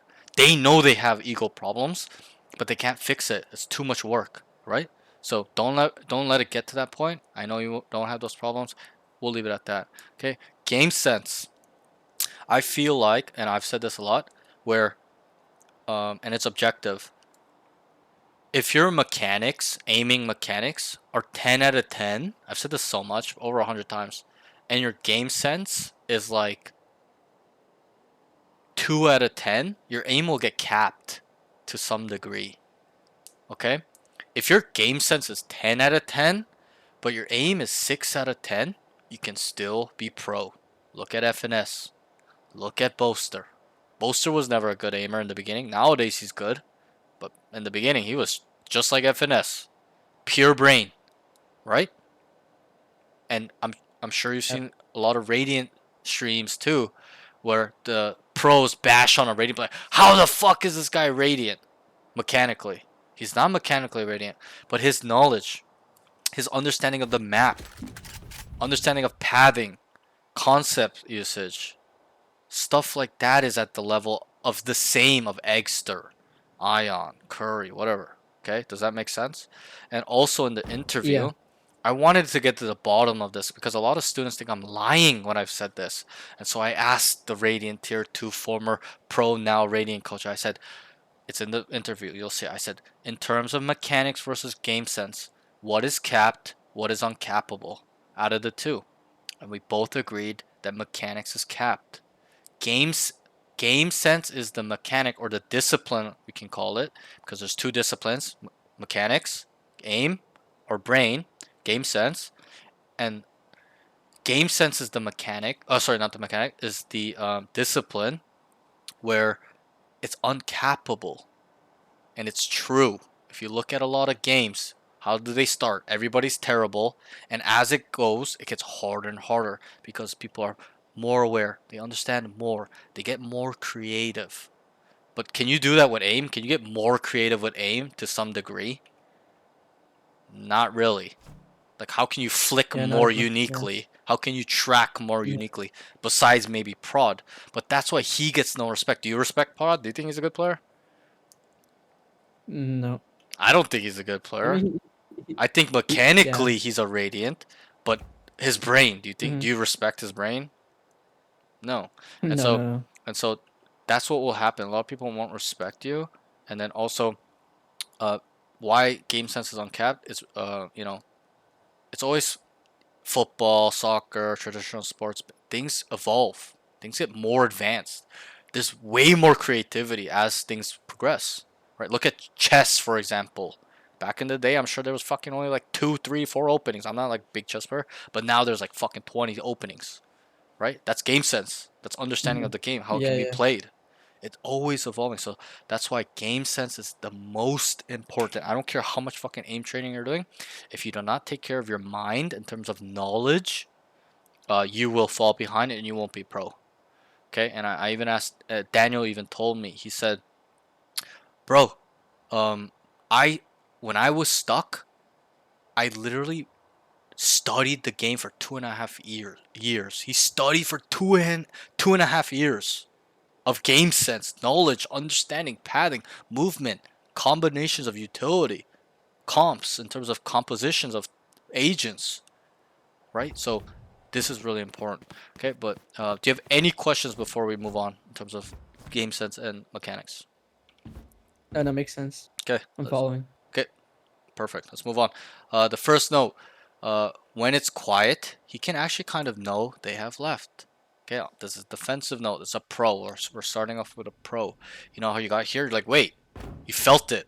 Maybe you didn't know it exactly 100%, but you're like, wait, in your gut, you're like, wait, there's nothing here. No noise. So logically, you started running off, right? And then Yeah, remember, yeah. but one issue I had with that round was you hesitated here. You had a read, and then you were lukewarm. You got caught here, hesitate. Just go and pick it up. Sit Yeah, here, yeah. AFK, anchor it. Then they'll call you back, right?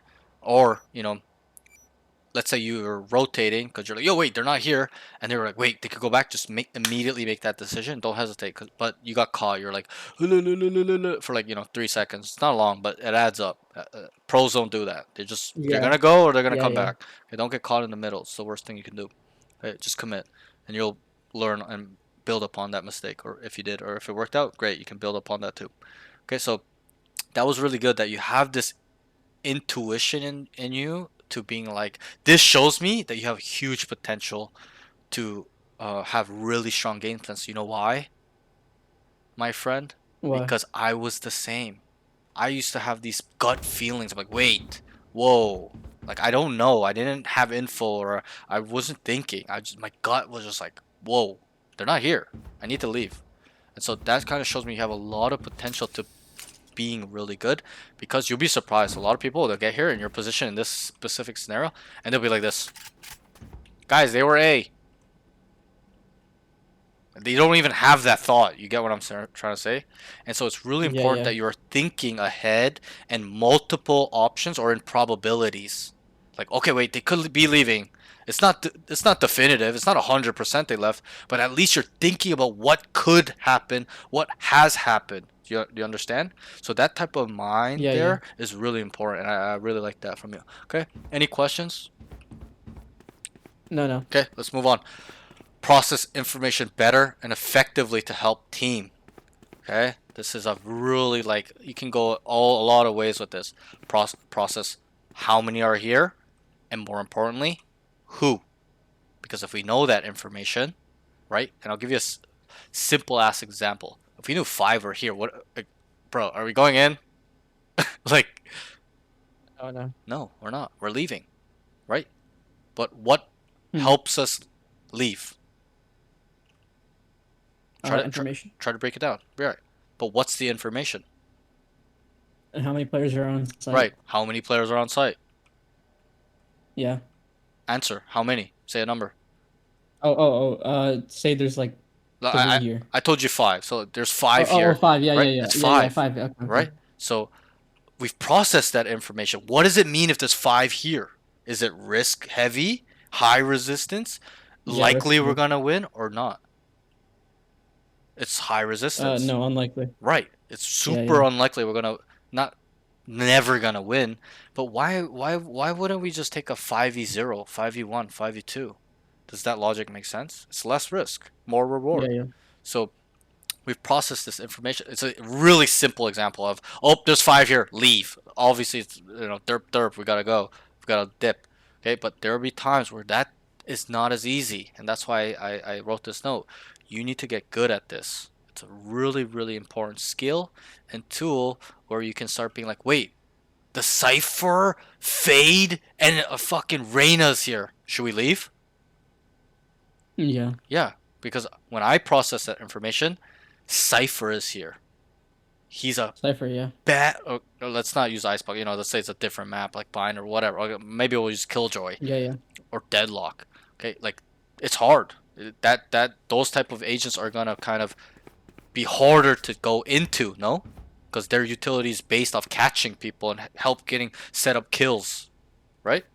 So Yeah. you got to process this information, not in terms of only who they are, sorry, how many they are, but who they are. So that way we know what is at their disposal. For example, if we saw that there was a Jet, Reyna, and ISO, is that somewhat easy or hard? Let's say It's a little easier. we're as a team, we're 5 people. Is that will we take that? I will take that. Even though Yeah. it's 3. Bro, what do they have to stop us running it down on them besides them killing us, which likely we will trade them if we are good players or kill them all because Yeah. they have nothing, right? We have utility, they don't. We have darts, flashes, stuns, mollies, right? So it's all about Yeah, yeah. the breaking down part as well, not just knowing like 3 leave, but you got to process who is there, what do they have. They don't have anything. They just have a flash and a fucking vulnerable. That's it. They don't have any mollies, stuns, slows, anything to kill us when we're coming in. No smokes. You know what I'm saying? So it's really Mhm. important that you Mhm. process this. Think about it. You gotta slow your mind down. It's really easy for your mind to run in these moments when you guys are entering. And that remember that round where I was like, yo, slow it down, slow it down. They one wayed here, 2 1-ways. I was like, slow it down, bro. It's not gonna be good idea to go through this. At least slow it down, think, Yeah, yeah. or stall. Or not stall, but wait it out. Then make another decision and process more information. You get what I'm trying to say? So Mhm. it's all about Yeah, yeah.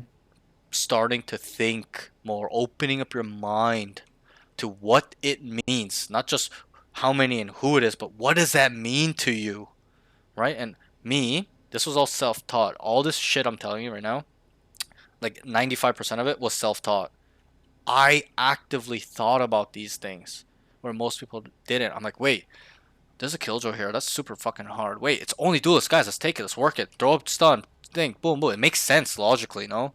Right? So, it's all about kind of that process. You'll get better at it. In the beginning, it's really hard.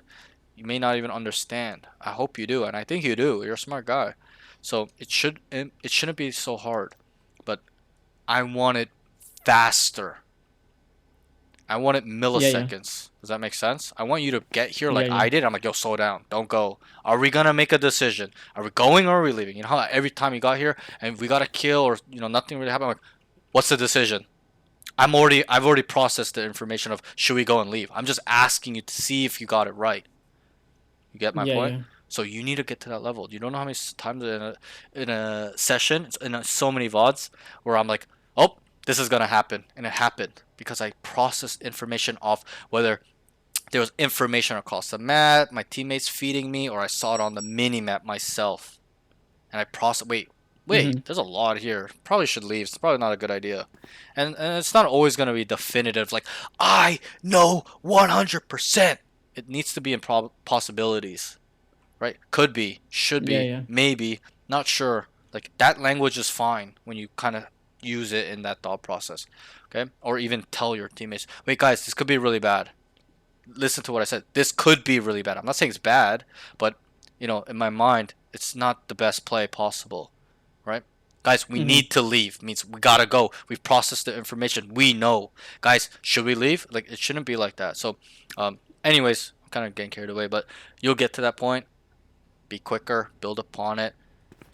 And one tip I can give you on how to improve on this is watching pro play and Radiant streams. From our conversation, I can tell you already do that, right? So Mhm. Yeah, yeah. don't. And I have a student. I won't name his name. He'll if he's watching, he'll know who it is. Okay, but I have a student. I asked him. I'm like, do you watch pro play? He's like, yeah. I'm like, are you sure? Because this game says week. And I said, are you sure? He's like, yeah. I'm like, how many hours are you putting into it? He's like, I'm watching Radiant and Pro Play 3 hours a day. I'm like, really? It doesn't seem that way, but I know that he's just watching it for not solely entertainment purposes, but he's focused on the entertainment aspect of he's just watching things happen. When I watch a Yeah, pro yeah. play or Radiant stream, I question things. Wait, what the fuck? Why are they leaving? I stare at the minimap and I look at the macro movement. Wait, why are they leaning over here? Wait, why are they going over here? Wait, why is this guy starting to go up? Wait, they should go. They should leave. Wait, they're gonna leave. Like, I start predicting what they're gonna do at this point. Me now, but in the beginning, I would be like, wait, what the fuck? Wait, let me try to put my head. Wait, why did this guy know he's gonna be behind him and this and that? Like, I actively try to process that information. Does that make sense? And if you do that, Yeah. bro, you'll get quick. Like, you'll get so good. And for you specifically, because you want to go pro, that's mandatory. You need to do that. Like, you should be doing that 1 hour a day. Go watch, the YouTube channel Daily Valorant, right? Where they post all the VODs Yeah, of yeah, pro yeah. play. Yeah. I'm not saying watch the whole VOD, but just watch 10 minutes and do that every day. 20, 30 minutes where you just pick a random random round and break it down. Wait, they're going here because this guy kind of they made a lot of noise here. They're selling a fake. Okay, now that it seems like they're leaning towards a fake. The defenders are biting on the fake. Okay, now they're going back because they believe, but now it's a re-hit on the attack. Like, break that down, the round down, really process information. Put yourself in both sides. Don't look at just the attacking side. And you got to stare at the minimap. That's the key. Don't look at the POV because you're only looking at one guy. You need to look at all 10 players. Okay? And then, Yeah. fuck, I'm losing my train of thought. I forgot what the next thing was. But, yeah, so do that when you're watching pro play.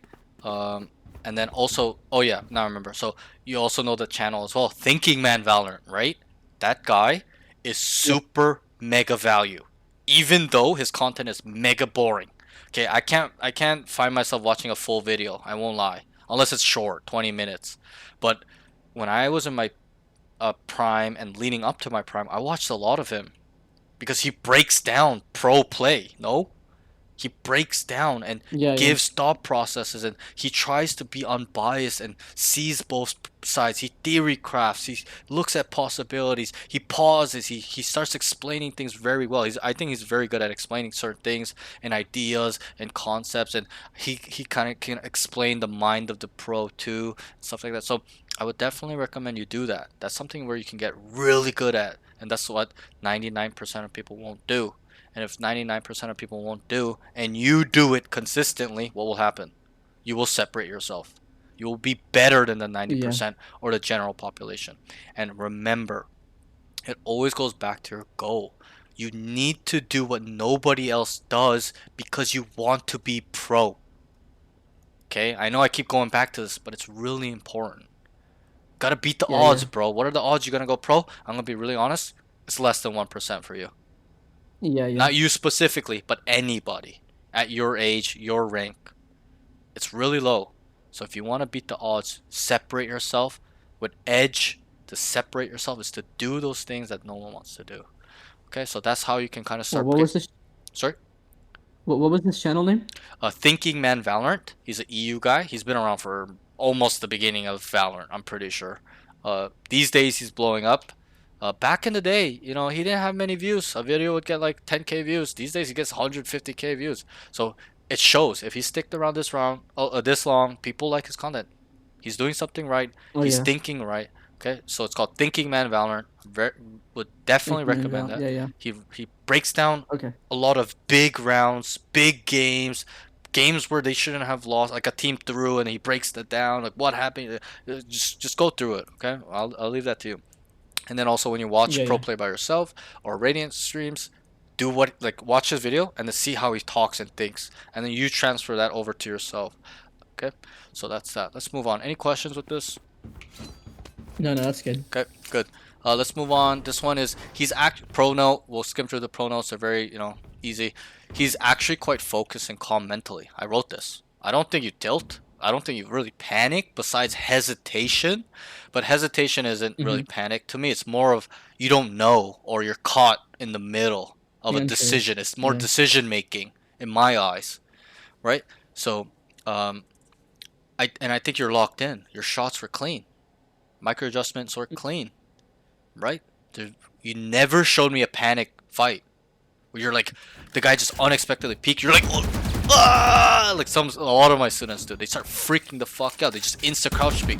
You're so calm, and that shows me a lot of potential where you can really use that calm mind to develop your aim, where it's calm aim, and then you add the game, bro. Like you're literally just gonna fucking shit on everybody. Okay, I'm serious. You remind my, you remind me of myself a lot with the calmness of aim. Okay, when I used to be in my peak, my aim was so calm. Okay, I would dash, right? Like for example, let's say this guy's here. I would dash over here, instant dead. Like most people would panic. Like he's instantly dead because I can calm my mind down to be focused and lock the fuck in. That's where it stems from, locking in. You gotta be calm. If you're panicking, don't know, fear, you're not gonna be locked in, right? So that was really good. Build upon it, be more calm, and then be more focused, not about your POV, but the macro. Too many people are caught up in the micro. My POV. Lock in on the macro movement. It's really important. Okay? Any questions with this? No, that's good. Okay, let's move on. Put himself in enemy shoes and know what they feel slash think slash communicating. Okay, we didn't get to do this, but I did it a lot. Okay, I'm trying to think of if there was a scenario where we can. Yeah, I can't really remember one on the top of my head, but you know, for example, let me try to think about one. But what I always teach my students, and a lot that don't do it, but some that do excel, but try to put yourself in the enemy's shoes. For example, Yeah. okay, if you come here and this guy's here and you kill him, what will he? You gotta freeze it, freeze the moment, and this has to be milliseconds. You can't take 4 seconds to think about this. It's gotta be boom. They know. Okay, but if you kill this guy, and it's really simple. Okay, freeze. You killed him. This guy's dead on the ground like that. Okay, what will he communicate to his teammates? And try to be as specific as you can be, like you would. People here. I don't know, like Is that specific? Jet here. That's what I'm looking for. Jet killed Jet me. here. Garage. No, is that how high level Yeah, people yeah. communicate? Isn't that not specific Yeah, and yeah. detailed? Right. Mm-hmm. So then, and we can make it more advanced example as well. As like, let's say we're going as a team, and then you kill this guy. What will he say? And then let's say he heard 2 to 3. Make it very simple. We don't want to overcomplicate it. Yo, Jet killed me garage. There's 2 more there. 3 total. And maybe he'll even call out who it was if he's heard a drone and saw, whatever, another piece of utility, or saw the second guy while he was dying, right? Yeah, And what yeah. will happen there? What will his team start doing? They start rotating over. They'll start leaning over. And so you need to understand that. I killed him. Yo, he's communicating like in your head. You don't say it out loud, but you process this information. Yo, I'll just say it like how I would think to myself. Wait, they know. He knows that there's 3 here. He saw 3. He knows there's 3. Okay? Then I process that information of understanding the enemies. Wait, have they been a fast rotating team or a slow rotating team? And usually 80% of the time they're fast rotating team. In your games especially. In the higher elos, they play slower. Okay? But I'm like, wait, they're fast rotating team and he saw 3. What does that mean to you? Try to process that information. What will they do? How will they rotate? You said rotate, correct, but how will they? When Yeah, they see 3 here, They're gonna they're gonna fast rotate. fucking book it. No? Because they feel Yeah. and believe we're gonna go to execute. Because we gotta kill. And so you can freeze your mind in this moment in time and being like, he saw 3 here. He's communicating that to us. Guys, let's dip. You don't know how many times I do that because I put myself in their shoes. Does that make sense? Yo, Yeah. they know, like, it's in my VODs all the time. I'm like, bro, tell them to leave. They know you guys are rotating, and my student tells me, yo, leave. And they're running we're going A. Do you see how that works? We're a step Yeah. ahead because I put myself in their shoes by simply trying to figure out what he would say to his team in terms of what he saw, who killed him, what's happening. That's how you can look at it. Does that make sense? So Yeah. that's what you need to do. Not once a game, 3 times a game. Every single time there's this sort of contact where you can put yourself in their shoe and be like, wait, he saw me here. He knows this. Boom. Okay. they believe we're going B, we're gonna go A, and we can do it on any example. Okay, so any questions with that note? But yeah, any questions with that note? No, that's good. I'm trying to remember a scenario specifically where I could use this for you, but I'm having a hard time right now because it's late. But I did it with my last student, but and he understood. He's like, oh, okay, that makes a lot of sense. So you always gotta, whenever you get a, and I can maybe help you, when you get a kill or your teammate dies or they got like valuable information, like they saw three of you guys there, heard three of you, or you guys saw three. You need to kind of freeze in that moment and be like, what are they seeing? Yeah. Because when you do that, It was like you get an answer. Oh fuck, they know we're yeah, here. yeah. Dip. Wait. Um. For example, let's say we did like a fake. We're gonna fake A, go B. Three guys start contacting, right? And then let's say the Sova and you, because you're the Jet and Sova are gonna fake, and maybe this Killjoy is gonna hold mid so this guy doesn't come back and kill the A guys, right? And then there's two guys walking up, and let's say we start faking and we kill the Reyna like you did walking down. Freeze, right? What are they seeing? What will he communicate? Yo, Jet, Sova's here. I think they're coming A. Right? Like generally, it's not gonna be like accurate, but that's usually how they communicate. That's how I would communicate. Right? That's how you can look at it too, how you would say things. And then what will happen? I'll let you answer. Super simple. They all start rotating over. Right. Not all, but I like to use the word But lean. the most of them. They lean okay. over, right? Like they're not fully on it, but they're making their way towards. Maybe not all of them, but maybe 3 out of the 4, 2 out of the 3. You get my point? Like they'll leave one anchor, right? Yeah, yeah. At your elo too. They will never just maybe they're that bad, but I don't know. I haven't been playing Diamond too long, but so that's that. So when we freeze ourselves in this moment, this would confirm to me. Let's say I'm the Jet, I would be like, guys, go up A, go up B, go up B. Okay, they are believing we're going A. Do you understand my thought process there? Because of the contact Yeah, and what yeah. the information I know that they are relaying. And then it will work further when I'm like, okay, I'm gonna sell it more. I'm gonna get up to here and start fake dashing or whatever, just fucking around, shooting around. Okay, and so that will confirm what the Reyna has told them. Yo, Jet Sova, they're gonna come A, a couple A, and then I make noise, start coming up here, taking space, clearing things. I dash here, get up to here. They start hard rotating because if they think we're gonna rotate, right? Let's say the Sova even can hard sell with a dart, and then these guys just walk up on B, try to ping, right?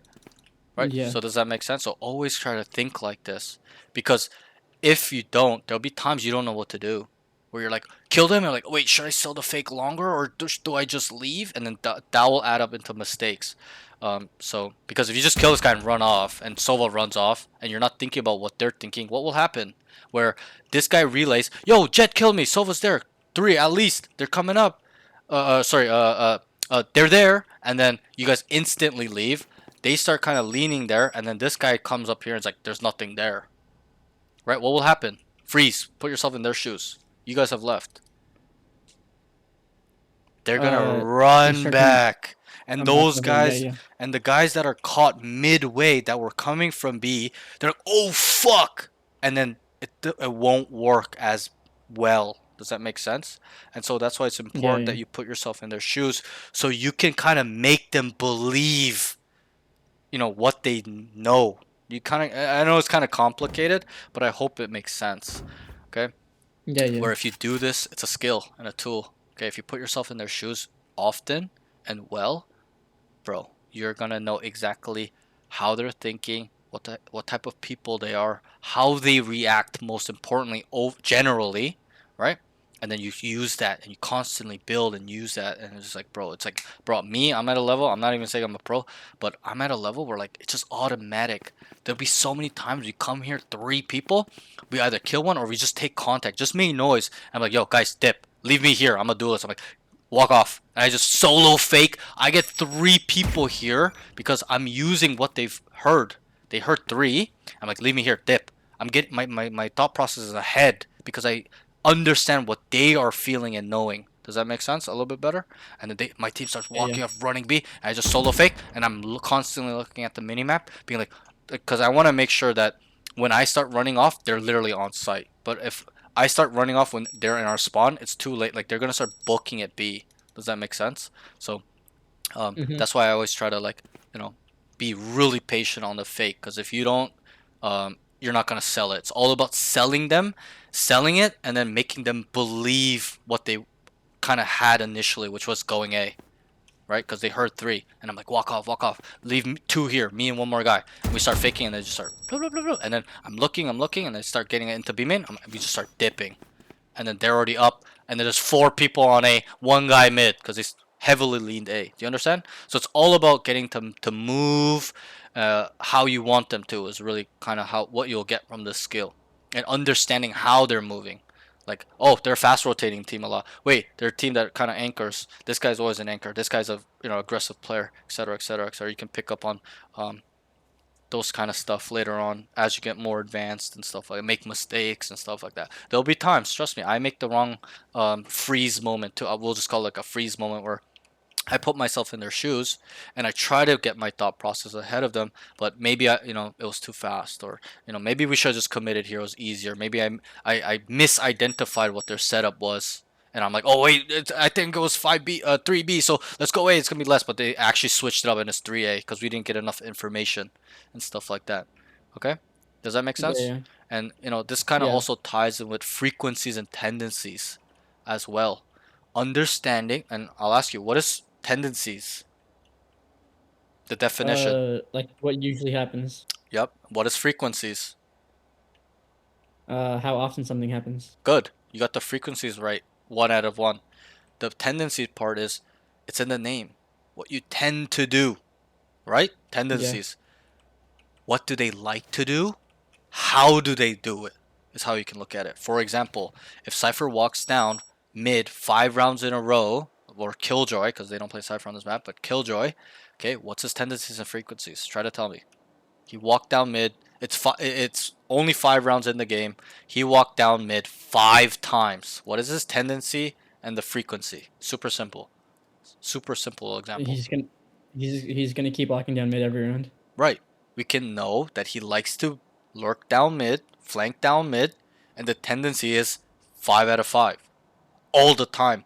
Permanently. You can use that language. Sometimes. All the time. Not likely. Likely. Permanently. 1 out of 10 times. You can use numbers. 1 out of 5 times. Once a half. 5 times a half. 5 times a game. 20 times a game. Whatever that calculation is, right? So that's important that you understand not only the team's tendencies and frequencies, as in, yo, they're a team that's fast rotating. Wait, they're a team that always walking down super aggressively from everywhere, right? You're going to be able to calculate that, right? When you see that over a few rounds, right? Yes, no? Yeah. Right? Okay. It's not only Yeah, yeah. important that you can identify that and understand that, okay? It's really important where you can understand the individuals, all 5. Wait, the Cypher's a lurker, always mid. Wait, Jet. Maybe I'll try to think about it in your game. Fuck. The thing is, the player before he played Icebox 2, so it's like I'm mixing the setups together. Fuck. Who was playing A more? It was I don't remember who's there. Anyways, we can just kind of just theory craft. So, yo, Reyna and Omen are always A. Killjoy's always sitting mid, and Jet and KO are B players, or they play 3A, right? Or 4A, and then they put a trip mid, whatever that scenario setup is. You need to pick up on that. You get my point? So pick up on Yeah, how yeah. they play. Yo, they're super aggressive. That's how you can kind of simplify it. Yo, they're super aggressive, super passive, and then you level it up by being like, okay, this guy's always here. This guy's really passive on B. He's the solo anchor on B. Killjoy's really aggressive, holding it down. He won't give it up. And then they play 3 on A. And it's this guy. And then you can see the power in that. When you can always track who is where, how they play, what can you do? You can manipulate them. You can set up traps. For example, if you knew this guy's walking out every single time, what is your solution? Tell me. What would it be? Sorry, repeat it. So let's say this guy, the example where he walks down mid every time, right? What would your solution be when you understand his tendencies and frequencies there? Ask someone on the team or hold it yourself. Just Right. stand there holding. Yeah, correct. Simple. Hold him, wait for him, because I know it's a good chance, 80-90% chance he's going to walk down, or 100%, and set up a trap with me, myself, or let's say it's not enough, he's killing you when you're doing that, you ask for a teammate. Two people Yeah, hold yeah, him, right? Does that make sense? And I'm yeah, sure you've used that. Right? Yo, let's hold him together. Right? But the thing is, you've never yeah, thought yeah. about it in this way. You've probably just kind of felt that way. But you need to know why we've set up this trap. This guy is a mega fucking rat. This guy is super passive on B, solo anchor. They play aggressively stacked A with one mid. What can we do B in terms of a plan for B? What can we do? Try to think. It's a passive Maybe anchor, solo passive. What would your solution be? After 6 rounds, we notice this guy's just AFK backside by himself, gives up all the space. What can we do? What's your solution? maybe slam it. Perfect. That is my textbook answer too. Run it down. Okay? Now, I'll give you another example. And we're almost done, so don't worry. I know it's taking quite long. Okay, but let's say we've been running it down No, 5 you're rounds good. in a row, right? We ran it down. Five Yeah, yeah. rounds. We ran it down on B 5 rounds in a row. It worked. It's 4-1. Okay, let's say they got 1 round, and they adjust. Let's say they kind of weren't fast rotating, but you guys are running it down. Are they gonna just default on defense, waiting for things to happen and protecting space?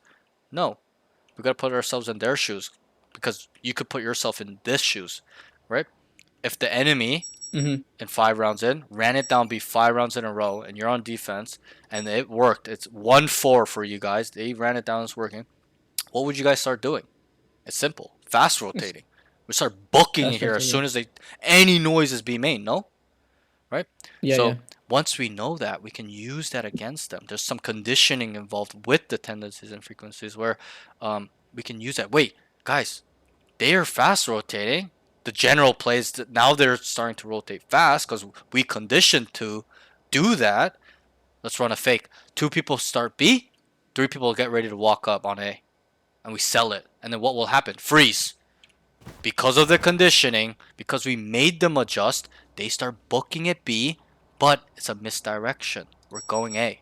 Does that make sense? Mm-hmm. And that's why Yeah, this yeah. tool skill is really important. I've not mastered it, but I've gotten really good at it over the years, where I can kind of make them move where I want them to go, make them believe what they want to believe or feel like they need to believe, or what we made them set up to believe. Does that make sense? And why that's Yeah, important, yeah. and it all comes together, where that's important because we need to get on the site with the least resistance possible, less risk possible as an attacking team. Like you answered, it's common sense. We're not going to take a fucking 5v4. Okay? Statistically, we're going to lose that in the long term. Okay? You've witnessed this. Mm-hmm. One guy on defense can kill the whole attacking team, no? Because they Yeah, have an yeah. advantage by holding. Attacking is hard.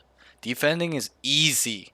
Okay, you always have to understand that attacking side is always harder to get space. Think about traditional war. Is it easier to defend a country or to invade a country?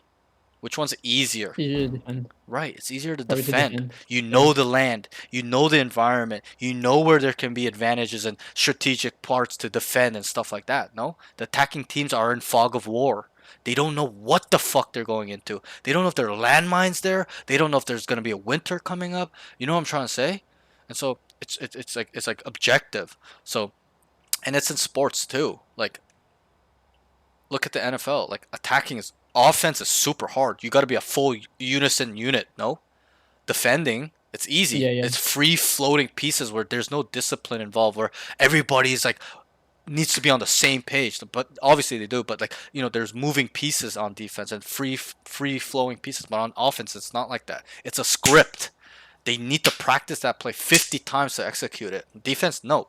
You need to know the coverage, and that's it. Know who your man is. That's that. I played football and that. So, but anyways, won't get into that. But does that make sense? Does that kind of come together a little bit in terms of how to kind of understand their movement, get them to go where I want to, and then managing my team and kind of, using this to my advantage and to some degree.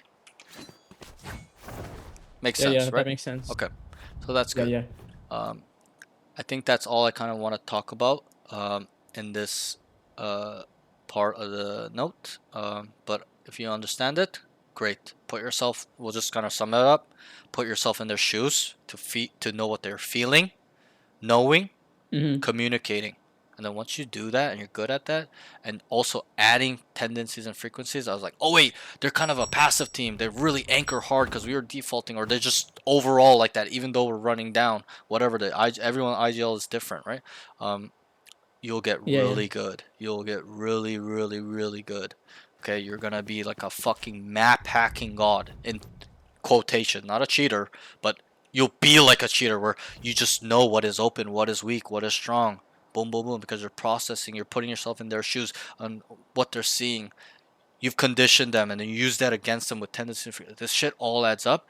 And if you can do that with the IGLing skill that I told you to be good at, it's over. It's Yeah, yeah. wraps. You're going to start helping win games by setting up your team with the highest success rate to win these rounds. And when you do that, you have the highest success rate to win games. And when you win games like that, you're going to gain RR. And when you gain RR, you're going to start climbing. And when you start climbing, you're going to get to your goal. And this is what not a lot of people understand.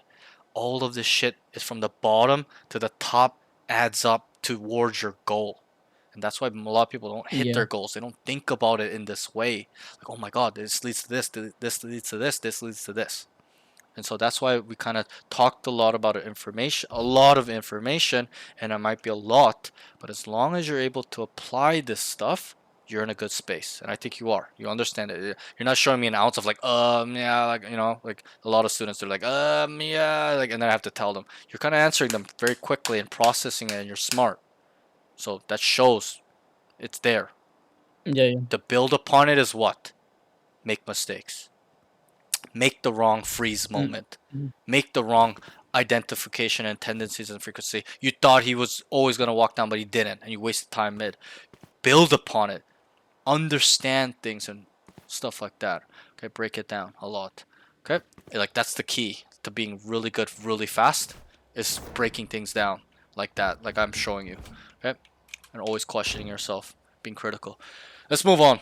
Yeah, yeah. The next thing, two more notes. Okay, we're almost done. Hang in with me. The next thing Okay. is Yeah, yeah. needs to track. Oh, needs to track. We already talked about this. We need. I got ahead of myself. Needs to track enemy setup so you can use them against them. So that is tendencies and frequencies. Wait, I've noticed that Killjoy is always B. They always play A. One's always mid.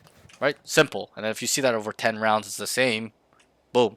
You just know what their setup is. Yeah. 3A, 1 mid, 1 B. And it's a Killjoy B. This guy's B. Reyna, Jet, Omen, whatever. Right? It's Yeah. not only important to identify, it's really important to track and store. That's like the key part of this. Because a lot of people can identify, but they don't keep it.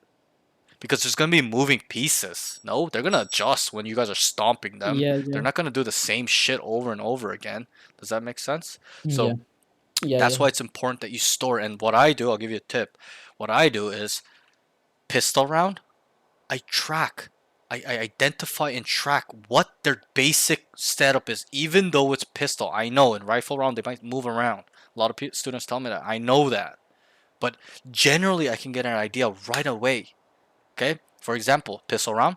Okay? And then, whatever happened in the round, we lost or we won, whatever, it doesn't matter. I'm like, wait, Killjoy was B.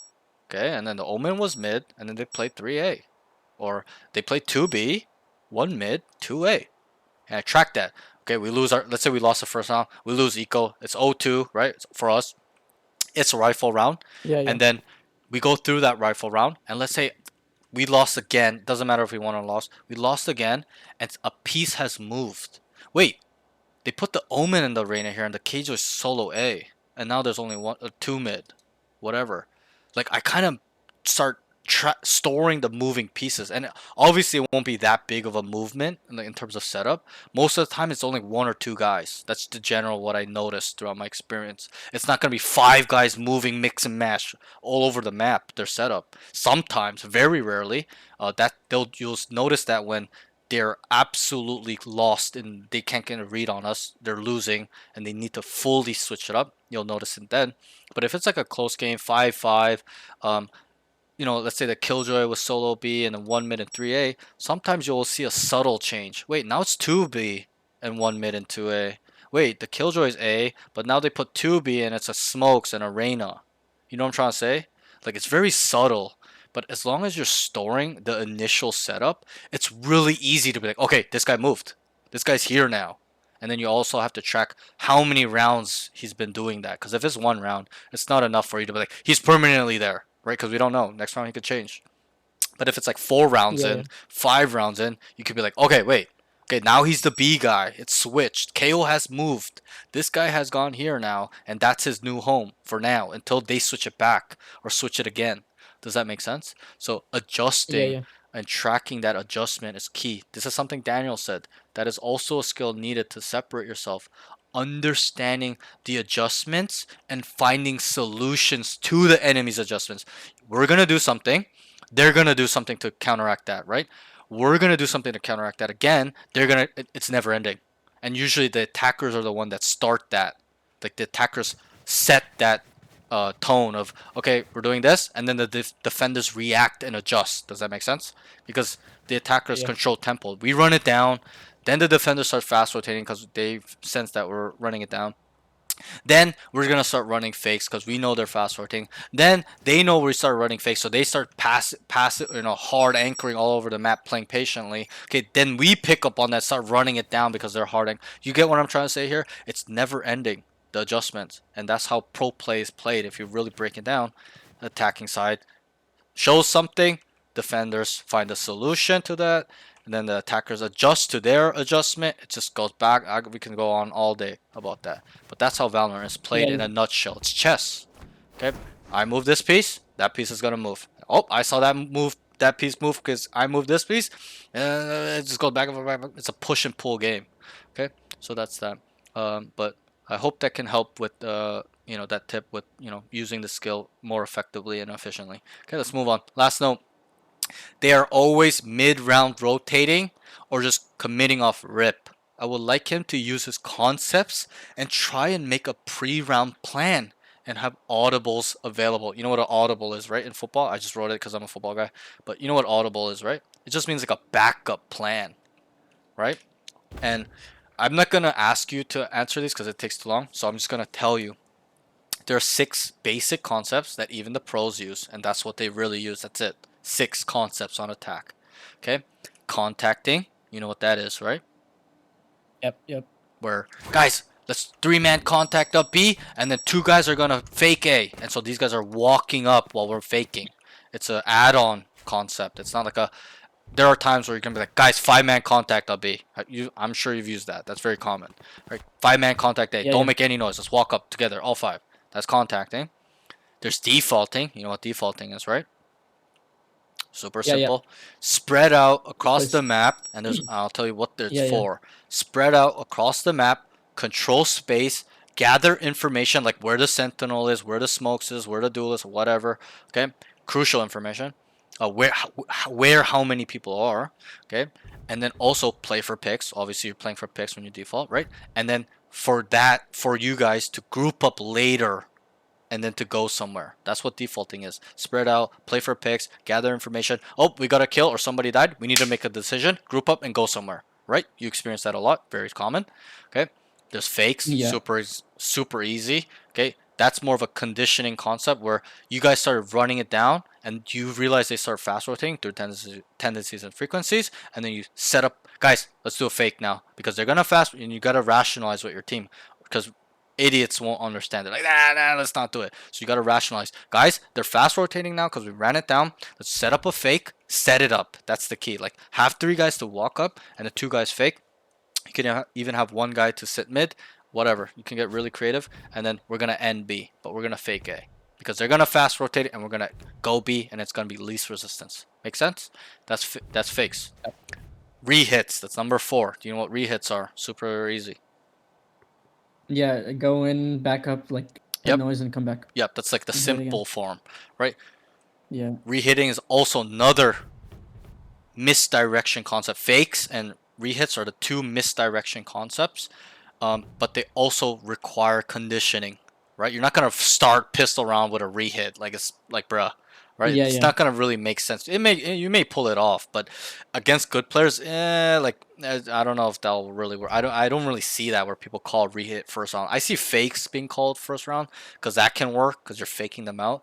But even then, yeah. So conditioning is involved. So rehitting is a conditioning tool or a concept where conditioning is involved and it's a misdirection where for example, let's say we ran it down 5 times, we make a bunch of fucking noise 5, okay, or no, I choose the example where we ran it down 2 3 times, they started fast rotating, then we added a fake, right, because we knew they're fast rotating and starting to stack where we're going, and then we're like, wait, uh, they know we're kind of starting to fake now, let's um, Start rehit, reheating. and it's kind of like a Yeah. triple fake if you want to think about it in Yeah, terms of yeah. the mind Yeah. game, not like the movement, but the mind game. Like it's like a third layer of concept usage, but like you're not really gonna. It's more advanced, but so with that groundwork I laid down, so we 5 run down here, make a bunch of fucking noise, and then we freeze. What will the enemy start thinking when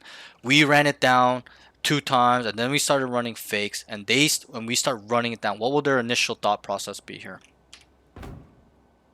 If we're running down and we fake, they're gonna start rotating back. Right? But They're gonna start leaning back. they're gonna run here originally because they might think we're running it down because we showed them that we're running it down and faking, right? So Yeah, yeah. Yeah, yo, yeah. a lot 5, I hear 5, and they just gonna fucking start booking it, and then we're working them here, making sure that you're not gonna instantly fall off. We gotta make sure you're pulling them to B. We pull them to B, and then we go rotate. So we start stomping our feet or silently going off, doesn't matter. We get up to here, we make noise to even maybe show that we're crossing, and then we freeze, okay? That position. What will the enemies do when, let's say, there's 4 here? We leaned here, the defending team, because we thought they were running down, because they did against us, and it worked. And there's 1 mid, and we left A open. And then we heard them stomping off, and then making noise mid too, to kind of show that they're crossing. What will the defenders do? What you said before. They're gonna start rotating back. Right, they're gonna start fucking booking it back A, but as they're in that process and thought process of running A because they believe we're running a fake again, right? Does that make sense? We're walking back. Yeah, yeah. We're slowly creeping up. Maybe there was a guy already inserted here too. You start 5 here, 1 guy stayed, 4 people ran off and made noise, and then we know that they're fucking going back A, so this guy already took another timing. You understand how it can get really complicated and like really cool and creative? Yeah, yeah. So that's Yeah. generally rehit. So you understand that misdirection concept, right? It's like a really big brain, like chess type usage there. It's not really meant for those that don't understand it. You really have to understand it to use it, okay? Because if you just randomly call it, it's not gonna work, right? So there's conditioning involved, and then it's a misdirection. Okay, so that's 4. The next one is rush. Very simple. Run it down, execute. That's the 5th one, and then the 6th Yeah. one Yeah, is yeah. inserting a lurk or lurking. Okay, whether that's your teammate or yourself. And this is a prime example. We've inserted a lurk on top of our concept of rehitting. Like I told you, where 5 go here with the whole example I told you, right? Everything the same. 5 went here. Yeah, yeah. They start leaning. We left 1 guy here. We stomped to go. So then like, fuck, they're going back. It's another fake. So and maybe 1 guy even took space and we kill him. So that reconfirms their belief. Like, yo, they're coming back. This guy's gonna communicate. Yo, they're fucking coming back, bro. 4, right? And then they come back, and this guy has Yeah. already been inserted. He may have heard 3 people. He's like, yo, 3 running off, 3 running off. And he's like, I'm gonna take the timing. And he's lurked up. He's inserted. Does that make sense? So Yeah, yeah, those, yeah. and you see it in pro play all the time where they insert a lurk like that with movement and contact, no? Right? So Yeah. these are your 6 concepts. That's all you have to really know. But understand this, these 6 concepts, the skill ceiling, mega high. You make it how you want it. You want a 90% win rate with these concepts, you can do that. If you think properly by understanding tendencies and frequencies, putting yourself in the enemy's shoes, okay, and truly understanding them as a whole and 5 individuals as well. Does that make sense? Is it all kind of coming together there? Okay. Yeah, yeah. So, any questions with this? No, I'm following. Okay. Makes sense. Good. Okay. And I'll be really honest. a lot of people when they watch pro play, they're like, "Oh my god, these guys are god mode players. How do they make these plans?" You know how they make these plans and executions and get on site for free and stuff like that? They use tendencies and No. frequencies, and they use Hmm. the 6 concepts I told you, but the tendencies and frequencies part make your planning more advanced because you're thinking about something else most people don't think about, which is the Yeah. enemies. How do they play? Who are they? It's like a friend. It's like knowing exactly his life story, what he's like, how he speaks, his family, what can hurt him, what makes him happy. Like imagine what you could do to that friend. You could manipulate that guy so hard, right? Yeah. Because you know who he is as a person. You know what triggers him. You know what makes him happy. You know what his thought process is. You know how he thinks. And that's what they use. This is a hidden thing that, bro, when I first started coaching and I looked and I was like trying to find coaches talking about this, none. None. And I was like shocked. And this is something I always had when I played. Not when I was like, I never developed this when I was a coach. I always used this in one shape or form, one way or another. Whether I was actively thinking about it or I was subconsciously thinking about it, I was using this. I was trying to pinpoint. Wait, this guy's really aggressive. Maybe we should set up a trap for him. Wait, it's a solo passive guy. Let's run it down. Like I wasn't like breaking it down like I am with you, but it just kind of like it was in my gut, right? But Yeah. as I became a coach, I was able to put it into words where I can teach somebody this. But you'd be surprised how nobody knows what this like how to use a skill. It's a skill and a tool. It's both. Okay, so Hmm. just keep in mind, you make it how you want to. You want to be a pro? This is necessary. I'm telling you, it's objective. Pros are thinking about. You don't think the pro knows the other pro? They played against each other. They know they might have been on the same team. You don't think that pro can get in the other pro's mind and kind of know what he will do, how he will play, what his tendencies was when he did play with him on his team and stuff like that, what his sweet spots are, right?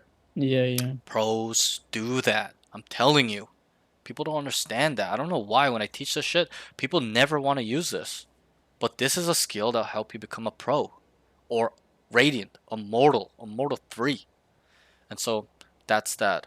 Okay, I'm really hoping that you can understand this. If you don't, you need to tell me because I need to make sure you do as a coach. What kind of coach would I be if I explain something and like you understand it? Yep, and then you don't understand. That's a failure on my part. I have to take responsibility there, right? So, and why I say that there's been a lot of students where I teach them this stuff and I say, "Do you understand fully? If you don't know, tell me." And they lie to me. Yeah, I get it, but they don't. I failed, even though they've lied to me and told me they understand it. I have to take responsibility there, right? I'm their coach, right? So that's why I'm saying make sure you tell me if you don't understand. We can go through multiple more examples where I can make and we can kind of think about in theory craft and stuff like that. Okay? Does that make sense? So that's that. That's all your notes. So we will briefly talk, you know, a little bit more. There'll be a follow-up question before you go. But I think really, bro, when I sum up this session, I know it was really long, with all the information you told me as well, bro, I think you do have really good potential, and I'm not just saying that, okay?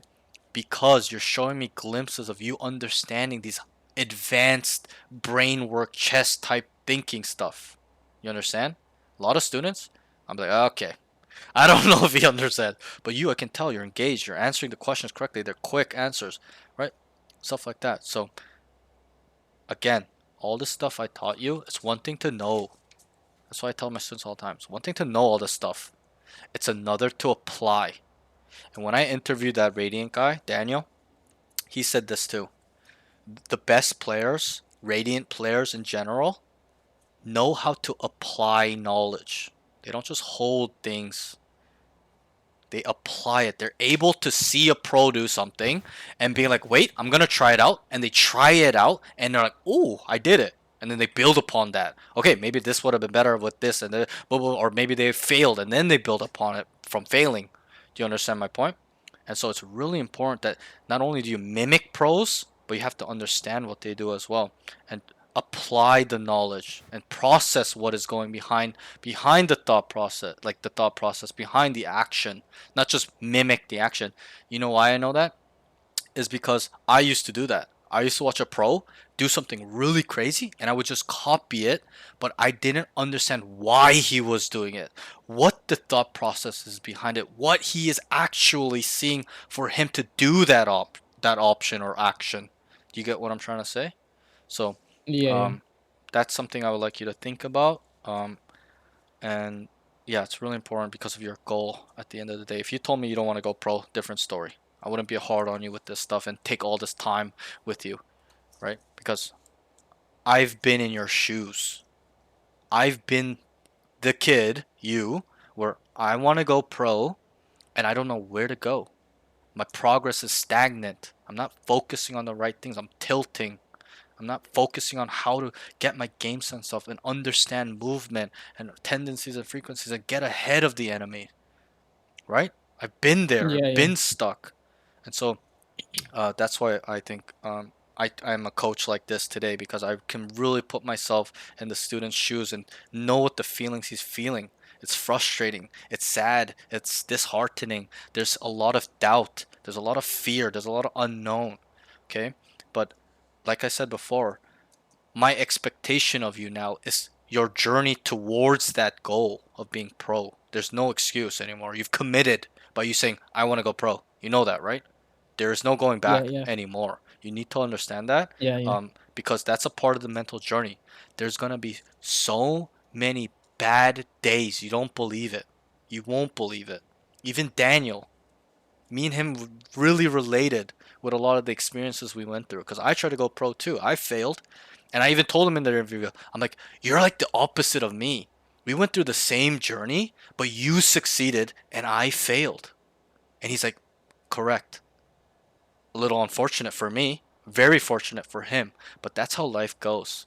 It's whoever cannot give up, apply the knowledge, not have the self doubt, and carry, move forward, and constantly improve. That's what he did, and that's what I didn't do. So when you watch the interview, you can kind of get the best of both worlds: a guy that failed and a guy that succeeded, and you can take whatever you want from that. But it's really important on this journey. You understand it's not gonna be easy. We both agreed. Okay, it's gonna be a lot of Yeah. Yeah. you're gonna be fucking just laying in your bed some days. You lost fucking 300 hour and you're just gonna be like, bro, I just want to, what am I doing? Why am I spending 10 hours a day playing this dumbass game? You're gonna be tilted out of your mind. You're gonna feel like you're not good enough, but you must push forward and understand that progress is different for everybody. You cannot compare yourself to somebody else. Your progress is your progress, but you must also take accountability for your progress.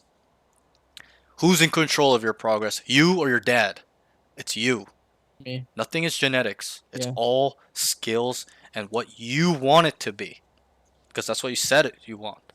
Okay? Be a man of your word Yeah. and get there. I really, really, really hope you do. Okay? But I hope this information helps you. And the last kind of thing I'll say before I let you go, and don't worry, I will send you the range routine video, the advanced part of it. There's going to be two videos, I'm pretty sure. And then also, I'll send you the notes. What are you doing? Kovacs or AimLabs? Kovacs. Kovacs. Okay. What playlists are you doing, or do you have your own playlists or more your own exercises? I do the Voltaic VDM Okay. Valorant Daily Improvement Method Okay, playlist. Yeah. Voltaic's not bad. Also, I can give you the one I give all my students. They all love it. It's not the most advanced, but it's the most technical. Like you're gonna really see progress in your mechanics because that's what it focuses on is flicking, tracking, and micro adjustment. And this is the playlist that got me to Mortal 3 for the first time, um, and to my peak. So it works, and all my students like I see their aim change in real time when they actually know how to use that playlist properly. I will also send you videos of me teaching students how to do that playlist properly so you don't have any questions. You can see what we talk about in terms of how to do that playlist. Mouse control, focus on precision, work on smoothness, go slow, build up the speed, stuff like that. Okay? So I'll send you those type of resources. But the last thing I will ask before you go, okay? And this is a Yeah. rhetorical question that you need to ask yourself.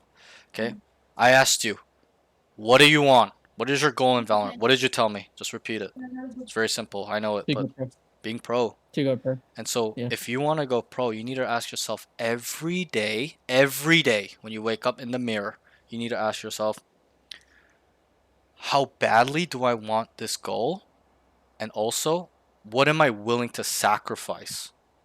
It's really important, because if you ask yourself these two questions every day, you'll never lose sight of your goal or the path. Does that make sense? Because Yeah. it'll always, and that's why I kept saying in the session, it goes to your goal. You gotta think about the goal when you're doing all this stuff. Your goal, what you want, because it will always go back to your goal. And if you're really serious about your goal, like I'm saying serious, like you're actually serious, you're not lying to me, you're not, halfway in the door, like you're actually serious and you're committed and you're gonna put the work, willing to put in the work, you will never give up. You'll do it as long as it takes. And I'm not saying take 10 years, but it'll help the progress and the process of getting there, if that makes sense. So ask yourself every day. You don't need to tell me um, what it is, but you ask, how bad do I want it? What am I willing to sacrifice? I used to ask my students this the first 50 sessions. Maybe less, like first 20. I used to ask them, how badly do you want it? They're like, I want it extremely bad. This is what I want. This is my dream. I have that passion. I have that fire to compete. Everybody, it's the most generic answer. I even said that before. Okay? And then I asked them, what are you willing to sacrifice? 80, 90% of players, they go, I'm not sure. Only a few would be like, anything. Literally gonna put my life on this. And I'm not saying do that, lose your girlfriend, lose your family to get this goal. But you need to have that mentality. It's all in. I'm serious. You gotta take this seriously. Okay? Because it's gonna be hard as fuck. Not easy. Think about the pool of players. 5 million players. What do you think all of them want? They all want what you want. It's really crazy to think about, no? As a coach, Yeah. 95% of players tell me, I want to be pro. There are some days, I just want to get good. That's it. Okay. Throw that pro thing in the bag. I'm not hard on them. We won't even talk like this. I don't get them prepared for that mental journey. But I've been through it myself. Okay, that's why I can understand. I was pro when I was 14. Was pro, try to go pro again. Spent another 4 years in Dota 2. Spent another year in Spectre Divide. Okay, Valorant. Spent 2 years. Bro, I failed.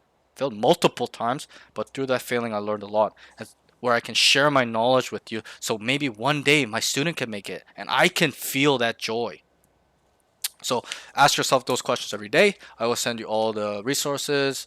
Give me an hour or so. I'll get it all set up for you. And yeah, good luck on your journey. I don't know whether I'll be there for that journey or you're gonna whatever, but I really hope you kind of take all this stuff to heart, apply the knowledge, and yeah, move forward and improve every day. And ask yourself as well, am I doing enough? Because if you do, you will most likely say, no, I'm not doing enough. And that'll push you to strive to be the best version of yourself and to be the best player in the world. That's the type of mentality and commitment you need to start having in your mind. Because this is not a joke. 5 million people want it. How are you going to beat the odds? That's how you have to think about it. Yeah. Okay? Mhm. But good job today. All right. And I'll see you later, bro. If any questions, ask me on Discord. I'm here. Yeah, of course. 24/7, not 24/7, but I'm pretty active in my DMs. So that's that. All right. Good job, bro. All right. Good luck. Thank you, man. No worries. You too, man. Peace. See ya. Later.